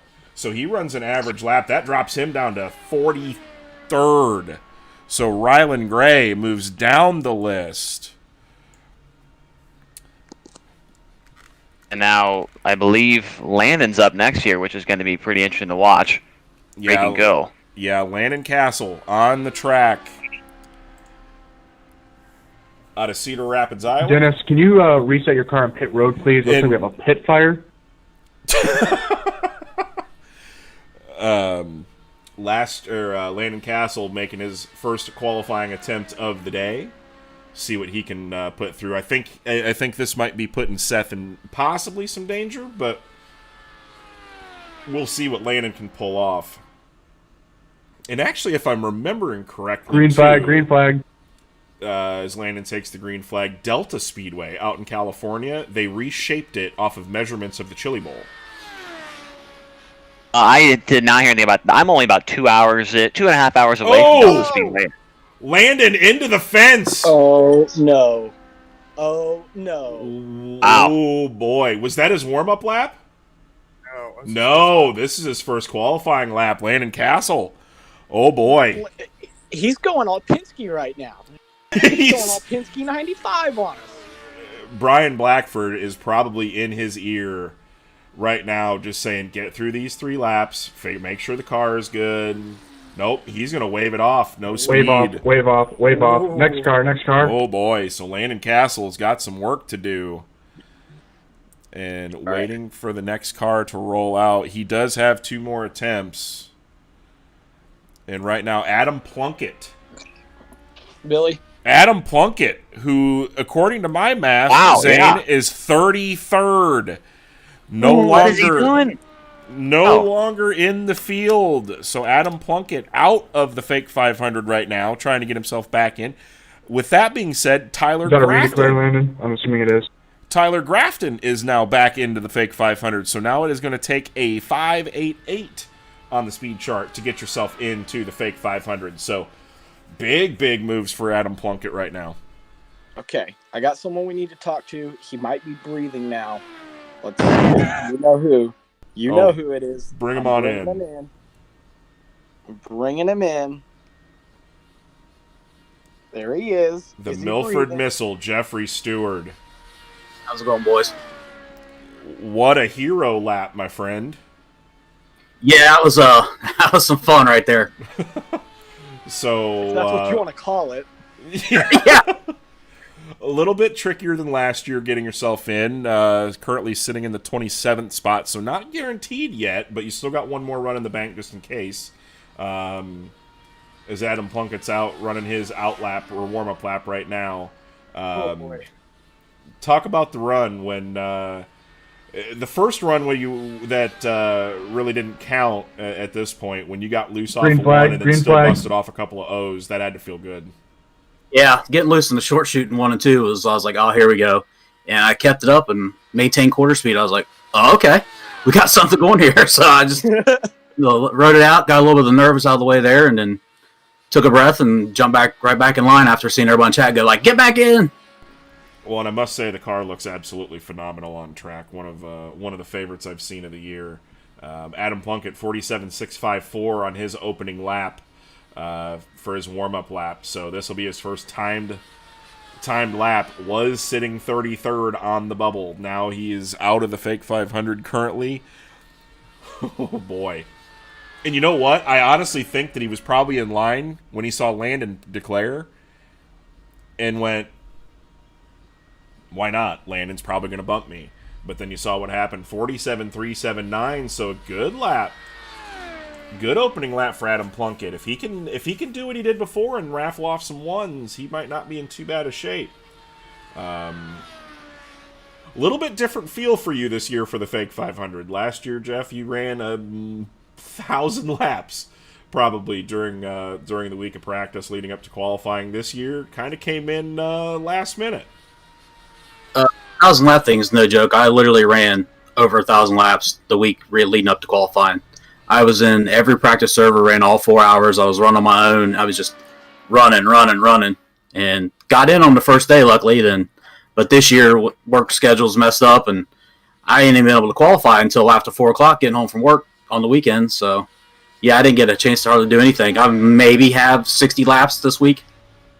Yeah, that's what makes that last year's knowledge a little bit better. Chase was talking earlier about, he didn't even own this car before the practice race or before the rookie orientation race, and just a totally different atmosphere. But Adam Plunkett's on one right now, 47.238. That's a 190.524 miles an hour. And again, this is his second attempt, so he'll have one more attempt for the day if he does not get in. But Adam Plunkett making his bid to put himself further up in the field. White flag. Next car. Michael Klein in the chute. 47.203. This isn't going to do it. He's got to run an O.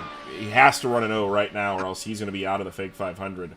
190.665 miles an hour that time around. So he has picked up some speed, but needs some more. He's got to run an O here, I think, in order to make himself or put himself back into the field. But if you're Tyler Grafton right now, you got to be kind of almost sick to your stomach because he's been in the field and out of the field, I think, probably 6 times today so far.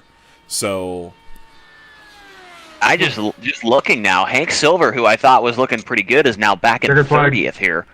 Oh boy, The last 10 minutes or so. So he's really getting close to that 33 mark there. 47.154. That'll put him at a 190.504 average. That puts him 36th overall. As Landon Castle back out on the racetrack for his second attempt of the day.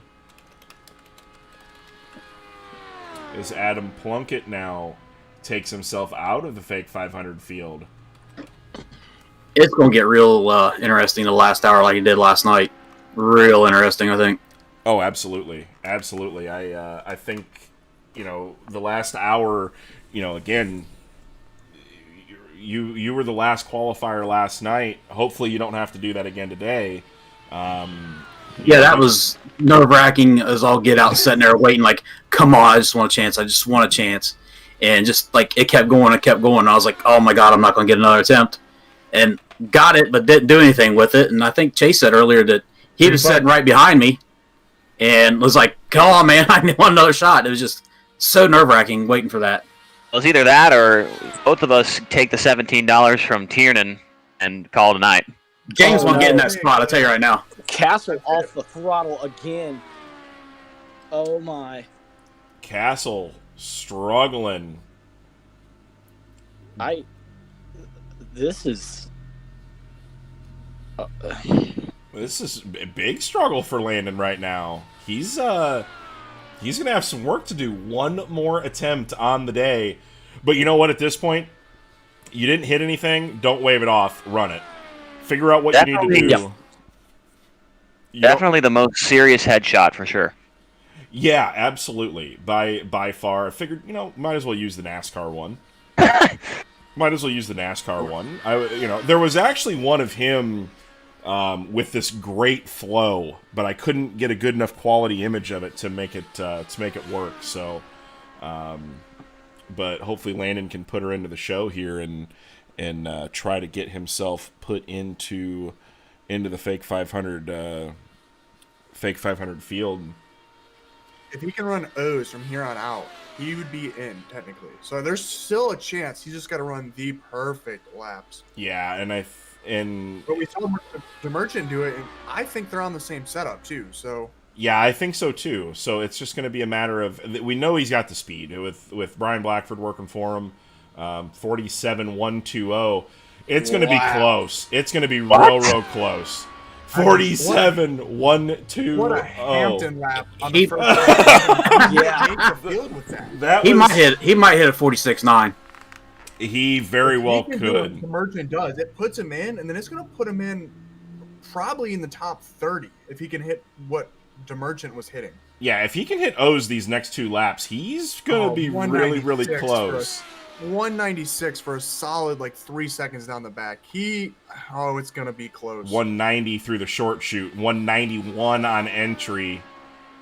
180. Oh man, that much he might make this full. Oh boy, this is and then that just makes his day white a little flag, bit harder. White flag, next car. 47.060. Wow. I'll tell you, man, that 46 might come. It very well might. Nobody's run a 46 yet today. Landon Castle, that is the third fastest lap of the day so far, with Seth DeMerchant having the top 2. So this lap extremely important. That was a 191.250 average. I counted him out after that first lap, that first lift, but I am about to eat my words, I think. Yeah, I think Landon Castle is putting himself into the fake 500 potentially, at least provisionally. Great line through 3 and 4. Oh boy, yeah. Nerves are absolutely shot today. 47.068. Where does that put him? 190.665. So that puts him provisionally in the field. I thought he was going to be higher than that. He's still probably got to make another run, don't you think? Oh, I think you have to. I don't think there's any way around it. Is Michael Klein now on the racetrack for his second attempt? but Landon Castle bumping himself into the field at a 190.665 miles an hour. This is exactly what I wanted. Like as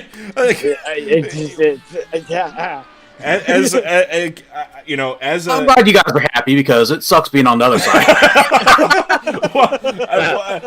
But you know what though? That's the thing about me, like me with racing, is I like watching people do things that I personally can't do. Green flag. That's why I like the big scary places: Terre Haute, Eldora, Calistoga, Manzanita. I love those kind of places because in Indianapolis too, because it's making things exciting. That's what it's supposed to be. And time left right now, coming up on 2 hours, a little bit over 2 hours left in qualifying. So it's this is gonna be impressive. Michael Klein still not having the speed, 48.169 for his opening lap. Gonna have to find a lot of speed out of the K1 race gear car to try to get himself in right now on the outside looking in. And again, this is his second attempt, so he'll have one more on the day. But Landon Castle, if he runs a 3, if he runs a 3 on that first lap, he's in beyond solid. Beyond solid. So, oh boy, this is this is gonna be nuts. Indy Racing Images saying Cole Sink. He only has half of his fingernails left as he's sitting 31st right now on the board. I mean, how impressive would that be for a guy of Landon Castle's? I mean, the guy's ran the Daytona 500 and ran NASCAR in real life, and he's currently sitting middle of the last row on a sim race. I want to know if he was nervous there. Like, I mean, obviously you just mentioned he's done all this crazy stuff. Like, was he nervous there, you think, or? I don't know. I know last year. If Justin Grant can be nervous over an iRacing race, Landon Castle was nervous. Yeah, yeah. It's that's exactly what this deal is about. It's of course you want the big names in. You want to have some stature and some notoriety, but at the same time, it is what it is. This is the Indianapolis. In real life and on the sim, it's the same thing. It plays no favorites. She's an evil woman sometimes. 47.765 last time around. 47.706 this time by 188.659. So not going to be enough. Trending in the right direction, just not there yet. Yeah, he's made a lot of gains, actually, but going to have to really find a lot more speed to put himself in to get in. But yeah, Keep Jeffrey on Twitter. What's that? Keep Jeffrey on Twitter posted a picture of him and I believe it maybe his baby or friends. Not sure. It doesn't specify. But said one of us is stressed about the fake 500 qualifying, one is not. And Michael Klein is out of fuel. Michael Klein out of fuel. So wave off. Kind of back to what you were just saying about Landon possibly being nervous there. I mean, you mentioned that Grant not nervous to go barreling into turn 1 at Terre Haute. But he's nervous about iRacing race. I would be willing to bet that going into turn 1 at Terre Haute is a lot scarier than going to turn 1 at the Daytona 500, in my opinion, as far as your life goes. So I'd be willing to bet that Landon was probably a little bit nervous there. Let's be honest. There's few things scarier than barreling off into turn 1 at Terre Haute. Everybody has said. Through my small circle of friends, within the racing world, we've always talked about, if you had to go to a scary place, if you were given the option of Eldora or Terre Haute to go to for your first sprint car race, where do you go? And I say Eldora every single time, and everybody thinks it's banked, it's fast. I'm like, no, Terre Haute's way scarier. Watch any in-car camera from Terre Haute. And you Dave Darland told me this. He's like, dude, you work your ass off all the way down the straightaway, and then you rest in the corner. because you have to run so much stagger to get the thing to turn on a flat racetrack, get it into the corner, and then it's flat. There's nothing to hold you. Now, and there's a big Terre old Haute hot lap. Oh, Terre Haute hot laps is one of my favorite things. Absolutely one of my favorite things. That's Chase Briscoe. I don't know if he coined the term or not, but the old Terre Haute wobble, getting down the straightaway into the corner. That's exactly right. When I went there for the Outlaws, I was like, okay, this will be kind of cool. You know, I've been to Sprint Week like twice, I think, for Terre Haute, and watching those guys go into the corner compared to the Outlaws, it's like not even close. Like, I'm not even scared watching the wing cars go around there. Oh, no. When I'm watching qualifying at Terre Haute with USAC, I'm like, okay, this could be bad. Oh, absolutely. And that's to me, a lot of people, well, Terre Haute, the race isn't really that good. For me, I don't care. I want to see guys literally risking their lives to put on a show. That's what I enjoy. What I enjoy about it. It's, you never want to see anybody crash. You never want to see anybody get hurt. But it is like watching T-Mez, Justin Grant, Tyler Courtney, back in the day, Darren Clayton. Darren Clayton, yeah. Watching Darren Clayton qualify at Terre Haute is almost a spiritual experience.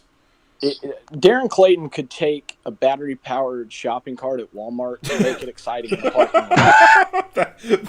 Darren Clayton, the first time I ever went to Hobstadt, literally, I was standing on the front stretch in turn 1, and he literally got into the corner and was backwards. Like, I saw the entire left side of the car on corner entry. I was in the infield one time. I was in the infield at Hobstadt one time for Sprint Week, and Darren was running I think it was what's his name? Kent Schmidt's other car or something. He wrecked lap 2 of the feature and then went to the work area, came back out, and I could hear the whole crowd, when he rolled back onto the track out of the work area, I could hear from the infield. Everybody was on their feet, just absolutely pumped that he came back on the track. Oh, Darren Clayton he's a hero. The modern day Darren cowboy. Clayton. Or the Sykes and Sawblade, whichever you want to call him. Darren Clayton could wheelie a front-wheel drive over an infield tire. Well, that's impressive. But that's what I love about racing in general is just, watching guys, I go back a couple years ago even to, it's in our intro, but Sebastian Bourdais, in a Dale Coyne car that should not, in no disrespect to Dale Coyne, but should not be in contention to run with Penske's and Andretti and those guys, just based on budget. They're just facts. And going out and laying a time down that's going to potentially put him on the pole, risking it all, and then crashing off a turn 2. You hate to see getting crashed, and especially in that one because he got hurt, but it's that's what racing is. It's supposed to be dangerous and fast and exciting and, going back, I've said it multiple times as Adam Plunkett gets back out onto the racetrack. Gary Bettenhausen stood on the front stretch of the Indy Mile before the race started, and it was towards the end of his career, and somebody asked him, hey, when are you going to hang the helmet up? And he said, I'll hang the helmet up when those people up there pointing at the grandstands think they can come down here and do my job. And that, to me, was think about it. Back in the 50s, the 60s, the 70s, even really into the 80s, people went to go watch races because they couldn't do it. And now racing is so popular with everybody that really, if you've got $5,000, you could really go race something if you wanted to. And but to do what those guys did, and what they still continue to do, barrel race cars around a 2.5 mile concrete oval, or with a pavement oval with a concrete wall around it at 220 miles an hour. There's just something awesome about that. Racing is just one of my favorite things on the planet, and it always will be for that reason. And Indy is no different. It's special. Green flag. I kind of want to change the subject here. I might be the only one that understands this. There might be some guys watching right now that would know this feeling, but like trying to qualify for this race today, I was about as nervous as I am on like any night of the Chili Bowl, as far as like when they roll out for hot laps, like hoping that my pool picks don't wreck. Like that's the nerve. Yeah. As long as they can make it through hot laps without tipping over, that's all I care about. I can relate to that. Every time I've done a Chili Bowl pool, I've ended up like 4,037th out of 4,037th because everybody I pick, they always crash. So and in fact, Brian Brown, when he was gonna, every time that he was gonna, I thought that he was gonna win the Knoxville Nationals, I always said that like Tryon Crown is gonna win the just because I didn't want to jinx him. 47.325, so good first lap for Plunkett, 190.174 miles an hour, and coming up just under 2 hours worth of qualifying left on the day. So Adam Plunkett, and this is his third and final attempt to try to put himself in. Does he have what it takes? 96 degrees of track temp now. So the track temp is going up just a little bit. So it's on a heater here. Yeah, he's gonna have to. If he can run a few ones, it'll be all right. That first lap is really crucial though, and that 32 is pretty solid right now. Because Cole Sink and landing around 5. Yeah, Cole Sink sitting in 31st right now ran a 35 on his first lap, 47.226 on his second lap, 190.577 miles an hour. On lap number 2, but Cole Sink ran a 35, then an 18, then a 13, and a 12. So, really, if you run a 3 on that first lap, you really got to get it down into the mid to low ones in order to really have a shot at it. So, if Adam Plunkett can get down into the ones here, he's got a shot to bump himself in towards the back of the field. But again, this is his third and final attempt into the Wicked Energy Gum Fake 500. White flag, white flag. White flag is out. Adam Plunkett, one more lap to go in his qualifying life at the Fake 500, and he does it 179. That's a 190.767 average. Oh boy, this is going to be close. This is really close. Very close, because he's right now, if my math and my brain is right, he's sitting right around a 190.4. So if he can run a 47.0, this one's going to be close to getting himself into the field. Very, very close to getting himself into the qualifying field. So Adam Plunkett rounds turn number 4. Checkered flag. Checkered flag is waving for the final time today for Adam Plunkett. 47.187. Not gonna do it. Not gonna do it, I don't think, for the man out of Vancouver, Washington. 190.563 miles an hour.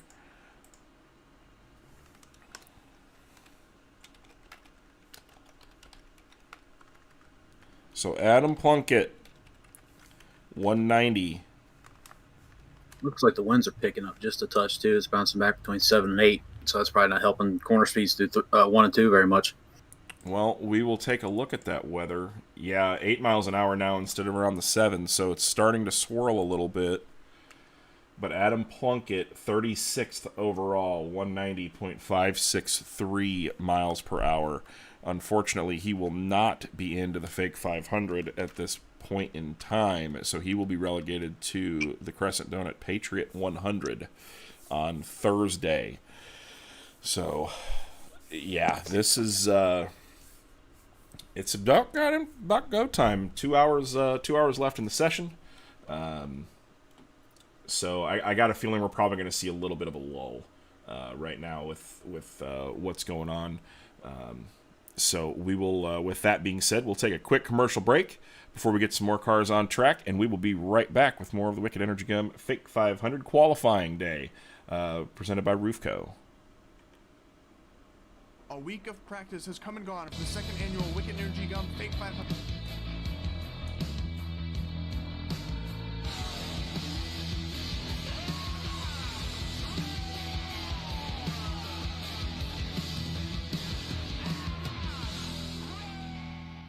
If I bleed tonight, if I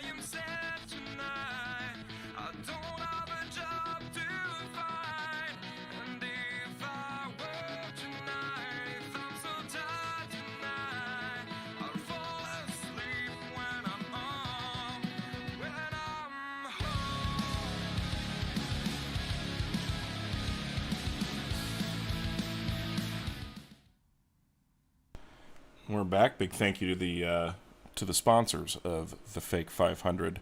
Been a tough week so far, but we're getting into crunch time here. Still got some guys with attempts. With attempts. Tyler Grafton now on the outside looking in. Mark Broderick sitting on the bubble at a 190.642 miles an hour. As we're hearing an engine fire up. I'm not sure if that's just somebody... Go ahead and head on out. Okay, that is somebody heading on out. It looks like Dano Lindsay making his first attempt for the day. So Dano Lindsay out of Terre Haute, Indiana. The Rockstar Gaming car.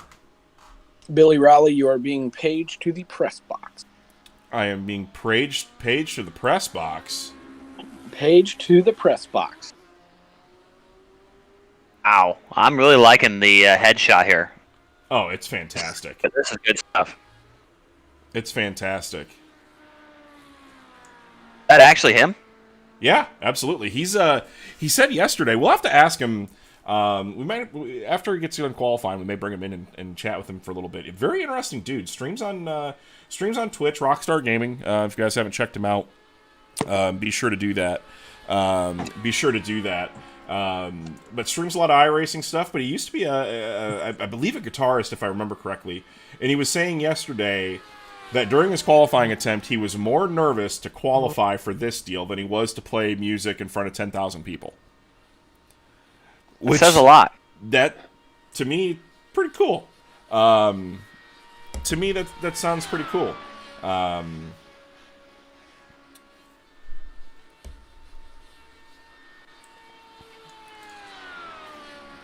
3 attempts here, so I mean he's not looking half bad, I guess, as far as that goes. Not really sure what he was showing yesterday as far as speed. Yeah, he was pretty close yesterday.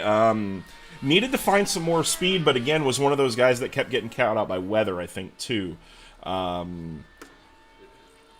looks a little free on entry, so it's going to be interesting to see what kind of a lap time he can put together. But again, green flag. You haven't had an attempt today yet, so you might as well go out and burn one up now with only 10 seconds or 10 laps or an hour and 50 minutes left. Adam Plunkett in chat,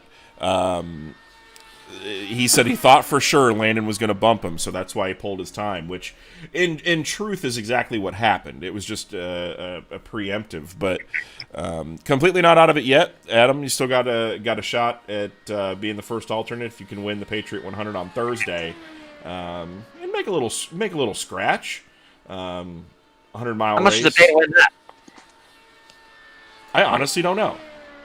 I know Zane's got that stuff. What? See, I get to do the fun stuff. Zane has to take care of all that stuff. The Patriot 100 on Thursday, pay to win. I haven't really worked on the payout for that event yet.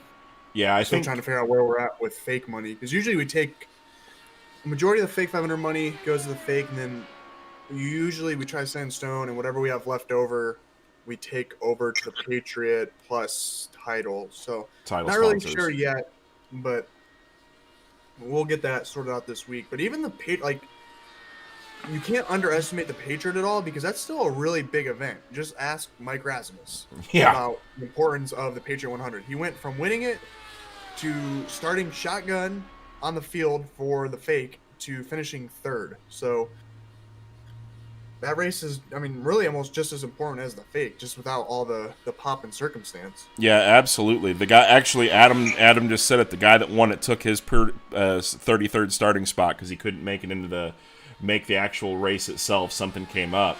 So again, you win the Patriot 100. You're the first alternate. If somebody drops out of the fake, you're in. So when you're into the fake 500, then at that point, if you win that, there you go. Now you just put yourself into the race. So still a lot on the line for it. And actually last year, spectacular race. Came down to the final corner. .001 over AJ. Yep. At the line. It was ridiculous. White flag. Yeah. So. And then we all dropped the ball and not submit into the iRacing top 10. Facts. Big facts. Dano Lindsay completes his qualifying run, or actually white flag lap, Excuse me. White flag is out now. 47.318. Going to need to find some more speed right now. Right around a 190.1 average. So he's going to need to find some more speed throughout the day. But still not a bad run for Dano. Again, first run of the day for him. Kind of a reconnaissance lap. So we'll see.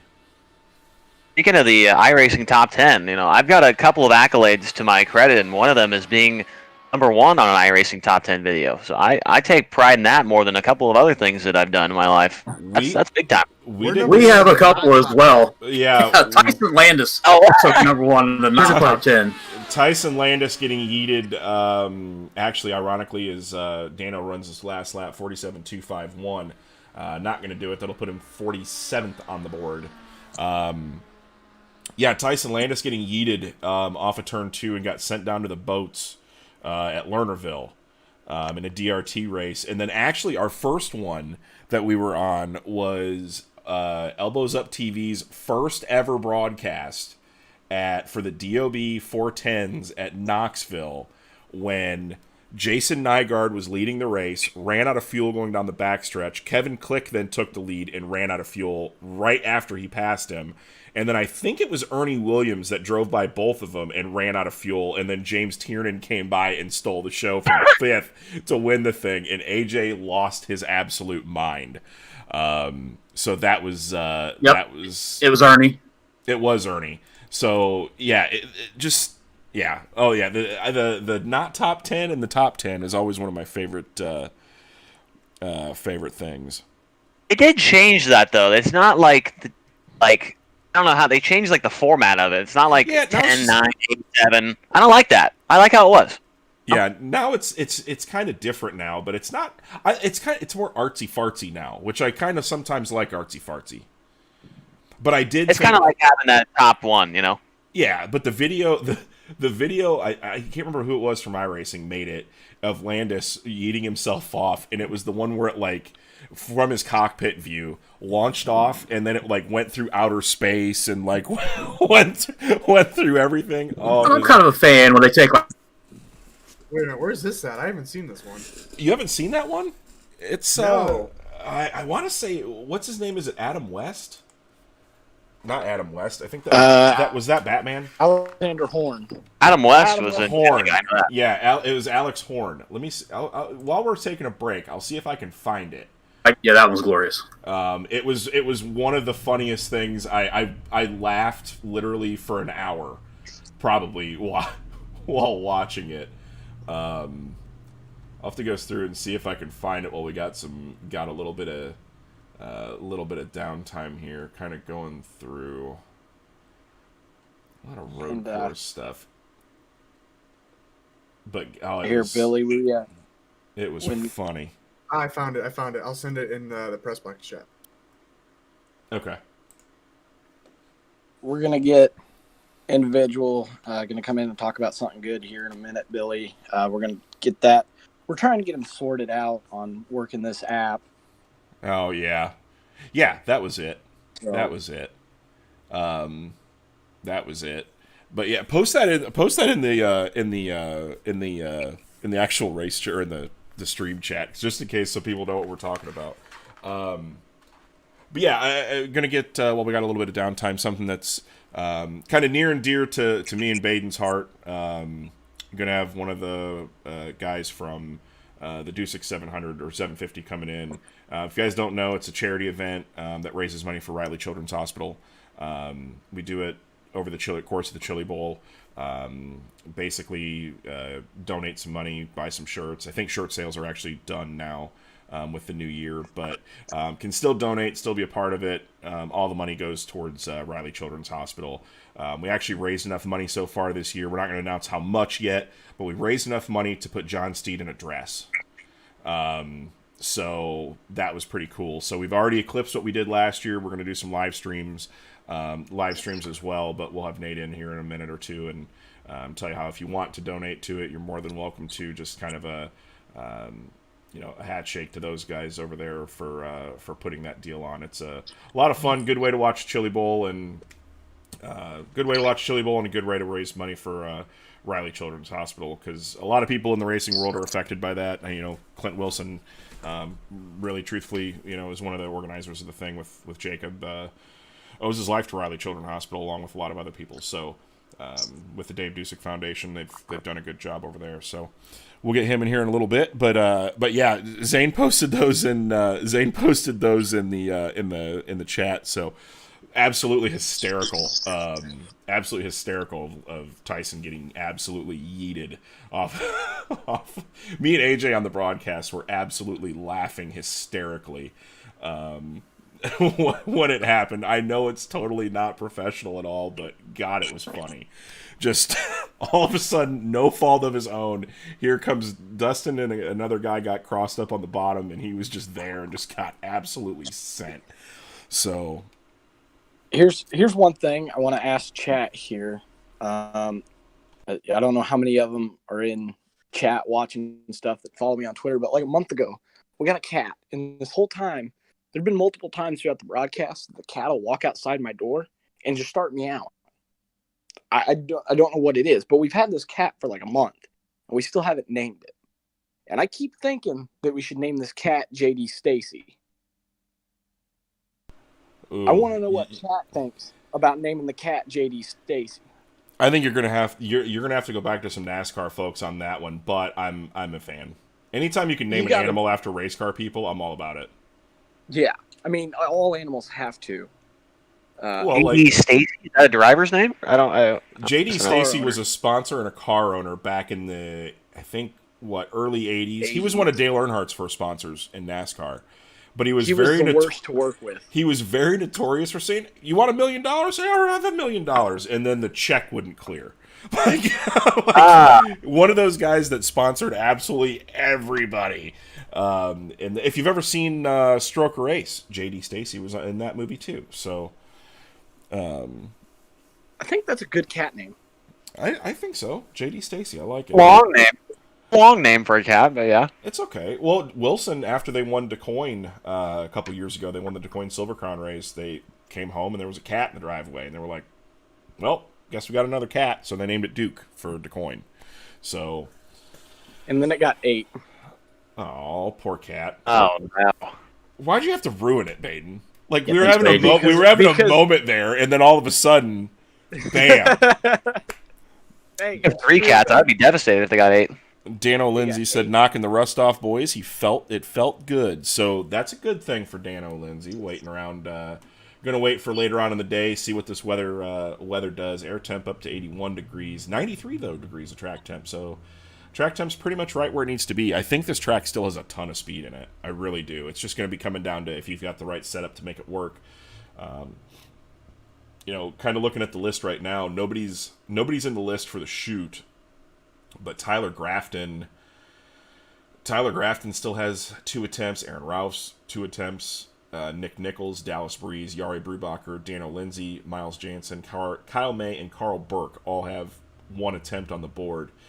So they all have 2 left. Braden McMahon, Ryan Broderick, Dennis Gainey, Rylan Gray, Dustin Griffiths, Anthony Carini, Chaz Woodward, Michael Klein, and Lance Sponberg all have 1 left. And of those guys that are in the field currently, you know, I'm going to go ahead and say that if you're 30th on back, you're in some danger. If you're before that, you're probably okay. Probably, but it's going to be tough. But just to kind of give some insight, Seth the Merchant has 2 attempts on the day.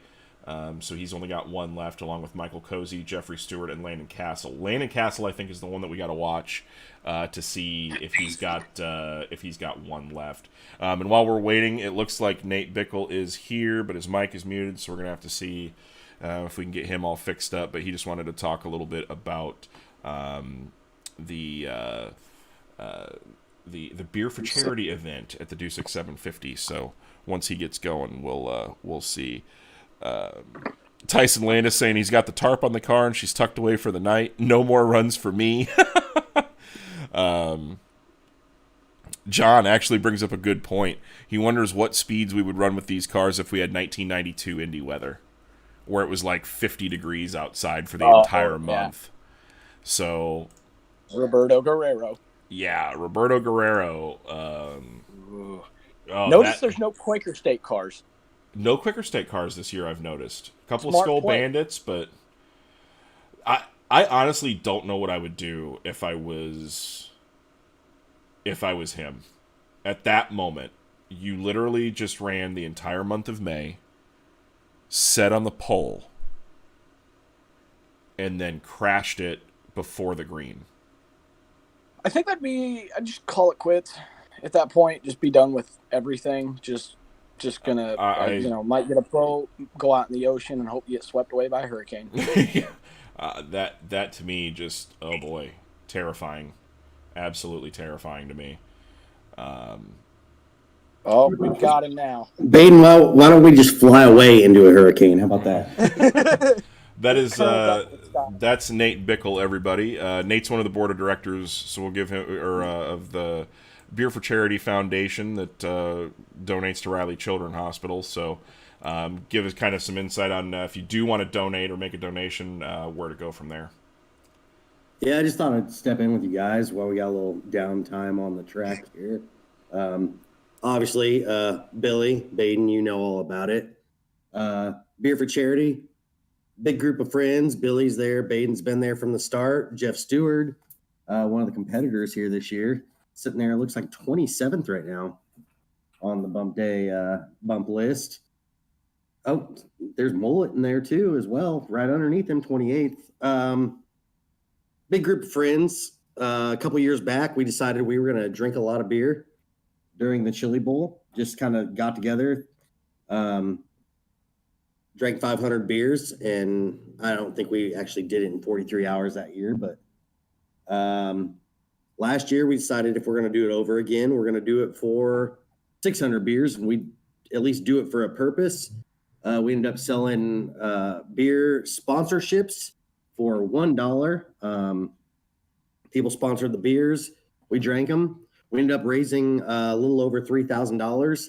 It went to the Dave Dusick Foundation and Riley Children's Hospital. If you're not familiar with the Dave Dusick Foundation, much like the Ronald McDonald House, where families can stay while their child or children are in the hospital, this kind of just helps take a little bit of that price tag away from them. You know, if they need some gas to get to point A, point B, if they need something to eat, that's what the Dave Dusick Foundation does. That's where we donate the proceeds from last year, the Dusick 600. This year we upped it. We're going to drink 750 beers. The Dusick 750 was born. So we've completely ran out of beer sponsorships this year. I think it went even quicker than it did for the 600 this year. But we're still accepting donations. You can go over and check that out at beerforcharity.com. Like I said, it gives a lot of insight into what we do. Merchandise is now, because we try to sell our merchandise so everybody can wear that to the Chili Bowl. So those actually shut down, but there's still opportunities to donate. Get yourself out there. If you're a company or just an individual that wants to get involved, those opportunities are still available to you at beerforcharity.com.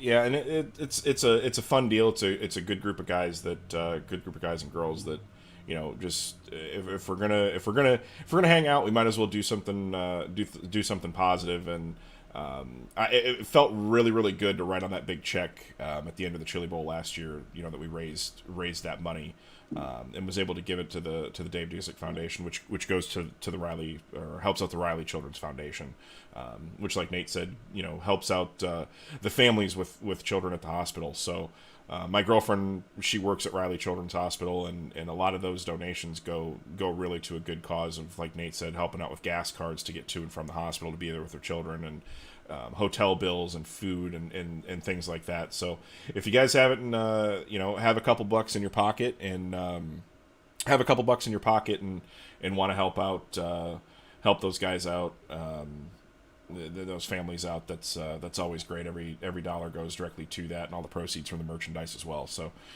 big thanks to those. We got a lot of people that have already sponsored it, and it's been a fun event, good event, and especially with the pandemic year, it's been the outpouring of people that have, you know, donated and bought merchandise is pretty awesome. So it should be a pretty fun event, and really looking forward to it. So, but thanks, Nate, for coming in. But yeah, beerforcharity.com if you want to make a donation and or find more out about it, and hopefully we see you at the Chili Bowl. Yeah, like I said, last year was awesome. I mean, it was a really good time. I mean, there's not a greater group of people you could be around for, just, party during the Chili Bowl. Obviously, this year, it stinks with what's going on, but still a great time. And like you said, a great cause, I know it may be stretched a little bit this year with everything that's going on. Not everybody's fortunate to have, even a job this year, but, every little bit helps. And, there's always, you think about those kids that are at Riley's. We've got one of the people that's, one of the founding members of Beer for Charity, Clint Wilson, Jake Wilson, two and a half time winner of the Little Five at Anderson, has an experience there. Not everybody's as fortunate as we can. We can sit here, we can watch. Billy, great job again, this time around with the fake 500. Not everybody's as fortunate, that's something to really keep in mind, as we move out of the year that we won't speak of and into 2021. Yeah, definitely. It's been a tough year for everybody, and if we can end, it's already 2021, but if we can essentially end 2020 on a solid note and get a good chunk of money over to the Dave Dusick Foundation, I think that's a pretty cool deal. I know we've already eclipsed what we raised last year, so pretty awesome to see. And as we're just waiting for this track temp to cool down a little bit, I think we're going to see some bonsai runs. Dustin Griffiths said in chat that he's going to go eat a steak and watch the Packers beat the Bears. Bite me, Dustin. The Bears will no, the Bears are probably still going to lose. But he's going to try to qualify around 6 p.m.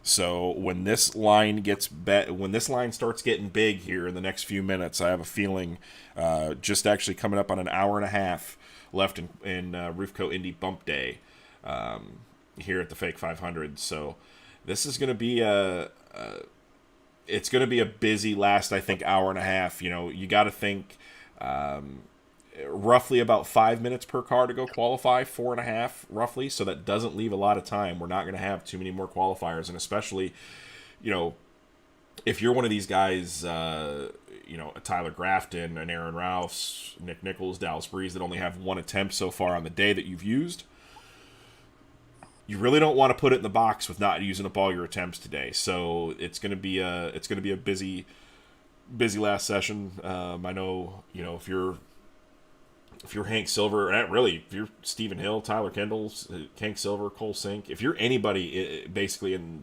27th or 28th on back, you're really going to have to be paying attention.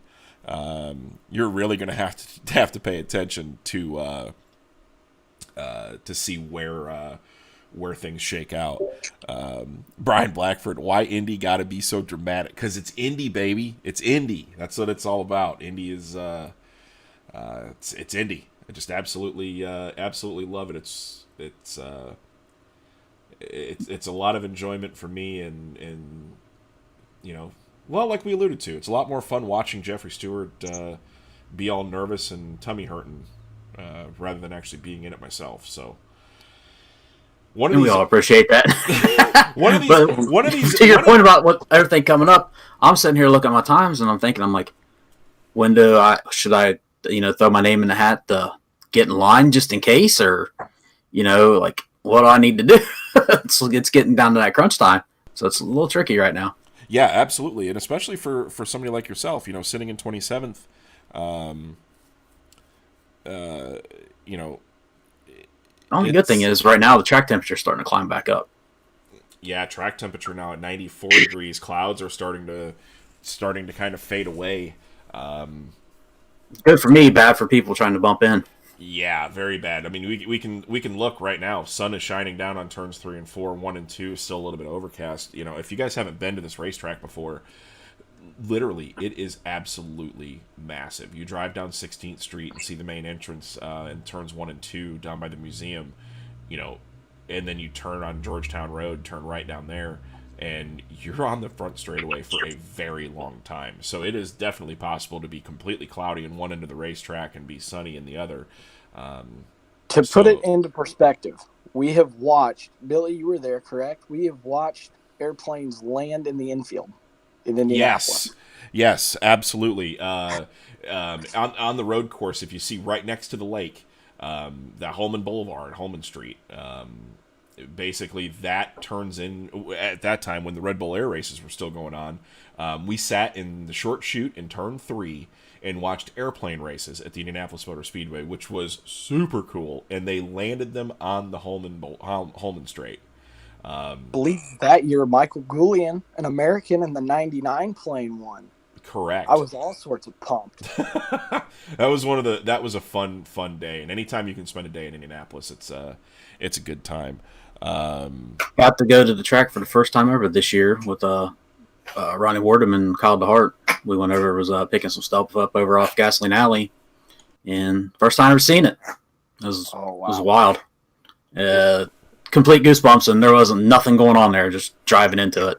Yeah, I've found myself a couple times where in my day job, being a salesman, going over and doing a couple meetings or something like that, and I had one on the west side at the end of the day, and just literally pulled into the parking lot and just sat and just looked around and soaked it all in for a few minutes before driving home. So Indy is one of those places that's got a special place in my heart. It's such a cool place, and especially now, with the dirt track in the infield, it's such a cool atmosphere. It's a lot of fun. I enjoy it. You gotta do it right though. You gotta get all full on a mug and bun before you go over. Oh yeah, you gotta get full of mug and bun over on 10th Street. You got to get a tenderloin, and you have to get a root beer. It's just how it works. I don't make the rules. Got to beat the shocks. You got to beat the shocks off your car on Gasoline Alley. Yeah. Oh God. Yeah, it's a little rough. It's a little rough heading over Indy race parts. Good Lord. It's real rough. And actually, we're gonna bring in Dano Lindsay. He just went out and qualified here a little bit ago. While we got a little bit of a wait. Dano, you got a copy? Yes, sir. So how's it going, man? You went out and qualified, got your first attempt in on the day. Not what you wanted, but feeling pretty sporty. Yeah, feeling a little better than I did yesterday. That's for sure. Had to work this morning, unfortunately, so kind of missed my early time. But this is tough, man. It's car's feeling okay. We're making a few adjustments here and there, but just like everybody else, waiting on the track temps to go down, try to lay a burner down. Yeah, and you'd mentioned yesterday that you come from a music background, and you said yesterday you made the comment of, "I'm not nervous to play in front of 10,000 people, but this makes me nervous." Talk about that for a minute. What you're I know you're a musician, but kind of go into a little bit of that, and then what it compares to stuff like this. Being a musician, you definitely feel a little more pressure than what you do being in front of that many people. I've played guitar for 27 years, currently in a band called Mull It Over, which I play bass for. We played on New Year's Eve, had a great time, and I've been in front of thousands of people at one time, and nothing compares to this. I sat here yesterday in third car in the short chute, just after Ryland on my first run, and my hands were so clammed up that they are still sore today. My forearms are just sore, fingers are sore, just from the anxiety of what this event means to a lot of people in the track and things like that. I've never been to Indianapolis Motor Speedway myself. I've never seen the race cars go around. But you mean to tell me you're from Terre Haute and you've never been to Indy? I never have. We're gonna have to change, Dano. We're changing that this year. Pandemic be damned. We're going to the Indianapolis Motor Speedway at some point. I will take you up on that, sir. I've always said I wanted to go, and early in my music career, I had to work every Memorial Day weekend. So it was one of those things that I listened to it on the radio at the music store and things like that, and just never got to experience. I've heard it over the phone, seen it on TV, but definitely want to experience it for sure. Tell you what, one of the best weekends you'll ever have in your life, and this is no joke. Saturday night, trek up to Anderson for the Little 500, and then race day, go down and watch the Indy 500, and I guarantee you will never have a better weekend in your life, ever. Except for the driving after Little 5 part. That part's kind of rough. That part's kind of rough, but no, and that's, you kind of hit on something that we wanted to do. A lot of people, openly, admittedly, me being one of them, was like, it understood why the Indy 500 didn't happen in May, but was almost hurt by it, like felt empty. And I did feel empty because, you spend, I know in my work life, I've always got, NBC Gold up, listening to practice speeds and, tuning in when I can, but listening throughout the day and knowing what's going on at the track and practice and all that sort of stuff. And without it this year was just kind of lost. And, and a lot of guys that are sim racers that'll never get a chance to be at Indy for a race day or anything like that. Even virtually, Indianapolis still means something. So that was one of the things we tried to create really with this Fake 500, and just thankful that, drivers like yourself and Chase and Jeffrey and everybody else that's been involved in this to come on board and, give this a go and really, kind of catch some of that Indy feel. The first flyer that we ever posted for it was, do you want to feel the pressure of bump day? And, here we are, bump day, the second running, and it's just as stressful today as it was back then. I think it's way more stressful this year. I think, truthfully, it is stressful because the field is so much closer. I mean, we've got, realistically right now on the outside looking in, we've probably got close to 10 guys that I think, truthfully, given the right circumstances, they hit their laps right, can make the field. Where last year, I think we still had that many, but there was a lot of unknowns with track temps and things like that. But right now, the way that the track is working out, it's still pretty even. So this year might be a little bit more stressful than what last year was.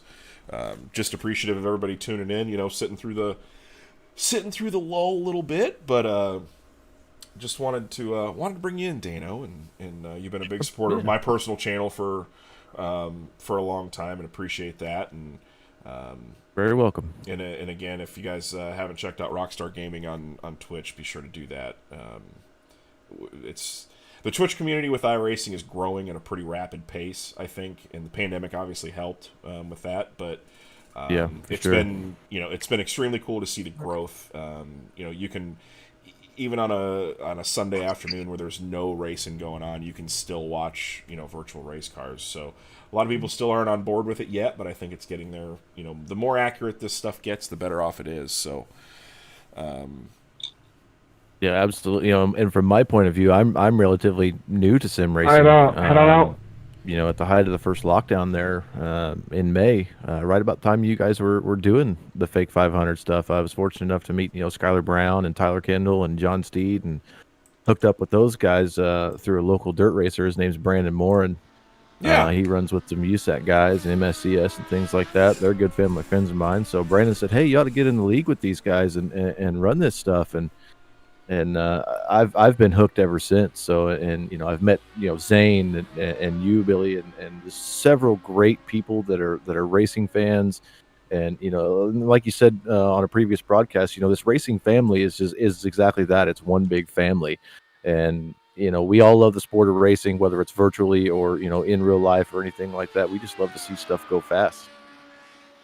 Yeah, and we're getting ready to see Aaron Ralphs back out on the racetrack. Said he's made a few changes, no clues if it's going to work or not, but he is on his second attempt right now, getting ready to put himself into the Fake 500. He's said a couple times that he's tried a few times to make the 500-mile races, the big ones, and just hasn't been able to make it happen. So he is trying his best to make it work to get himself in. So we'll see. He was close before. He's currently sitting 37th overall, or was sitting 37th. His time is getting bumped off the charts as he's made his attempt. So it's going to be interesting to see. But Dana, we'll let you get back to chewing on the fingernails and thinking about what you need to do to get yourself put into the field. But either way, good luck the rest of the day and the rest of the week too. Got some other races coming up too as well. Thank you guys. I appreciate it. Thank you for all you do for this, Zane, Billy. I know it's hard work for you guys being up there in the booth, and just appreciate it. And good luck to everybody else. Well, that is Dano Lindsay. 47.642 on his opening lap, or on his warm-up lap, so not too bad. We'll see what he can pick up. And John, thank you for that, man. We really do appreciate that. We me and Baden are complete goofs, and we try to make this as entertaining as possible. But it's a good time to watch, and we really enjoy it. We look forward to it quite a bit. Aaron showing some speed. And I stepped away. Yeah, Aaron is showing some speed. I think this might be a good run for Aaron. Stepped away for a moment. I'm not sure if Baden mentioned it or not, but it sounds like the Asian assassin Anthony Carini has called it a day, and he will not be putting it in the show here tonight. Tough break. Unfortunate. Unfortunate for Anthony. 47.336. If he can pick up a couple of tenths here, which we've seen a lot of guys do, he's sitting in pretty good shape. So we're going to see what Aaron Ralphs can do here. Aaron, I mean, kind of the key holder here for what could open the door to a wild final hour. Because, I mean, you got a car that's definitely faster than 32nd and Landon Castle sitting there. If Aaron goes faster, he'll bump Landon to 33rd. So, I mean, oh boy. This could blow the doors right open on what is going to be a wild final hour. Yeah, this I think is going to be a pretty telling run. Track temp down to 92 degrees. 47.213, so he's picked it up, but he's got to get more. Right now, he's faster than Adam Plunkett, but that's not going to put him into the show. Right now, your bubble spot, Mark Broderick, just going to give you guys some insight, 47.3 on his first lap, then a 224, a 161, and a 151 is currently sitting on the bubble. So he's gonna need a mid one here in order to make it happen. Going down, ambient temp went down 1 degree too, and lower humidity. The track could be coming right back. It goes down another degree, 91 degrees here. This is, oh boy.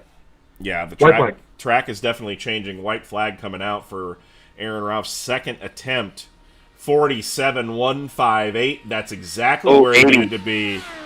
If this gets down below 1 or a very low 1, he might have just made things very interesting for the rest of the field today.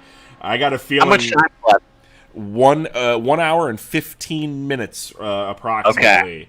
So we're getting into that crunch time, and again, like we said, 4.5 minutes per car generally is what it's going to take to get you around the racetrack for your qualifying attempt. So at best right now, we've got maybe 15 guys that can go out. So if Aaron's the guinea pig, if people see some speeds, which I think they are, because I think this is going to be another good lap out of Aaron. Yes. 47.156. This is going to be close. Oh boy. 190.615. 34th. He's still got another run, though. He's still got one more run today. And he definitely went in the right direction. But this becomes part of the thing. Do you look at this and go, well, I just ran a couple of ones, so the change that I made worked. Do I make that change a little bit more and go back out right now? Or do you sit and you wait? I personally cannot believe right now that the qualifying line is not just packing itself full. I really can't. I think you still wait a little bit because you see that trend starting, but you don't want to catch yourself out going too early here. And then, because you know how this works. As soon as you go out, you make your run, the track's going to fall 14 degrees and the ambient's going to go to 65. But if you wait, the ambient's going to go to 1,400 degrees and the track's going to be a gazillion. Well, that's another there's no winning. That you just brought up there, Baden. There's no one in line. So if you're the first guy to declare, you're going right out there. And an average run here is about 4 minutes. In that 4 minute period, you could get 10 plus people that declare an attempt. By the time your run's done and you're able to declare again, you're so far late in the line that you can't get another run in because you can't declare Correct. while actively on the track. So we're kind of like a stage now where the track is there, but we're playing a waiting game because who wants to be the one guy to go out there and take the shot now, knowing that by the time their run's done, they might not have enough time to make another run. I mean, I'll tell you what, if I'm and again, this is just me being me. If I'm Tyler Grafton, Nick Nichols, Dallas Breeze, Yari Brubacher, Dano, if I'm one of those guys, I'm going out now. I'm going to go out now, get another run in, because you've got one in the pocket. Because right now, as it sits, we're coming up on the 1 hour and 10-minute mark left in qualifying. Track temp is 90 degrees. Yes, it's probably going to get cooler. But at the same time, if you can handle going out right now, the track has speed. So if you can go out right now and lock yourself in, if you can even go out and run a 28th quick lap overall, I would feel pretty safe about that. But this whole this waiting game, it's going to catch somebody out. Today, somebody is going to get caught out. Billy, I was texting Baden. I was going to say that. Yeah, somebody is going to get caught out. Who's got 2 runs left that you can go out there, and if you can, even if you're up here in 34, 35, 36, if you can go out there and you got a run left in your pocket, after you can move up that.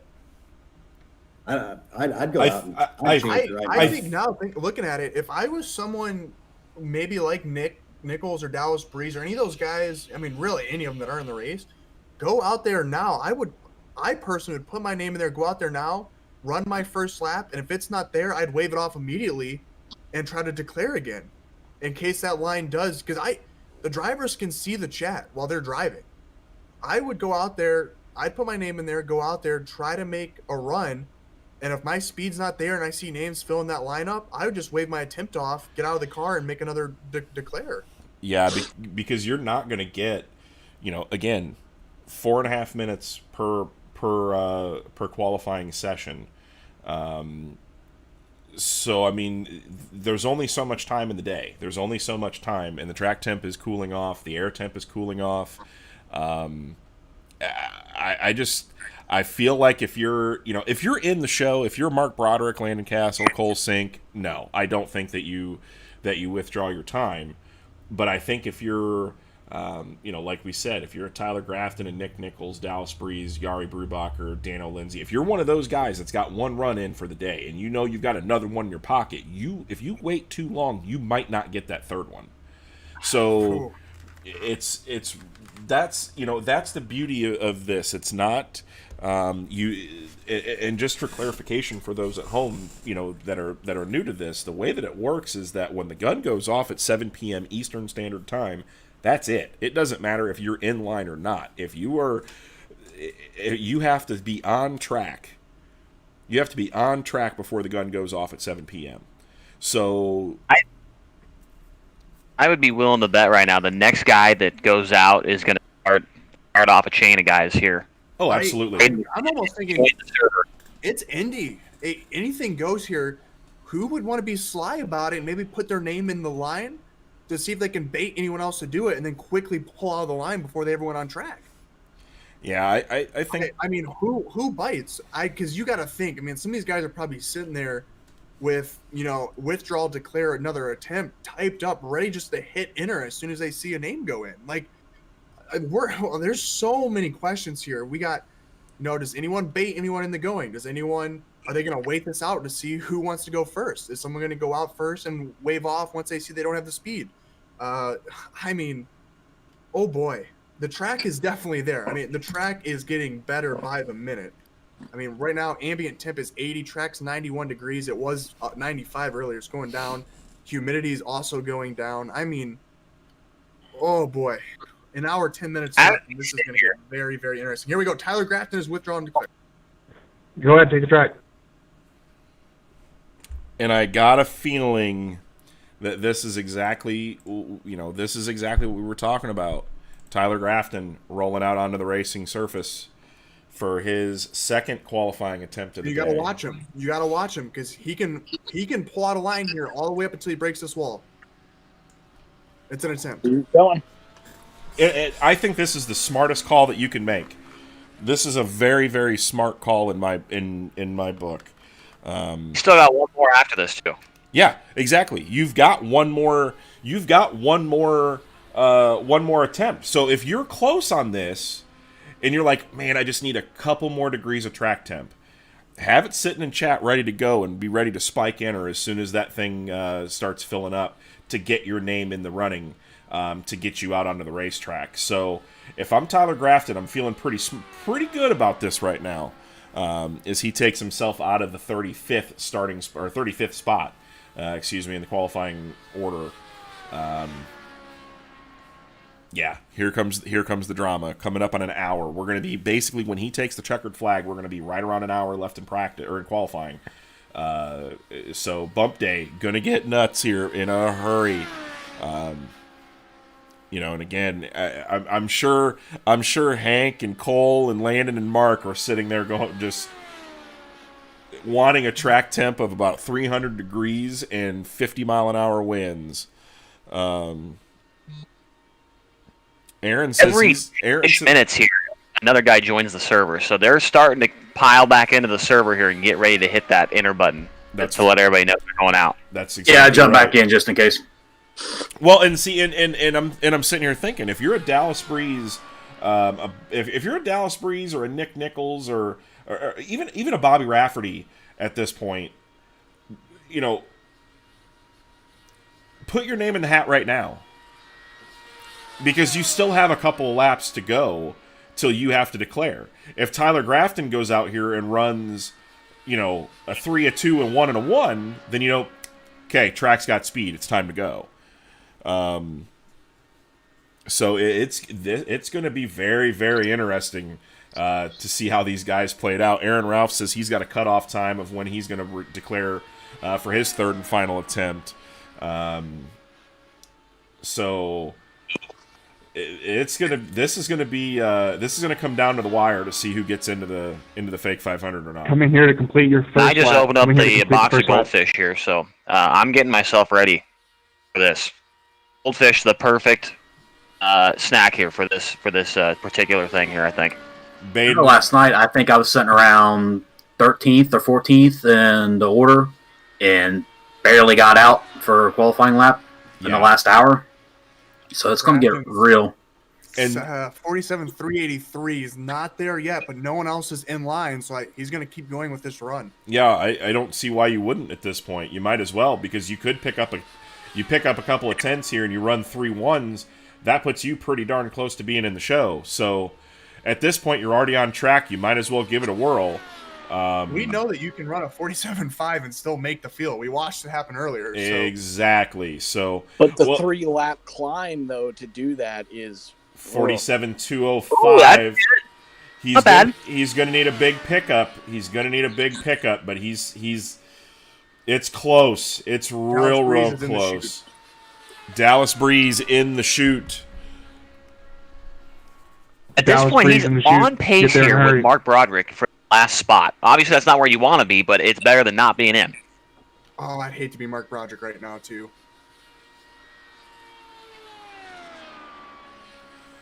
We have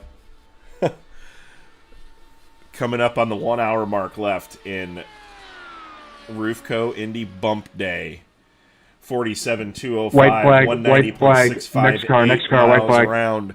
Tyler Grafton, 47.153. We're getting closer. Closer. I just popped my second piece of Wicked Relief with CBD gum for the day.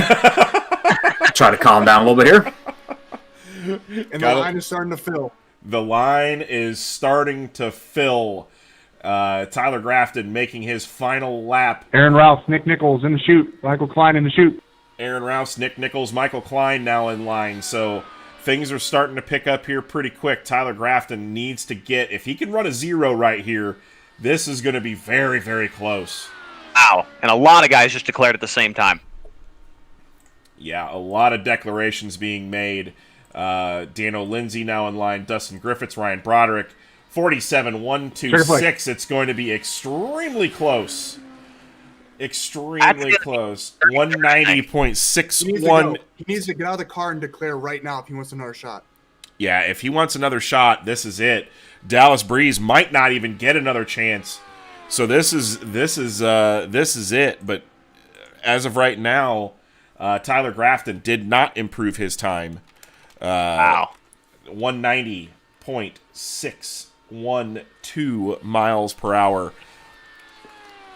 So we'll see what Dallas has in store here.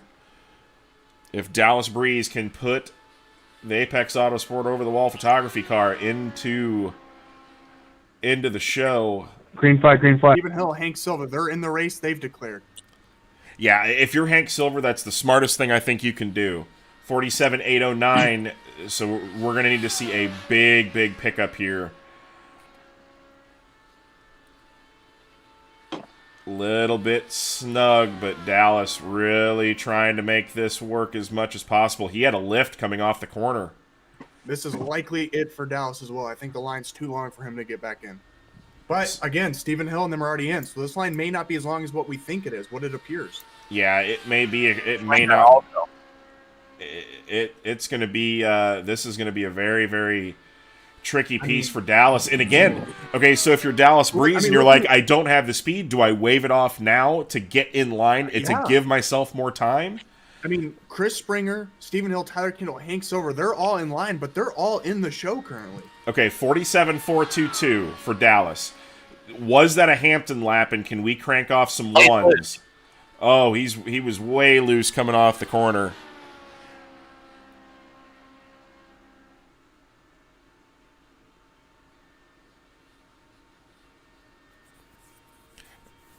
Track temp 90 degrees.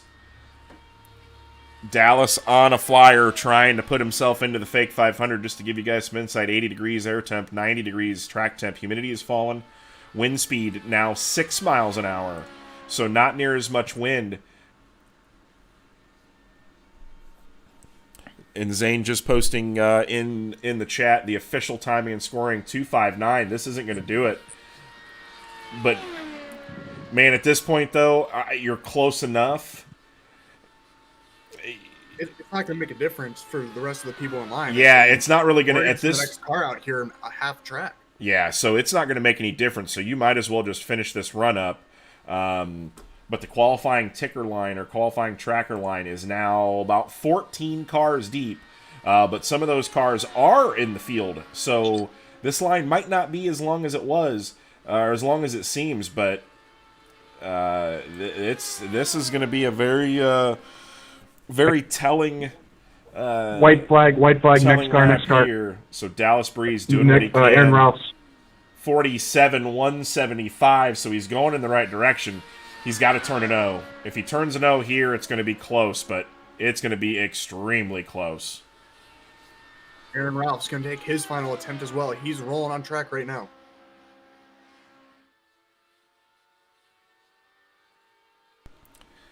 Dallas Breeze coming down from Sardinia, Ohio.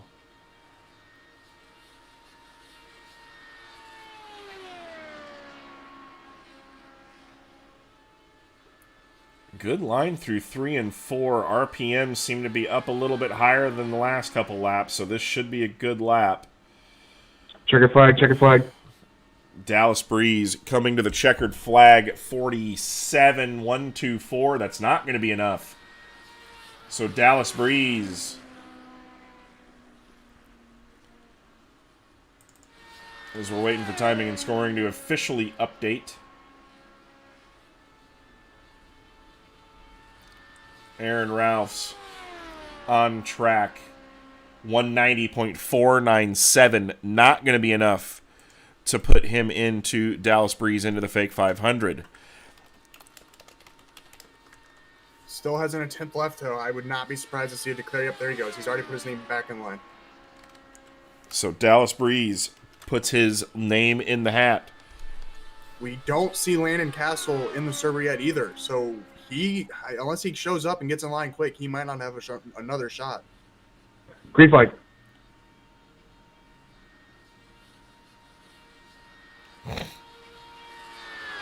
Ralph's getting to 197 at the end of the front stretch there. Ooh, that's big. That's very, very big. 191 carrying through the south short chute. Aaron Rouse on the run of his life, third attempt, final attempt for the day. This is going to be... We're going to have to bring Aaron in. If he gets this thing into the field today, we're definitely going to have to bring him in for an interview, because this is something I know last year he worked extremely hard on and was pretty bummed he didn't get into the field. And this year, if he can make it in, it's going to be pretty special. And this is a burner of a lap, I think. From what I'm looking at as far as speed and RPMs, 47.334, that's exactly where he needs to be, but he's got to pick it up here. Got to pick it up through these next 3 laps in order to make it work. He's struggling on this end of the track here. I mean, 197 for a good 2.5 seconds on the front stretch. 3 and 4, he's got nailed, but right here is where he needs to figure something out, as he's, lap 2 right now, right? Yeah, lap 2, working lap 2. 195 miles an hour at the end of the straightaway. Getting down on that white line, running a pretty good line right now. Really arcing the corner in. 47.334, that's good enough for a 190. Nick Nichols, Michael Klein, Dustin Griffiths in the chute. So Aaron Rouse, his third and final attempt, 47.278. That's not going to be enough right now. So Aaron really got to get down on the racetrack and really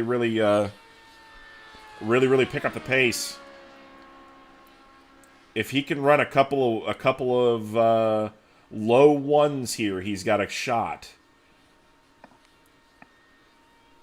Nate, I think you watched some of this last year. What do you think as we move into the final hour here? Getting intense? Yeah, I thought Aaron's last run, I thought he left a little out there. Again, I think whoever just said it, 1 and 2 is where he's... White flag, next car, white flag. Very smooth line, though. 47.160, he's getting close. Oh boy, 190.843 miles an hour. This is it. This is it for Aaron Rouse, his final time around the speedway, and he got through 1 and 2 a lot better there, I think, at least as far as looks-wise. Speed, getting down the back straightaways, picking up. This is going to be extremely close to see if he gets himself into this field. Oh, great corner in 3 right there. That was good. Very, very smooth. Car looks much, much happier this time around. That was a smoker right there through 3 and 4. Yeah. Checker flag. This should be a good lap. If this is an O, he's very, very close to getting himself into the field. 47.140. Oh, 190.568. Not enough to get himself into the field. Actually, a little bit slower on this run than he was on the last run. Nick Nichols now onto the racetrack here.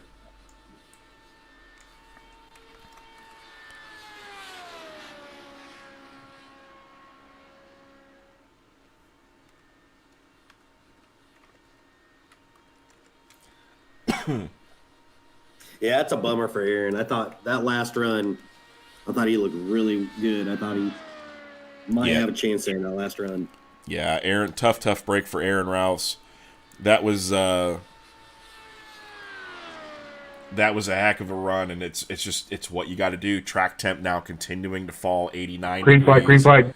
Nick Nichols making his second attempt and more than likely final attempt of the day, 47.616 on his opening lap. So not a bad warm-up speed as long as he can pick up the pace here a little bit. I think your first lap, you've got to run a low 3. Low 3, high 2. I know we saw Castle run a 5, but that's the anomaly, not the norm. This is... Nick's struggling to hit the apex right now for sure. Yeah, Stephen Hill says in chat, I hope these guys who don't have the speed to potentially make it in still finish all their runs anyway, so they have a better spot for the Patriot 100. So, you know, again, 47.4, not where he needs to be.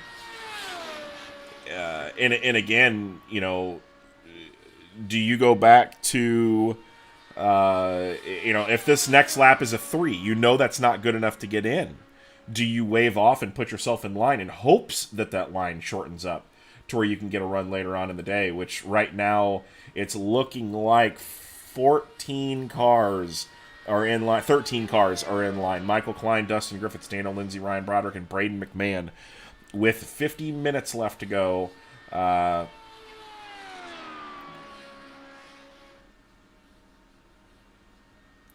right now, according to my math, Tyler Kendall is the last one in line, but he's in line in case he gets bumped. Same thing with Stephen Hill and Hank Silver. So we've got 3 guys in there that aren't in the field yet, or that are in the field just in case they get bumped. I really don't think if we get to Stephen Hill, Hank Silver, and Tyler Kendall, if they haven't moved, you're not getting your bumped. You're not going back out. There's after what we saw yesterday, there's no way you risk that. I mean, you're look at 20th down to the bump spot. That's what, a little over a quarter of a mile an hour. White flag, next car, Michael Klein go out. Dustin Griffiths, Daniel Lindsay, Ryan Broderick in the If you're chute. on pace or not. If not, and if you've got another run in the pocket, I'm waving off and getting back in line because. Yeah, I truthfully think it's such a. Oh, he's gonna lose. Oh, he spun! Oh no! Crash, turn 1 and 2. Car exiting. Oh no! So Michael Klein gets around him. So Nick Nichols, unfortunately, second qualifying run of the day, he puts himself behind the 8 ball with a late race crash. Michael Klein now getting onto the racetrack. He has not had the speed. Currently 53rd on the timing chart, so he has not had the speed that he's needed to put himself into the show. But again, qualifying for the Patriot 100 at this point too, because it's going to be lined up 34 through the back of the field. So he's really going to have to pick the pace up here to see what happens. I'm looking at the qualifying order right now. Chris Springer and Dallas Breeze, and again, Chris Springer is in the field. Tyler Kendall is in the field. Hank Silver, Stephen Hill are all into the field right now. So that is 4 drivers out of the 14. We might be able to get through this entire list right now. But again, I think the story right now, no Landon Castle. Yeah, no doubt. I'm very surprised that he's not back in here. And for a guy like Landon Castle right now, if he gets bumped from the field, he's not going to be able to get it back in. No. There's just not enough time.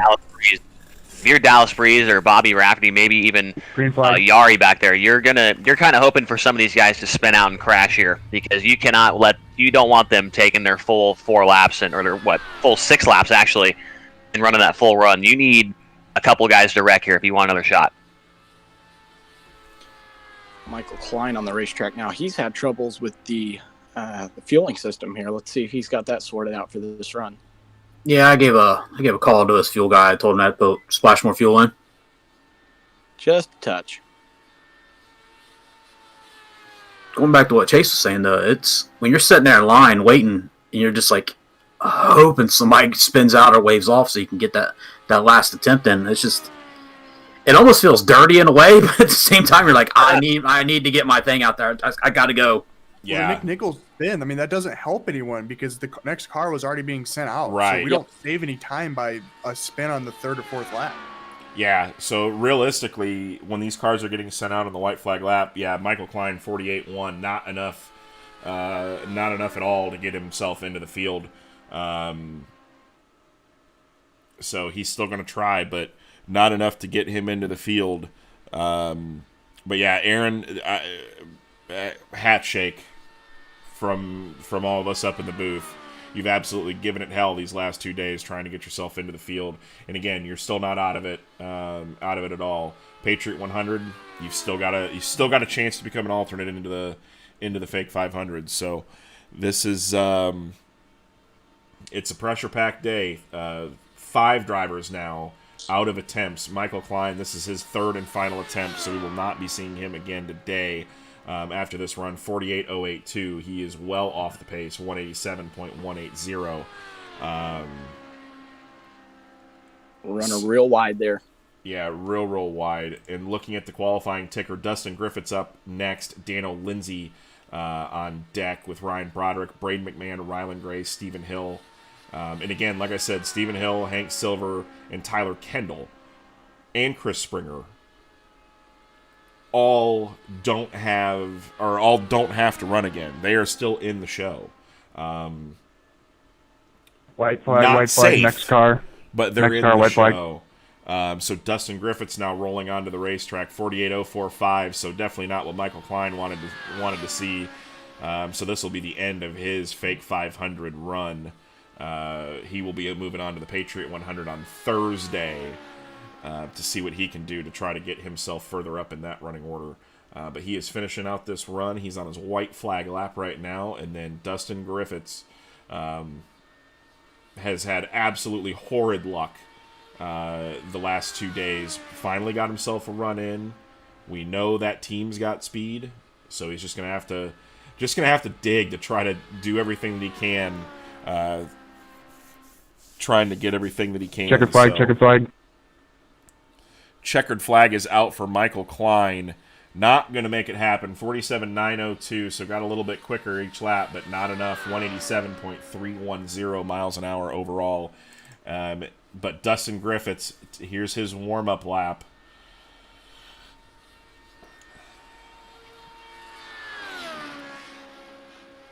Can Dustin Griffiths put it in? Not from Bettendorf, Iowa. That's the bad producing on my part. He's from Bloomington, Indiana. Can he put this thing into the fake 500 field? Landon Castle has joined the server. Mark Broderick, who's on the bubble, is not in the server. Mark Broderick, I think said, "This is what I got. That's what I got." That's a very Broderick move. That is the most Mark Broderick move of all time. If you guys had watched the Green flag, Coronavirus Clash, which was a super late model race on the Daytona Oval, he actually elected to run the bus stop most of the race. 47.647 on his warm-up lap. Not bad. So Dustin's got some work to do as he gets tight. That's all right.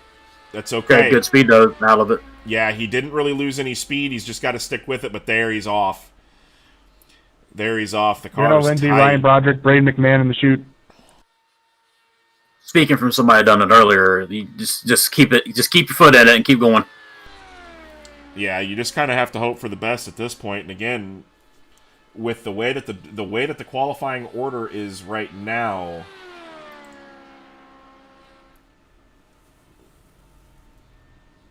$13 guys in the chute. We don't have enough time. 45 minutes left in the session. We're going to be getting close to see if we get to Dallas Breeze.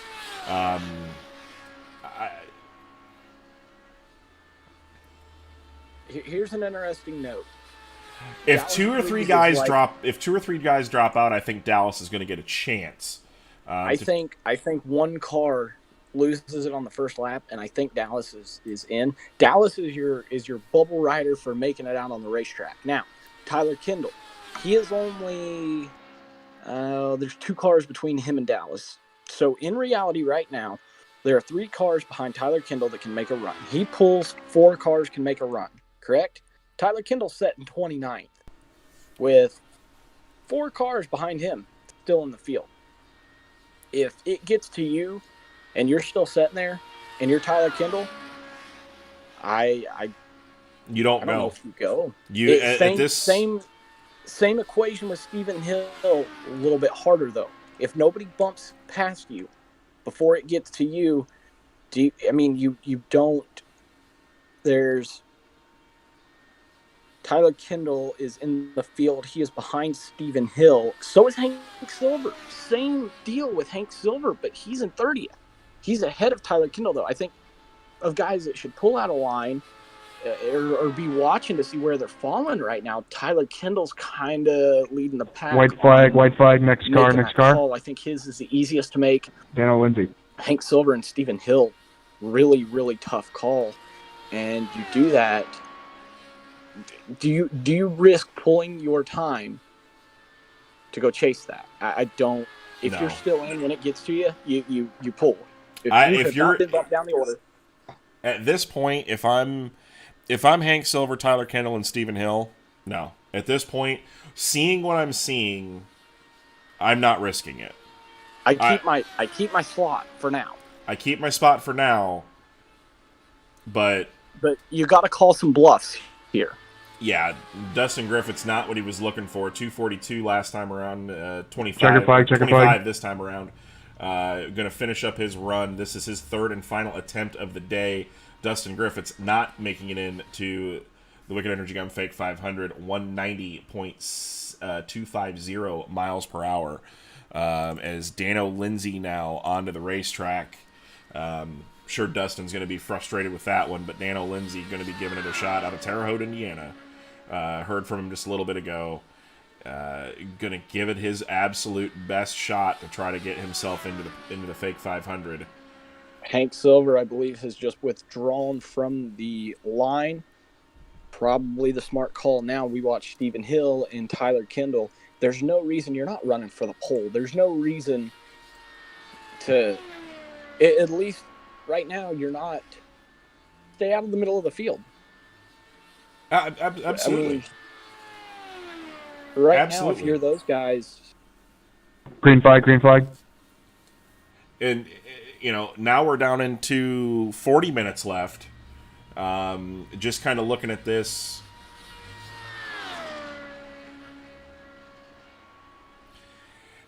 Basically, if oh man, this is tough. This is very tough. You've got to call some bluffs. If you're in line, but you're in the field, you got to call some bluffs. Hank Silver's already done it. He's set in 30th. He has to have 3 cars go faster than him. He's looked at the list and he knows who he expects to outrun him. And he just does not see the value in staying in line, and I think that's a smart call. Like I said, if you're Tyler Kendall, now you have an extra guy that has the opportunity to bump you, but are they going to? And if you're Tyler Kendall, you're 29th, Stephen Hill 27th, or 28th, for Stephen Hill. Not only...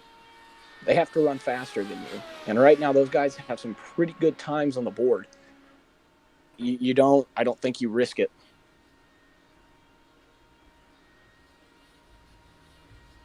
Ultra tough call.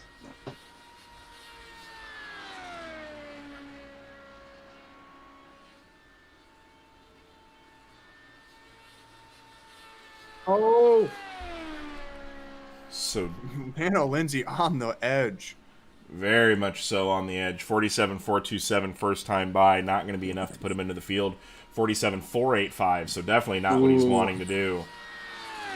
He has to know he's resorted to a Patriot 100 run. That's where he's at right now. Yeah, basically at this point, that's really what you're looking at. Now, same equation that we were talking about. If you pull, if you don't, that applies. You have to know what speed you have. The same applies right now for Patriot 100 starters. Tyler Kendall said, I'm going for 19th. I'm absolutely calling your bluff. There is zero chance.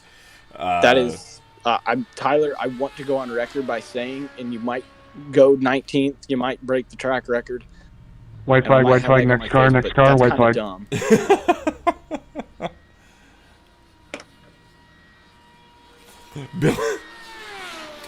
Dano Lindsay, 47.330 on that lap, 190.154. Billy Brickley says, I'd risk it if you're confident in the car. I'd tell Bowerman to go run, but nursing home hours don't allow visitors after 5.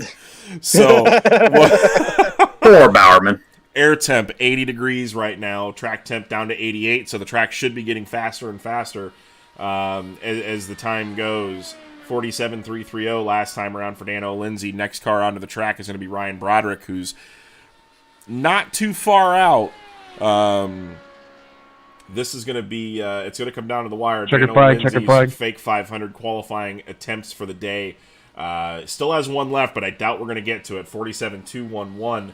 Not going to be enough. That puts him 190.022 miles per hour. So not what he was looking for. As we will go over to Ryan Broderick now on his warm-up lap. So Ryan Broderick currently 41st on the time charts. or was 41st, I should say, on the timing charts. His previous laps were 36, 27, 23, and 21. So it's going to be an interesting one to see if he's picked up any time whatsoever.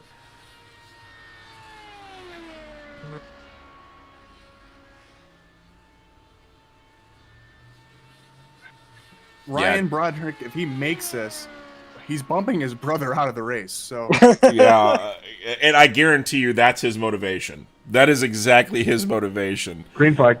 So 47.581, he's got a good warm-up lap.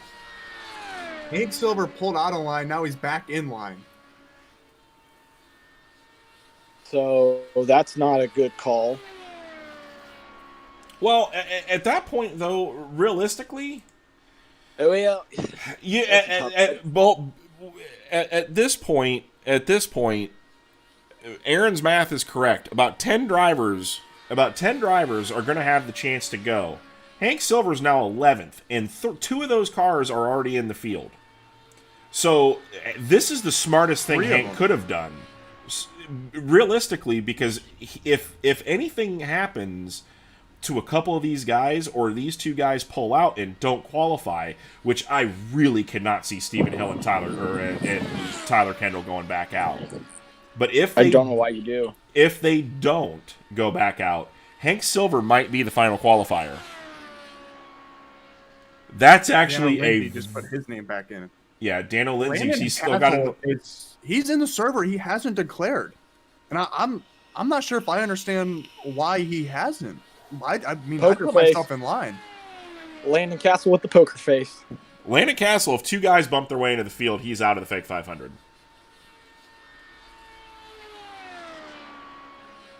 If I'm Brian Blackford, I am texting his phone to death, trying to make sure he puts his name in line.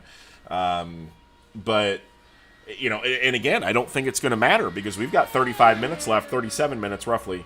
Left in this qualifying session.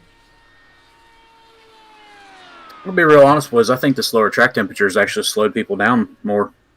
But times are not getting much faster. Well, and I think does it? Did you play yourself out early? I almost wonder if you play yourself out early.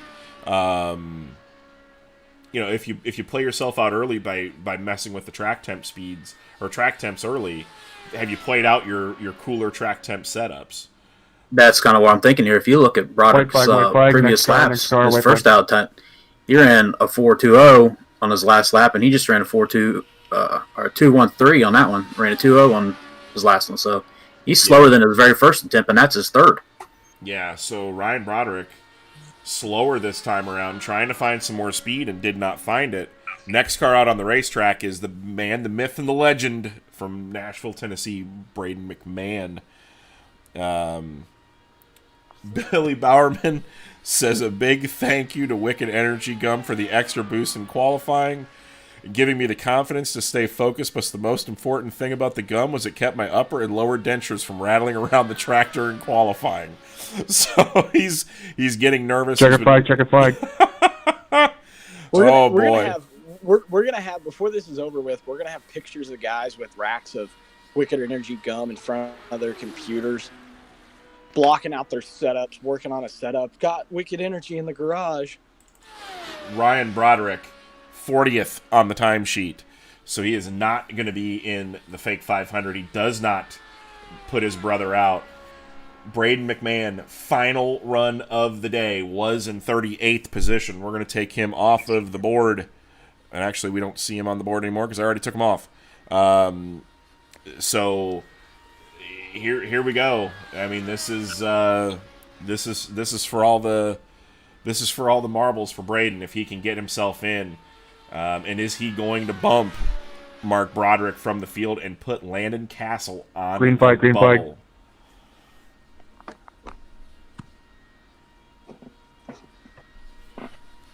47.643 on his warm-up lap. So Braden McMahon, a little bit floaty through 1 and 2, but good speed. Pretty fairly decent exit Rylan speed. Gray, Stephen Hill, Tyler Grafton in the chute. But Braden McMahon going to give it his all here. Final attempt of the year to put himself into the Wicked Energy Gum Fake 500. Oh, boy. The rumblies and the tumbly are real at this point.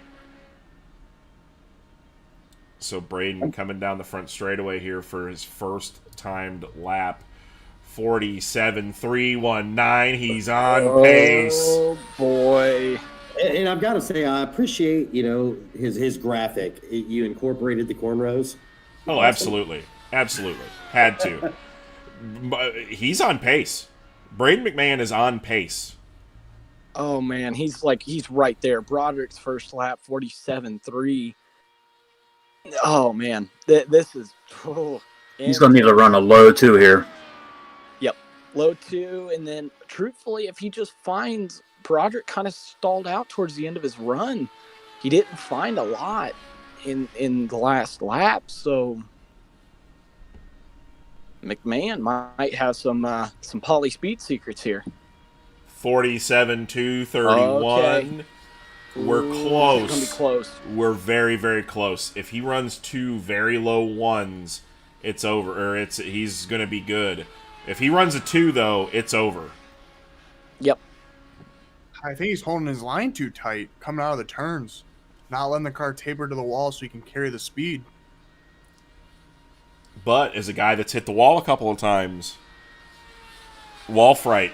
It's one of those things. He's getting down on the racetrack quite a bit, and he's making the straightaways long, but oh boy.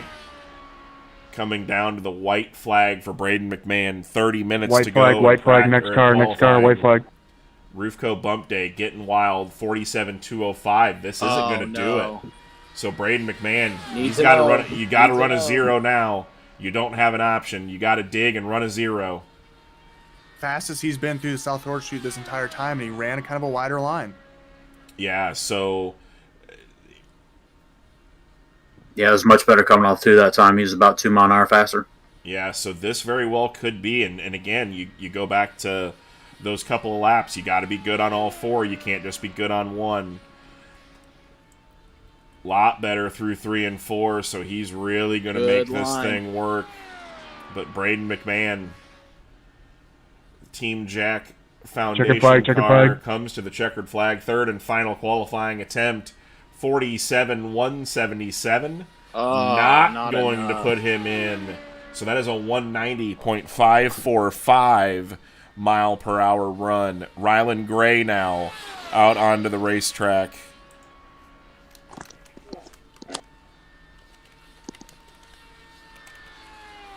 But Braden McMahon, 190.545 puts him in 38th position.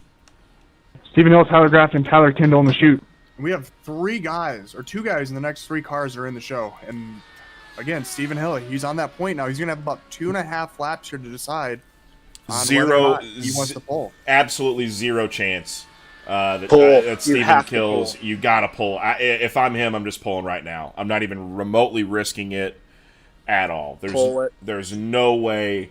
Because at this point, look, you've only got 5, maybe 6 guys. You're sitting 28th. You're expecting 1, 2, 3, 4, 7 guys. It's mathematically impossible for Stephen Hill to be bumped from the field right now.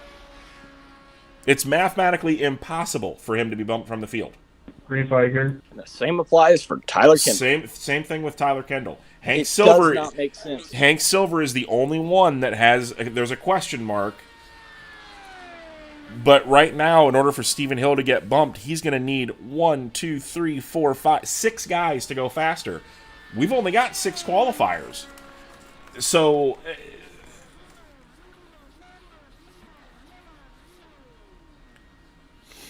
So this is going to be a very, very 47.348 on its first lap for Rylan Gray. 190.086 miles an hour. Going to have to pick up the pace here, try to put it into the show. Half a tenth off. Yeah, half a He's tenth gotta off. find half a tenth on Broderick. There goes Steven, out of line. Steven, out of line. Good call. Good call. Smart call by him. Now, the next one in line, Tyler Kendall. And again, Tyler Kendall can't be bumped from the field. Realistically, Grafton's in line next. Grafton now in line. So Tyler Grafton sitting 34th. He's going to try to put himself in. Grafton, oh man, that's tough because he's one out. I mean, let's say someone in there does pull their time to try to make another run, and they go slower, and he goes slower on his run. He puts Christopher Tate now back in the race. Does Tyler Kendall go? If Tyler Kendall pulls, he makes a mistake. Tyler Grafton's in the race. Yeah. Oh no. If you're Tyler Grafton, there's no way I'm not going. You have to go. You can't risk. You can't.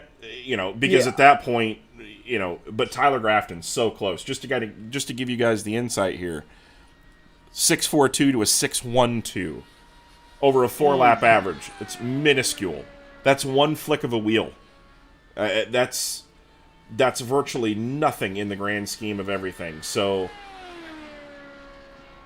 now, what did I sign up for, guys? White flag, I was not expecting all this crazy. Welcome to the fake 500, man. This is what it's all about.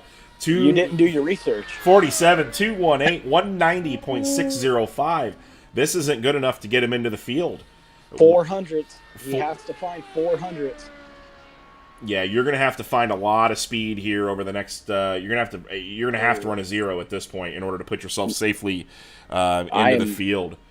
Yeah, I'm incorrect. He's even farther out. He's almost a 10th out, or over a 10th out now, I believe. Yeah, he's not. It's not good enough. Yeah, so he's gonna have a tough go about it. But he sailed her off into turn number 4. How long has Mark Broderick been on the bubble now? Mark Broderick has been on the bubble for at least a few hours. Dallas Breeze just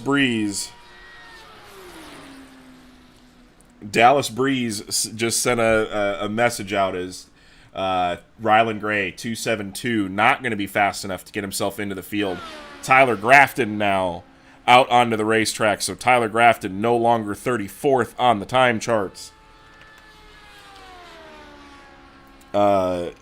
Dallas Breeze sent out a Tyler Kendall, Yari, Drew Parker, Chris Springer in the chute. Message to the booth. His heart rate was 124 beats a minute qualifying the last time around. So he's actually chewing some Wicked Relief CBD gum to calm his nerves down a little bit to try to get himself. Tyler Kendall withdrawing. So. And then Chris Springer also withdrawing. Yes, I got you, Yari. I put you at the back. Withdraw and then redeclare. I got you in the line. Green flag. Yari pulled out of line and then got right back in it. He's trying to be the last car on track. He wants that track temp. He wants that track temp. But the drop hasn't really been dramatic, but this last half hour we see it drop a lot. That's such like a risky investment because he needs Springer to pull out. He needs Hank Silver to pull out. And I think he's going to need something to happen to one of the guys in front of him. Correct. He's the 7th car in line right now. I think that's too far back. He'd be 5th if you take out the others. And Chris Springer is now pulled out of line as well. So he's now the 6th car in line. Yeah, smart move by Chris Springer. Chris Springer cannot be bumped from the field. So Chris Springer locking himself into the fake 500 right now. Dallas Breeze, Bobby Rafferty, Lance Bomberg, and shoot. Dallas Breeze up on deck, getting the nerves calmed down. Grafton's on pace, 47.337. Yeah, Grafton, 47.33. So 190.126 miles an hour. Can he bump Mark Broderick from the field? Broderick doesn't even know he's on the bubble, too. It's Mark Broderick. He has no idea. No clue. He's still running. Mark Broderick is still running the bus stop at Daytona. He has absolutely no concerns whatsoever. And if he gets bumped, he's gonna open up the standings and go, "Damn it!" And that's exactly what he'll do. That is exactly what he will do. Well, let's see what Tyler Grafton though does on his second lap. This is going to be a big one. If it's a low 2, he's in good shape. 2.25. Oh boy, look at this. Mark Broderick's first lap, 47.3 flat. Tyler Grafton's 47.337. Second lap. And Yari. Mark Broderick. A normal person would be sweating. Yeah, Yari's rolling the dice here. I'm amazed with that move, honestly. Silver's out of line. Hank Silver now out of line. Last lap for the second lap for Mark Broderick, 47.224.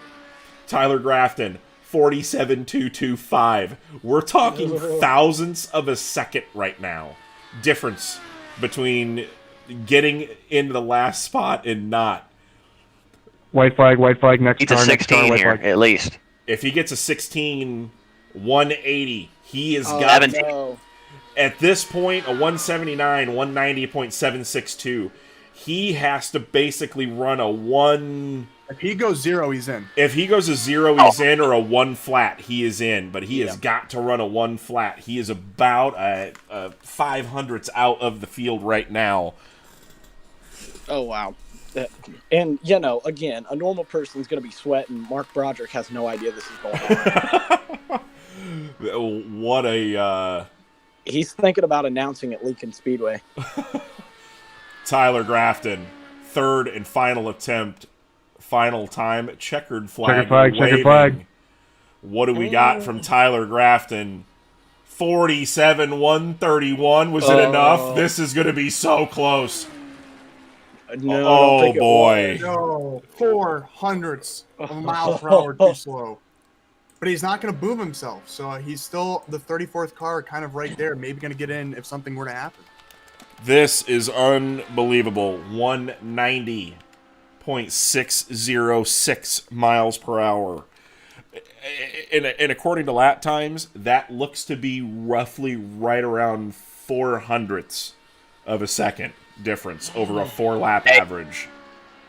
Remember about 40 minutes ago, we were saying that we weren't expecting to see Dallas Breeze back on the racetrack. We thought he was done. Here he is again, going at it for the third time. Yeah, third and final attempt for Dallas Breeze. Going to give it all he's got from Sardinia, Ohio. And Hank Silver back in line. He is pulling his car out and just putting it right in line to keep being the last one.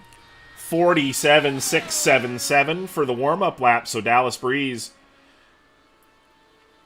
Not terrible. Not bad. Not bad. He's got pretty good center speed here. A little bit slow 88 on degrees. I know the setup's fast he's got.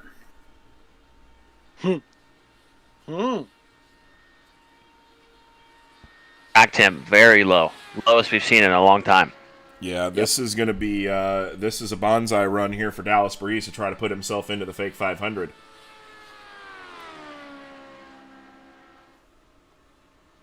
And again, this is just giving him a good starting spot if he does not make it into the fake 500 for the Patriot 100. 47.356. We're close. We're close.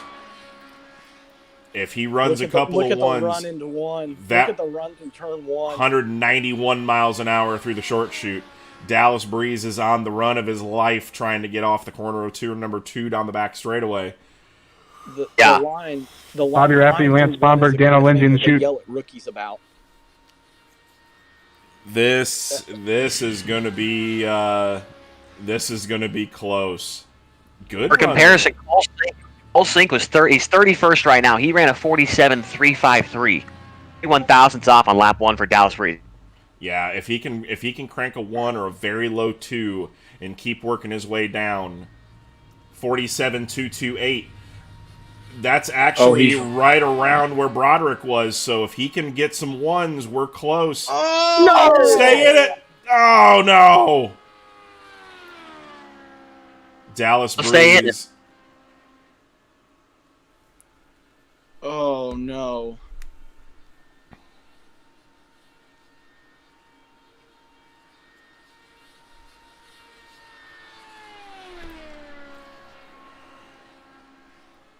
Heartbreak at Indianapolis for Dallas Breeze, as that effectively is going to end his run. White flag coming out. White flag, next car. Literally next car, white left flag. it all on the table. Nothing else to do. 47.614. That's going to effectively end it. But might as well finish the run since it's not holding anybody up at this point. 40. That's unfortunate for Dallas Breeze. 189.024. So Dallas Breeze will not be in the fake 500. Oh boy. That was like that year that Brian Clausen had her in the show and then plowed the wall down on 1 and 2. Yeah. He was there. And it just... So, Guy Howdy on Twitch says, and the booth goes silent. You have to. It's just... it sucks the wind out Checkered of you. flag. Checkered flag is out for Dallas Breeze. I know he's going to be disappointed with that, and he still runs a 2:41 in the final lap. So Dallas Breeze definitely had the speed in that car in order to make it into the fake 500. Bobby Rafferty now is now... Bobby Rafferty now... Oh boy. He was currently sitting in the 40th spot. And again, these are about the same track temps that we saw when his two teammates went out and qualified in the top 25.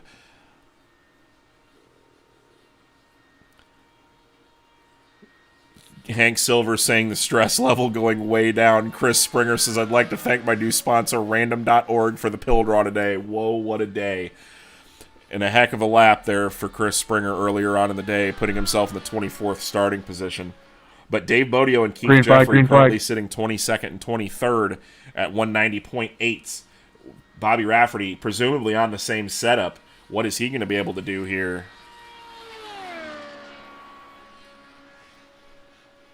Not the best outlap, but that's not always exactly telling of what you're going to do here.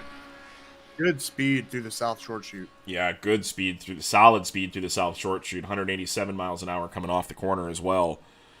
So really getting the mojo flowing for the Middletown, New York driver. I guarantee you he is going to have 2 fistfuls of bourbon when this is all said and done, no matter what happens to Bobby Rafferty. Is he going to be the one to bump Mark Broderick out of the field? This is out of hand. 47.317. Great lap. He is on pace. He's 17 thousandths out. Yeah, unbelievable. A flicker of 192 in the South Short Chute there, and the last person we saw that was Jeffrey Stewart, and he went 47.203 on his second lap. And he was 188 miles an hour coming off the corner. Bobby Rafferty now getting into turn number 3, 195 blips up on your screen. Oh boy, 100. Great corner. Yeah, perfect corner. 189 through the short chute at the north end of the speedway. So that is a very good. But he's tight coming off of 4 a little bit. Trying not to jerk the Daniel wall. Lindsay, Yari Pupacker in the chute. 47.223. That's go. Oh boy. 1,000 seconds. Oh boy. Mark Broderick. Oh boy. Whew. This one's getting close. This one's getting real close.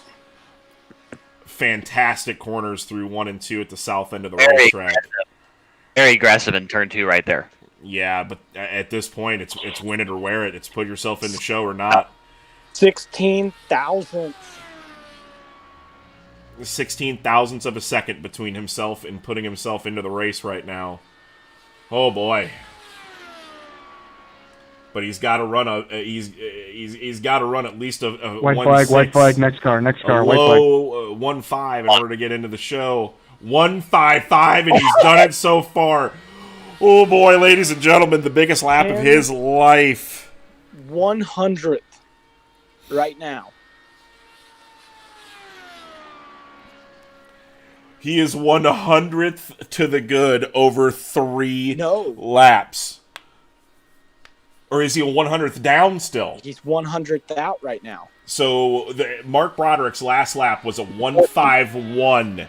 If this is anything, find out right now, 10 seconds, we're gonna find out. If this is below a 1.51, we have got ourselves as somebody that has bumped his way into the field. Boy. He got off a 4 extremely good.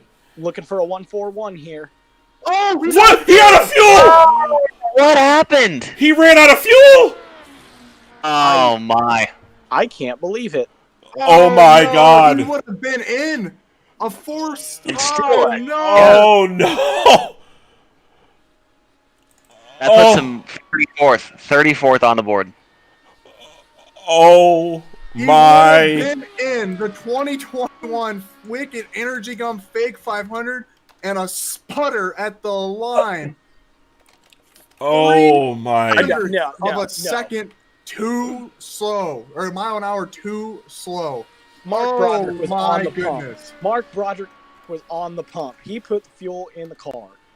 Oh my God!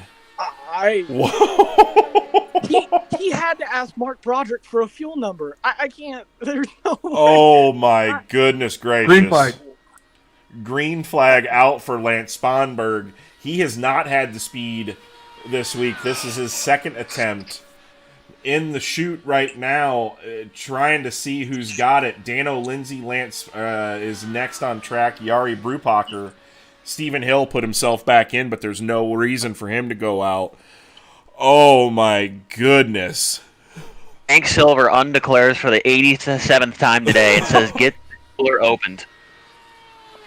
Oh, not a good corner there for Lance. I mean, no, I'm still trying to reel from what just happened. My heart rate, legitimately. Think about this. He ran a 167. Yeah, all he needed was 10 feet of fuel. He didn't even need the full thing. He needed 10 feet of fuel. He ran a 167 and it sputtered halfway down the straightaway. He was in. He was in. Oh, There's he was no way in. you can say that he wasn't going to make fake 500 if that doesn't happen. He was definitely in. Oh, and I have to say, I don't. It's like 2.0 gate all over again. Did he run 2 gallons of fuel? Does it repeat itself in 2021? He had to. All right. So I guess we have our winner of the Jiggers to Royce Award. I would say at this point, there's no way. Shane KV saying he just pounded a beer for that. Wow. Yeah.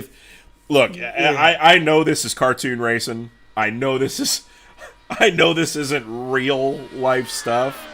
But if that doesn't get your blood pumping, I really don't know what will. I really, really don't. I mean, I'm at a loss for words.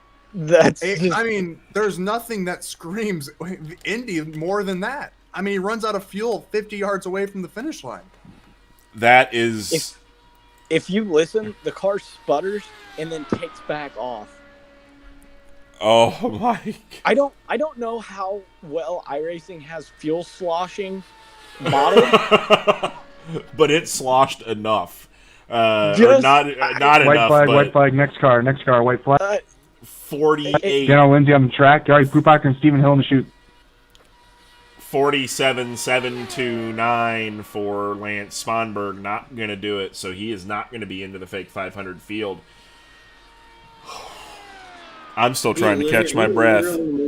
He needed the Robert Duvall fuel line. Give him that extra half gallon of fuel. No, the problem is he had that option for the extra half gallon. Billy Brickley brings up a very good point. Okay, Billy Brickley ran 2.3 or 2.5 gallons. This is how serious these guys are taking this. In this car, you either can run 2 gallons or 2.5 gallons. Checker flag. 2.2 gallons will not make it. 2.3 gallons will make it. So guys are leaving their cars on pit road in the lineup chute, burning off a couple of gallons or a couple tenths of a gallon of fuel at and if he left at 2.2 instead of 2.3, that's just enough. And Dave Bodio saying, "Yup." And boy, oh boy, heartbreak. Heartbreak. He left at 2.28 gallons. On my lap, I ran 2 gallons, and I left the pits about quarter throttle, and didn't get to full throttle until maybe 3/4 of the way down the backstretch, just trying to save as much as I could, and sputtered going into turn 1 on the last lap. On the down lap. Michael Guglielmucci, who his family has sponsored the Double Down Award this year. So the highest finisher to run the fake 500 as well as the night before the 500 will get an extra $50. Green flag. He just texted me and said, "This is the most exciting bump day I've seen at the Speedway in at least 20 years." So because we don't have a rookie in Tom Sneva out there. So Dano Lindsay 47.624 on his warm-up lap. I'm looking at the clock. The only car in the chute, Yari Brupacher, there's still 10 minutes left. There's time for another run for anyone that wants to take it. I mean, Yari could take this run, immediately get out, and take another one. He's still got 2 attempts. Bob Rafferty, can I cry? Is that allowed? Bob, get yourself 2 fistfuls of bourbon, and you are more than welcome to cry, my friend. That was... Well, you won the Jigger Royce Award. I still absolutely in shock. We've had 3 cars on 3 cars on track.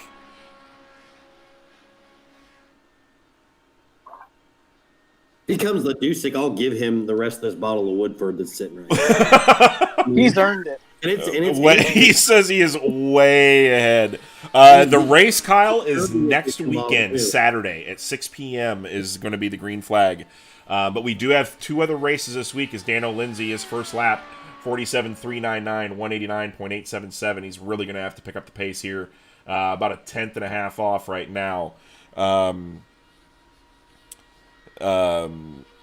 But we've got 3 races on tap this week. There is the Crescent Donut Patriot 100, which will be on fuel injection day, Thursday evening, and then Friday we have the night before the 500 using the midgets at Kokomo, dirt midgets at Kokomo, and on Saturday will be the second annual Wicked Energy Gum Fake 500.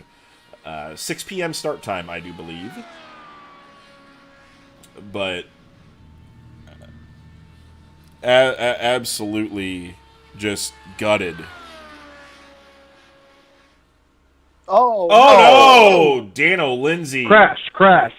Next car. Big spin off of turn number 4, leaving it all on the table. So Yari Brupacher, the man from Switzerland. He's going to have 2 shots at this, by the way it looks. Yeah, so... Boy, he just came out of the pits? Is that going to be a penalty? No. Came out of the pits and went on the track and then came back down on the access road. It doesn't, as long as it didn't give you a black flag, we've saw guys do that last year, but not near as much this year.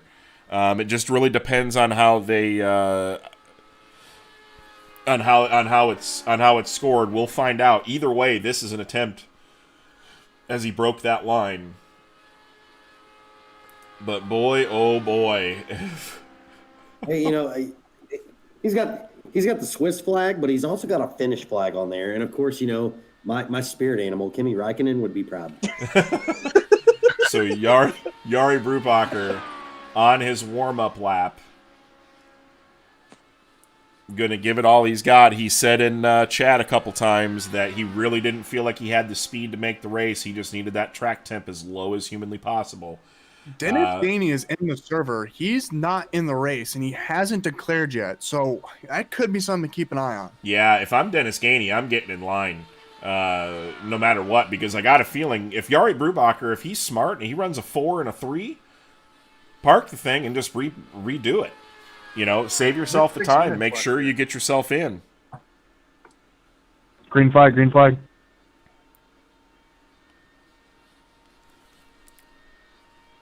5 minutes left. Word in chat is Broderick is not even watching what's going on right now. Well, yeah, that was a given. Yeah, no, that's that we all pretty much kind of figured that he was probably, talking about a turbo out of a WRX or something like that. He probably would have ran the road course there at Indy if you'd let him. Probably. Yeah, Mark Broderick, starting from 33rd, is going to try to come back from Pullman Boulevard. 47.720 on Yari's warm-up lap, so Yari giving it all she's got, stringing that thing out. Looking right now. Bob, you absolutely... Bobby Rafferty says he hopes he at least made it interesting for us. Bobby, you stole the show today, bud. Even with Seth and Chase and Tyson laying down some banger laps, you stole the show for me. If we're going to memories, that's it for me. Yari off the racetrack. He's going to go again. Yari waves off and he's going to go again. So Yari You're good to go. I need you to redeclare that right now. You have to declare out of the car. You Guys, can't are have we a track on when you Mug make and that Bun after declare. this, or Yes. Char- All right, you can go right to the pit road. Go. Hank Silver, this is more stressful than directing the Knoxville Nationals broadcast. Yeah. So yeah, that's our game plan. We're gonna go to Mug and Bun tonight, and then we're gonna wake up really, really hungover and go to Charlie Brown's. There we go. Get some hash browns. are we? But Baden, are we going to stand outside at midnight? Oh, Charlie Brubacher just left the server after declaring. oh no! I don't. I think something happened to his computer. It had to have. He was pacing down pit road. It had to have. 4 minutes. What?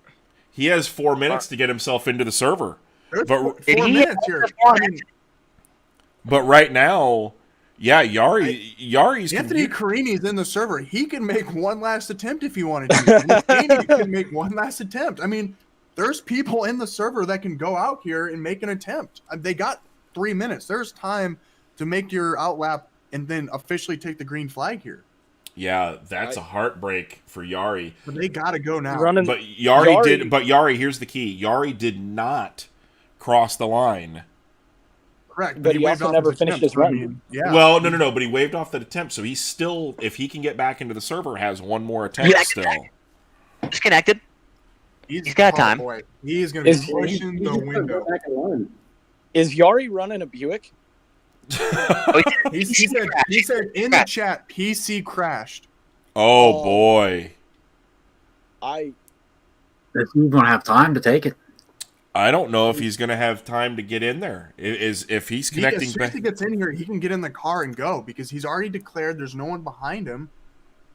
Make sure he knows that he has the track right now. He has two minutes to cross onto the racing. He's got to go. He's got to go. Oh boy, 60% right now. Oh, no. 60%. Oh boy. Oh boy. Oh, it's gonna be close. We gotta get a double burger at Mug and Bud now, not just a To be clear, he's got to do his out lap and his warm up lap. He's got to Yes, he has to officially take the for green. it to count. If it goes off while he's coming out of 4 to take the green, the run will not count. Correct. Oh, that's gonna be tough. That's gonna be real tough. Time is ticking. He's got about a minute and a half to go. Mark Broderick is currently in Sweden. in the server. Yeah, you never know. And laughing. Well, here we're gonna bring a guy that's made this pretty exciting throughout these couple days. Yari is on the track. Hang on. We're gonna bring Landon Castle into the chat. Well, have him wait just a second. Landon Castle can wait. Look at Yari's going to take a big swoop. He's trying to get as much speed as he can through this. He knows he's got to go. There he goes. I don't think he's got enough time. I don't think he does either. Give me a. It takes like a minute to get around for the warm-up lap, and then another 40-something seconds. It's Yeah, this is going to be very close, and I don't think he's got the time. 6:59 on my watch. I don't think that's He enough. needs 40 seconds. You don't have it.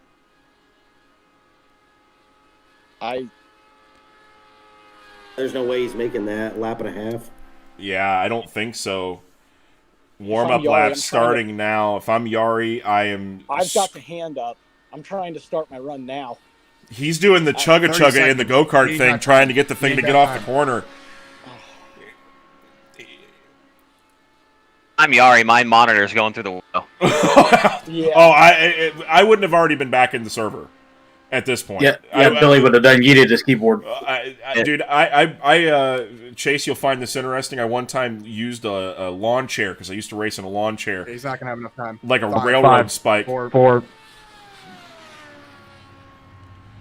Guns off. Guns off. Qualifying has closed. Qualifying has closed. This run will not count. Oh my goodness! The last 40 minutes of this has been nothing but heartbreak. I am. Landon's in the chat with us now. I gotta ask. Hang on, real quick. Landon, real quick. wait. We got to go to Landon here. Landon has had probably a very interesting weekend. And today, we were all questioning why you were not in line at all today. I've had a horrible weekend on the track, but I was just, I don't know. I just didn't feel like, I mean, obviously it looks great now because I didn't get bumped, but I just didn't think I was going to get bumped, and I wasn't worried about it. I was definitely watching, but I wasn't. I looked at some of the guys that needed to beat me, and I knew the track temp was dropping, but really in my mind, the track temp was just dropping back down to temperatures that those guys had made their first runs at. So, I felt like for some of them to pick up 100th or two per lap to get themselves in the top 33 was not impossible, but I didn't think it was going to happen. We've been just kind of these last 40 minutes. These last 40 minutes have been absolutely incredible. Dallas Breeze, we thought had the speed to do it. Bobby Rafferty, though, literally running out of fuel 10 feet short. Yeah. To just miss it, and then Yari with the computer issue at the end. It makes me happy to see Dave Bodio say, "I severely underestimated how fun this would be." I know last year you enjoyed it quite a bit. This year a little bit more stressful, but it's a lot of fun. Days. I mean, you guys, this format, the way you presented this whole event, really inspired a lot of how we want to do our events at eRacer, how we did the Firecracker 400, and how we'll do future events. And obviously, having a teammate like Brian Blackford, more like team principal. He's in charge of me more than anything. Really helps out.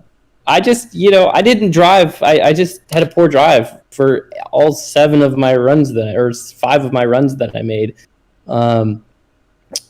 I'm running the same setup as Brian. That car's on the pole, and just wiped out in my first attempt, and then ever since then, just haven't put it together. I can do it in testing just fine. I can make 4 laps, but I just not hitting my line right. So I think a little bit of that's I've been away from the sim for a couple months and haven't been in competition really. So I need to kind of get the nerves back up to where they need to be. And this is a real event. I mean, it's something to take serious, and I appreciate that. So it's going to feel that much better to be making race trim runs and get the car dialed in and get ready for the Fake 500. Yeah, I'm still in shock of what we saw. Glad to see you made the race. Definitely made it interesting. I know a lot of guys. We got a lot of stories from Bump Day today. The last 40 minutes, like we said, absolutely insane. And glad to see you back once again. And I'm sure we'll be talking to you the rest sometime this week. And good luck on Saturday. Yeah, thanks a lot.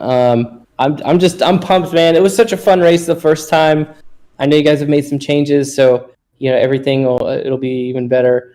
It was so hair raising. We were really trimmed out at the last race. Our cars were extremely loose, but they were fast. And felt like if it came down to a horse race to the start finish line that we could win it by a nose by being trimmed out, but.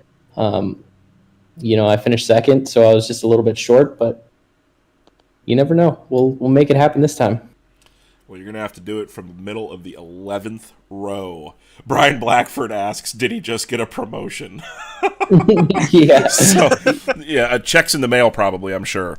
Checks in the mail. So, but yeah, thanks again for coming. We really appreciate you, taking some time out of your busy schedule and running the Fake 500 with us. But we're looking forward to the race on Saturday, and we'll be watching you come through the field, hopefully.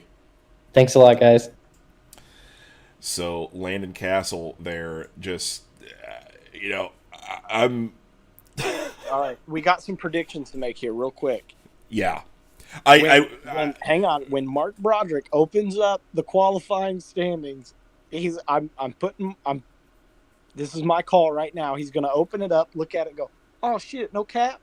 Yeah, I guarantee you that's probably exactly the words. Somebody's gonna tell him to watch the end of qualifying, and he's gonna go, damn, dog. Yeah, that Zane. Final thoughts from Roofco Bump Day. Oh my goodness. Last year, I mean, last year's biggest drama line in the final hour was Joshua Chin's run with about 15 minutes left. And this year, I mean, I didn't think we could top that because, Kevin Click sat on the bubble for, the whole day. But this year, the storyline I think leaving is Bobby Rafferty sputtering on fuel with 50 yards to go with a lap that, sure, we're all positive it would have put him in. So, 50 yards was all that it took to make Bobby Rafferty go from being in a fake 500 to starting pole on the Patriot 100. So, wow. Wow. Hank Silver putting his car and pulling it out of the line like 4 different times. Yari Prubacher, going out to make a run, waving it off, and then going to make a second run, and then having the equivalent to a tire falling off on pit road. Having the computer crash, tries to get back into the server. And You know what that reminds me of? Out of 4. You know what that reminds me of? What happened to Yari? James Hinchcliffe, the year that he missed it, they put him out, and he said he had such a vibration that he could not run the car, and they had to wave it off and bring him in, and used up one of his attempts. And when he went back out, he did not have enough time, or he did not have enough time to be the next car out.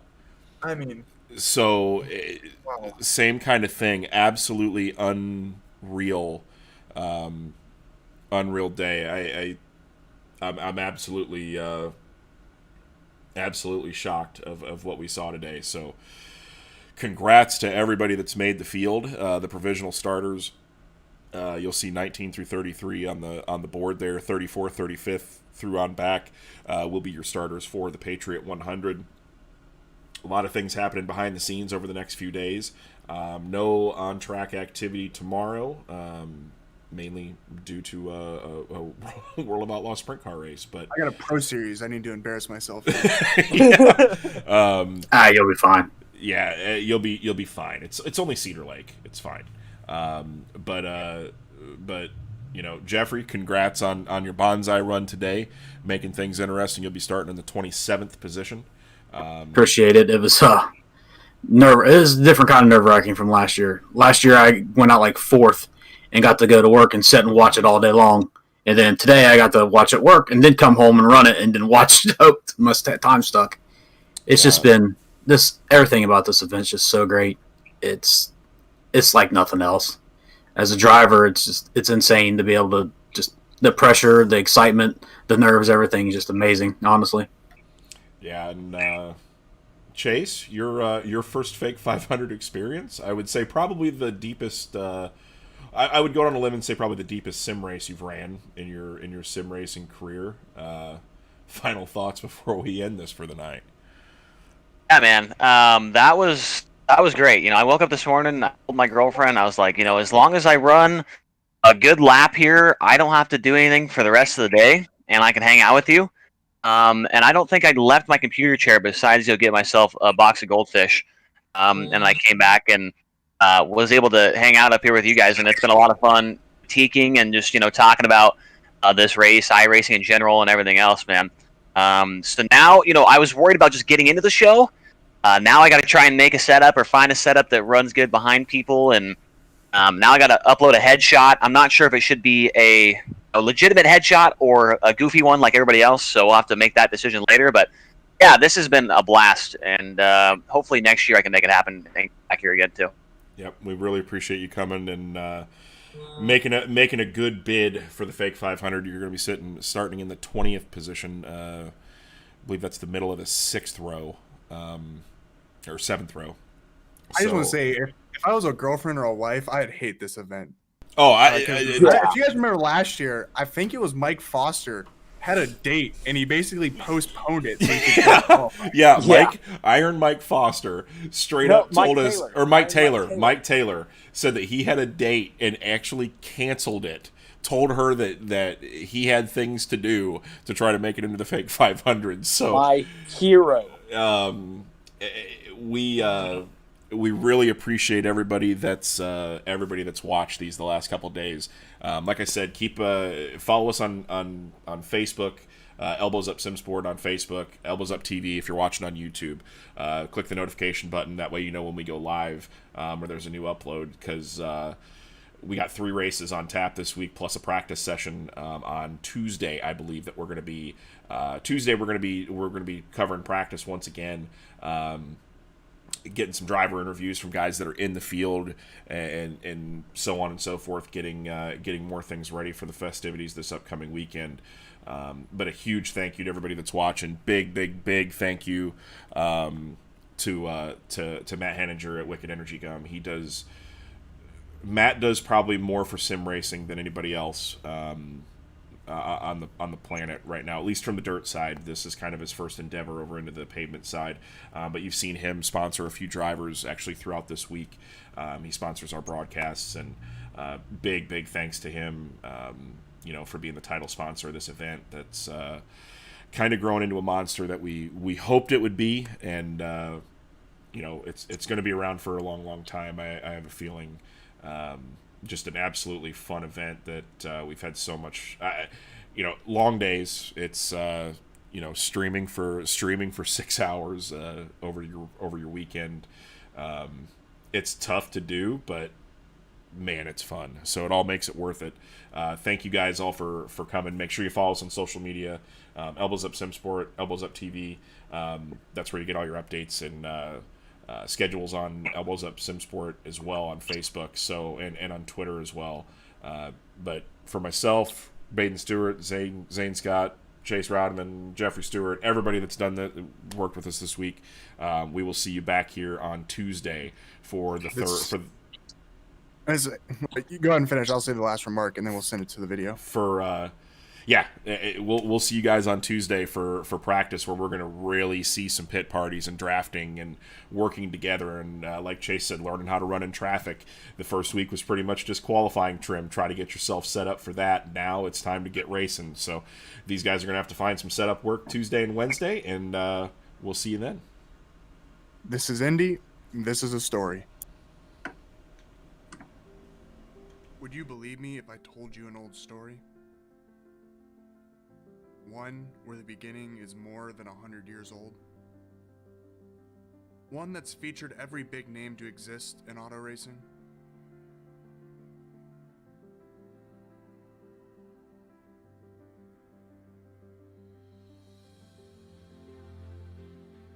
Would you believe me if I said nothing grows old here? Where thousands and thousands come to be awed and inspired by speed. One where dreams are born, then just as quickly destroyed.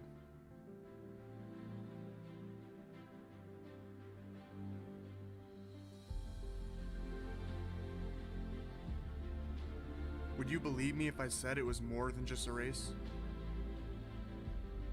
One that requires so much sacrifice for just a chance at glory? One where their faces are etched into history to never be forgotten?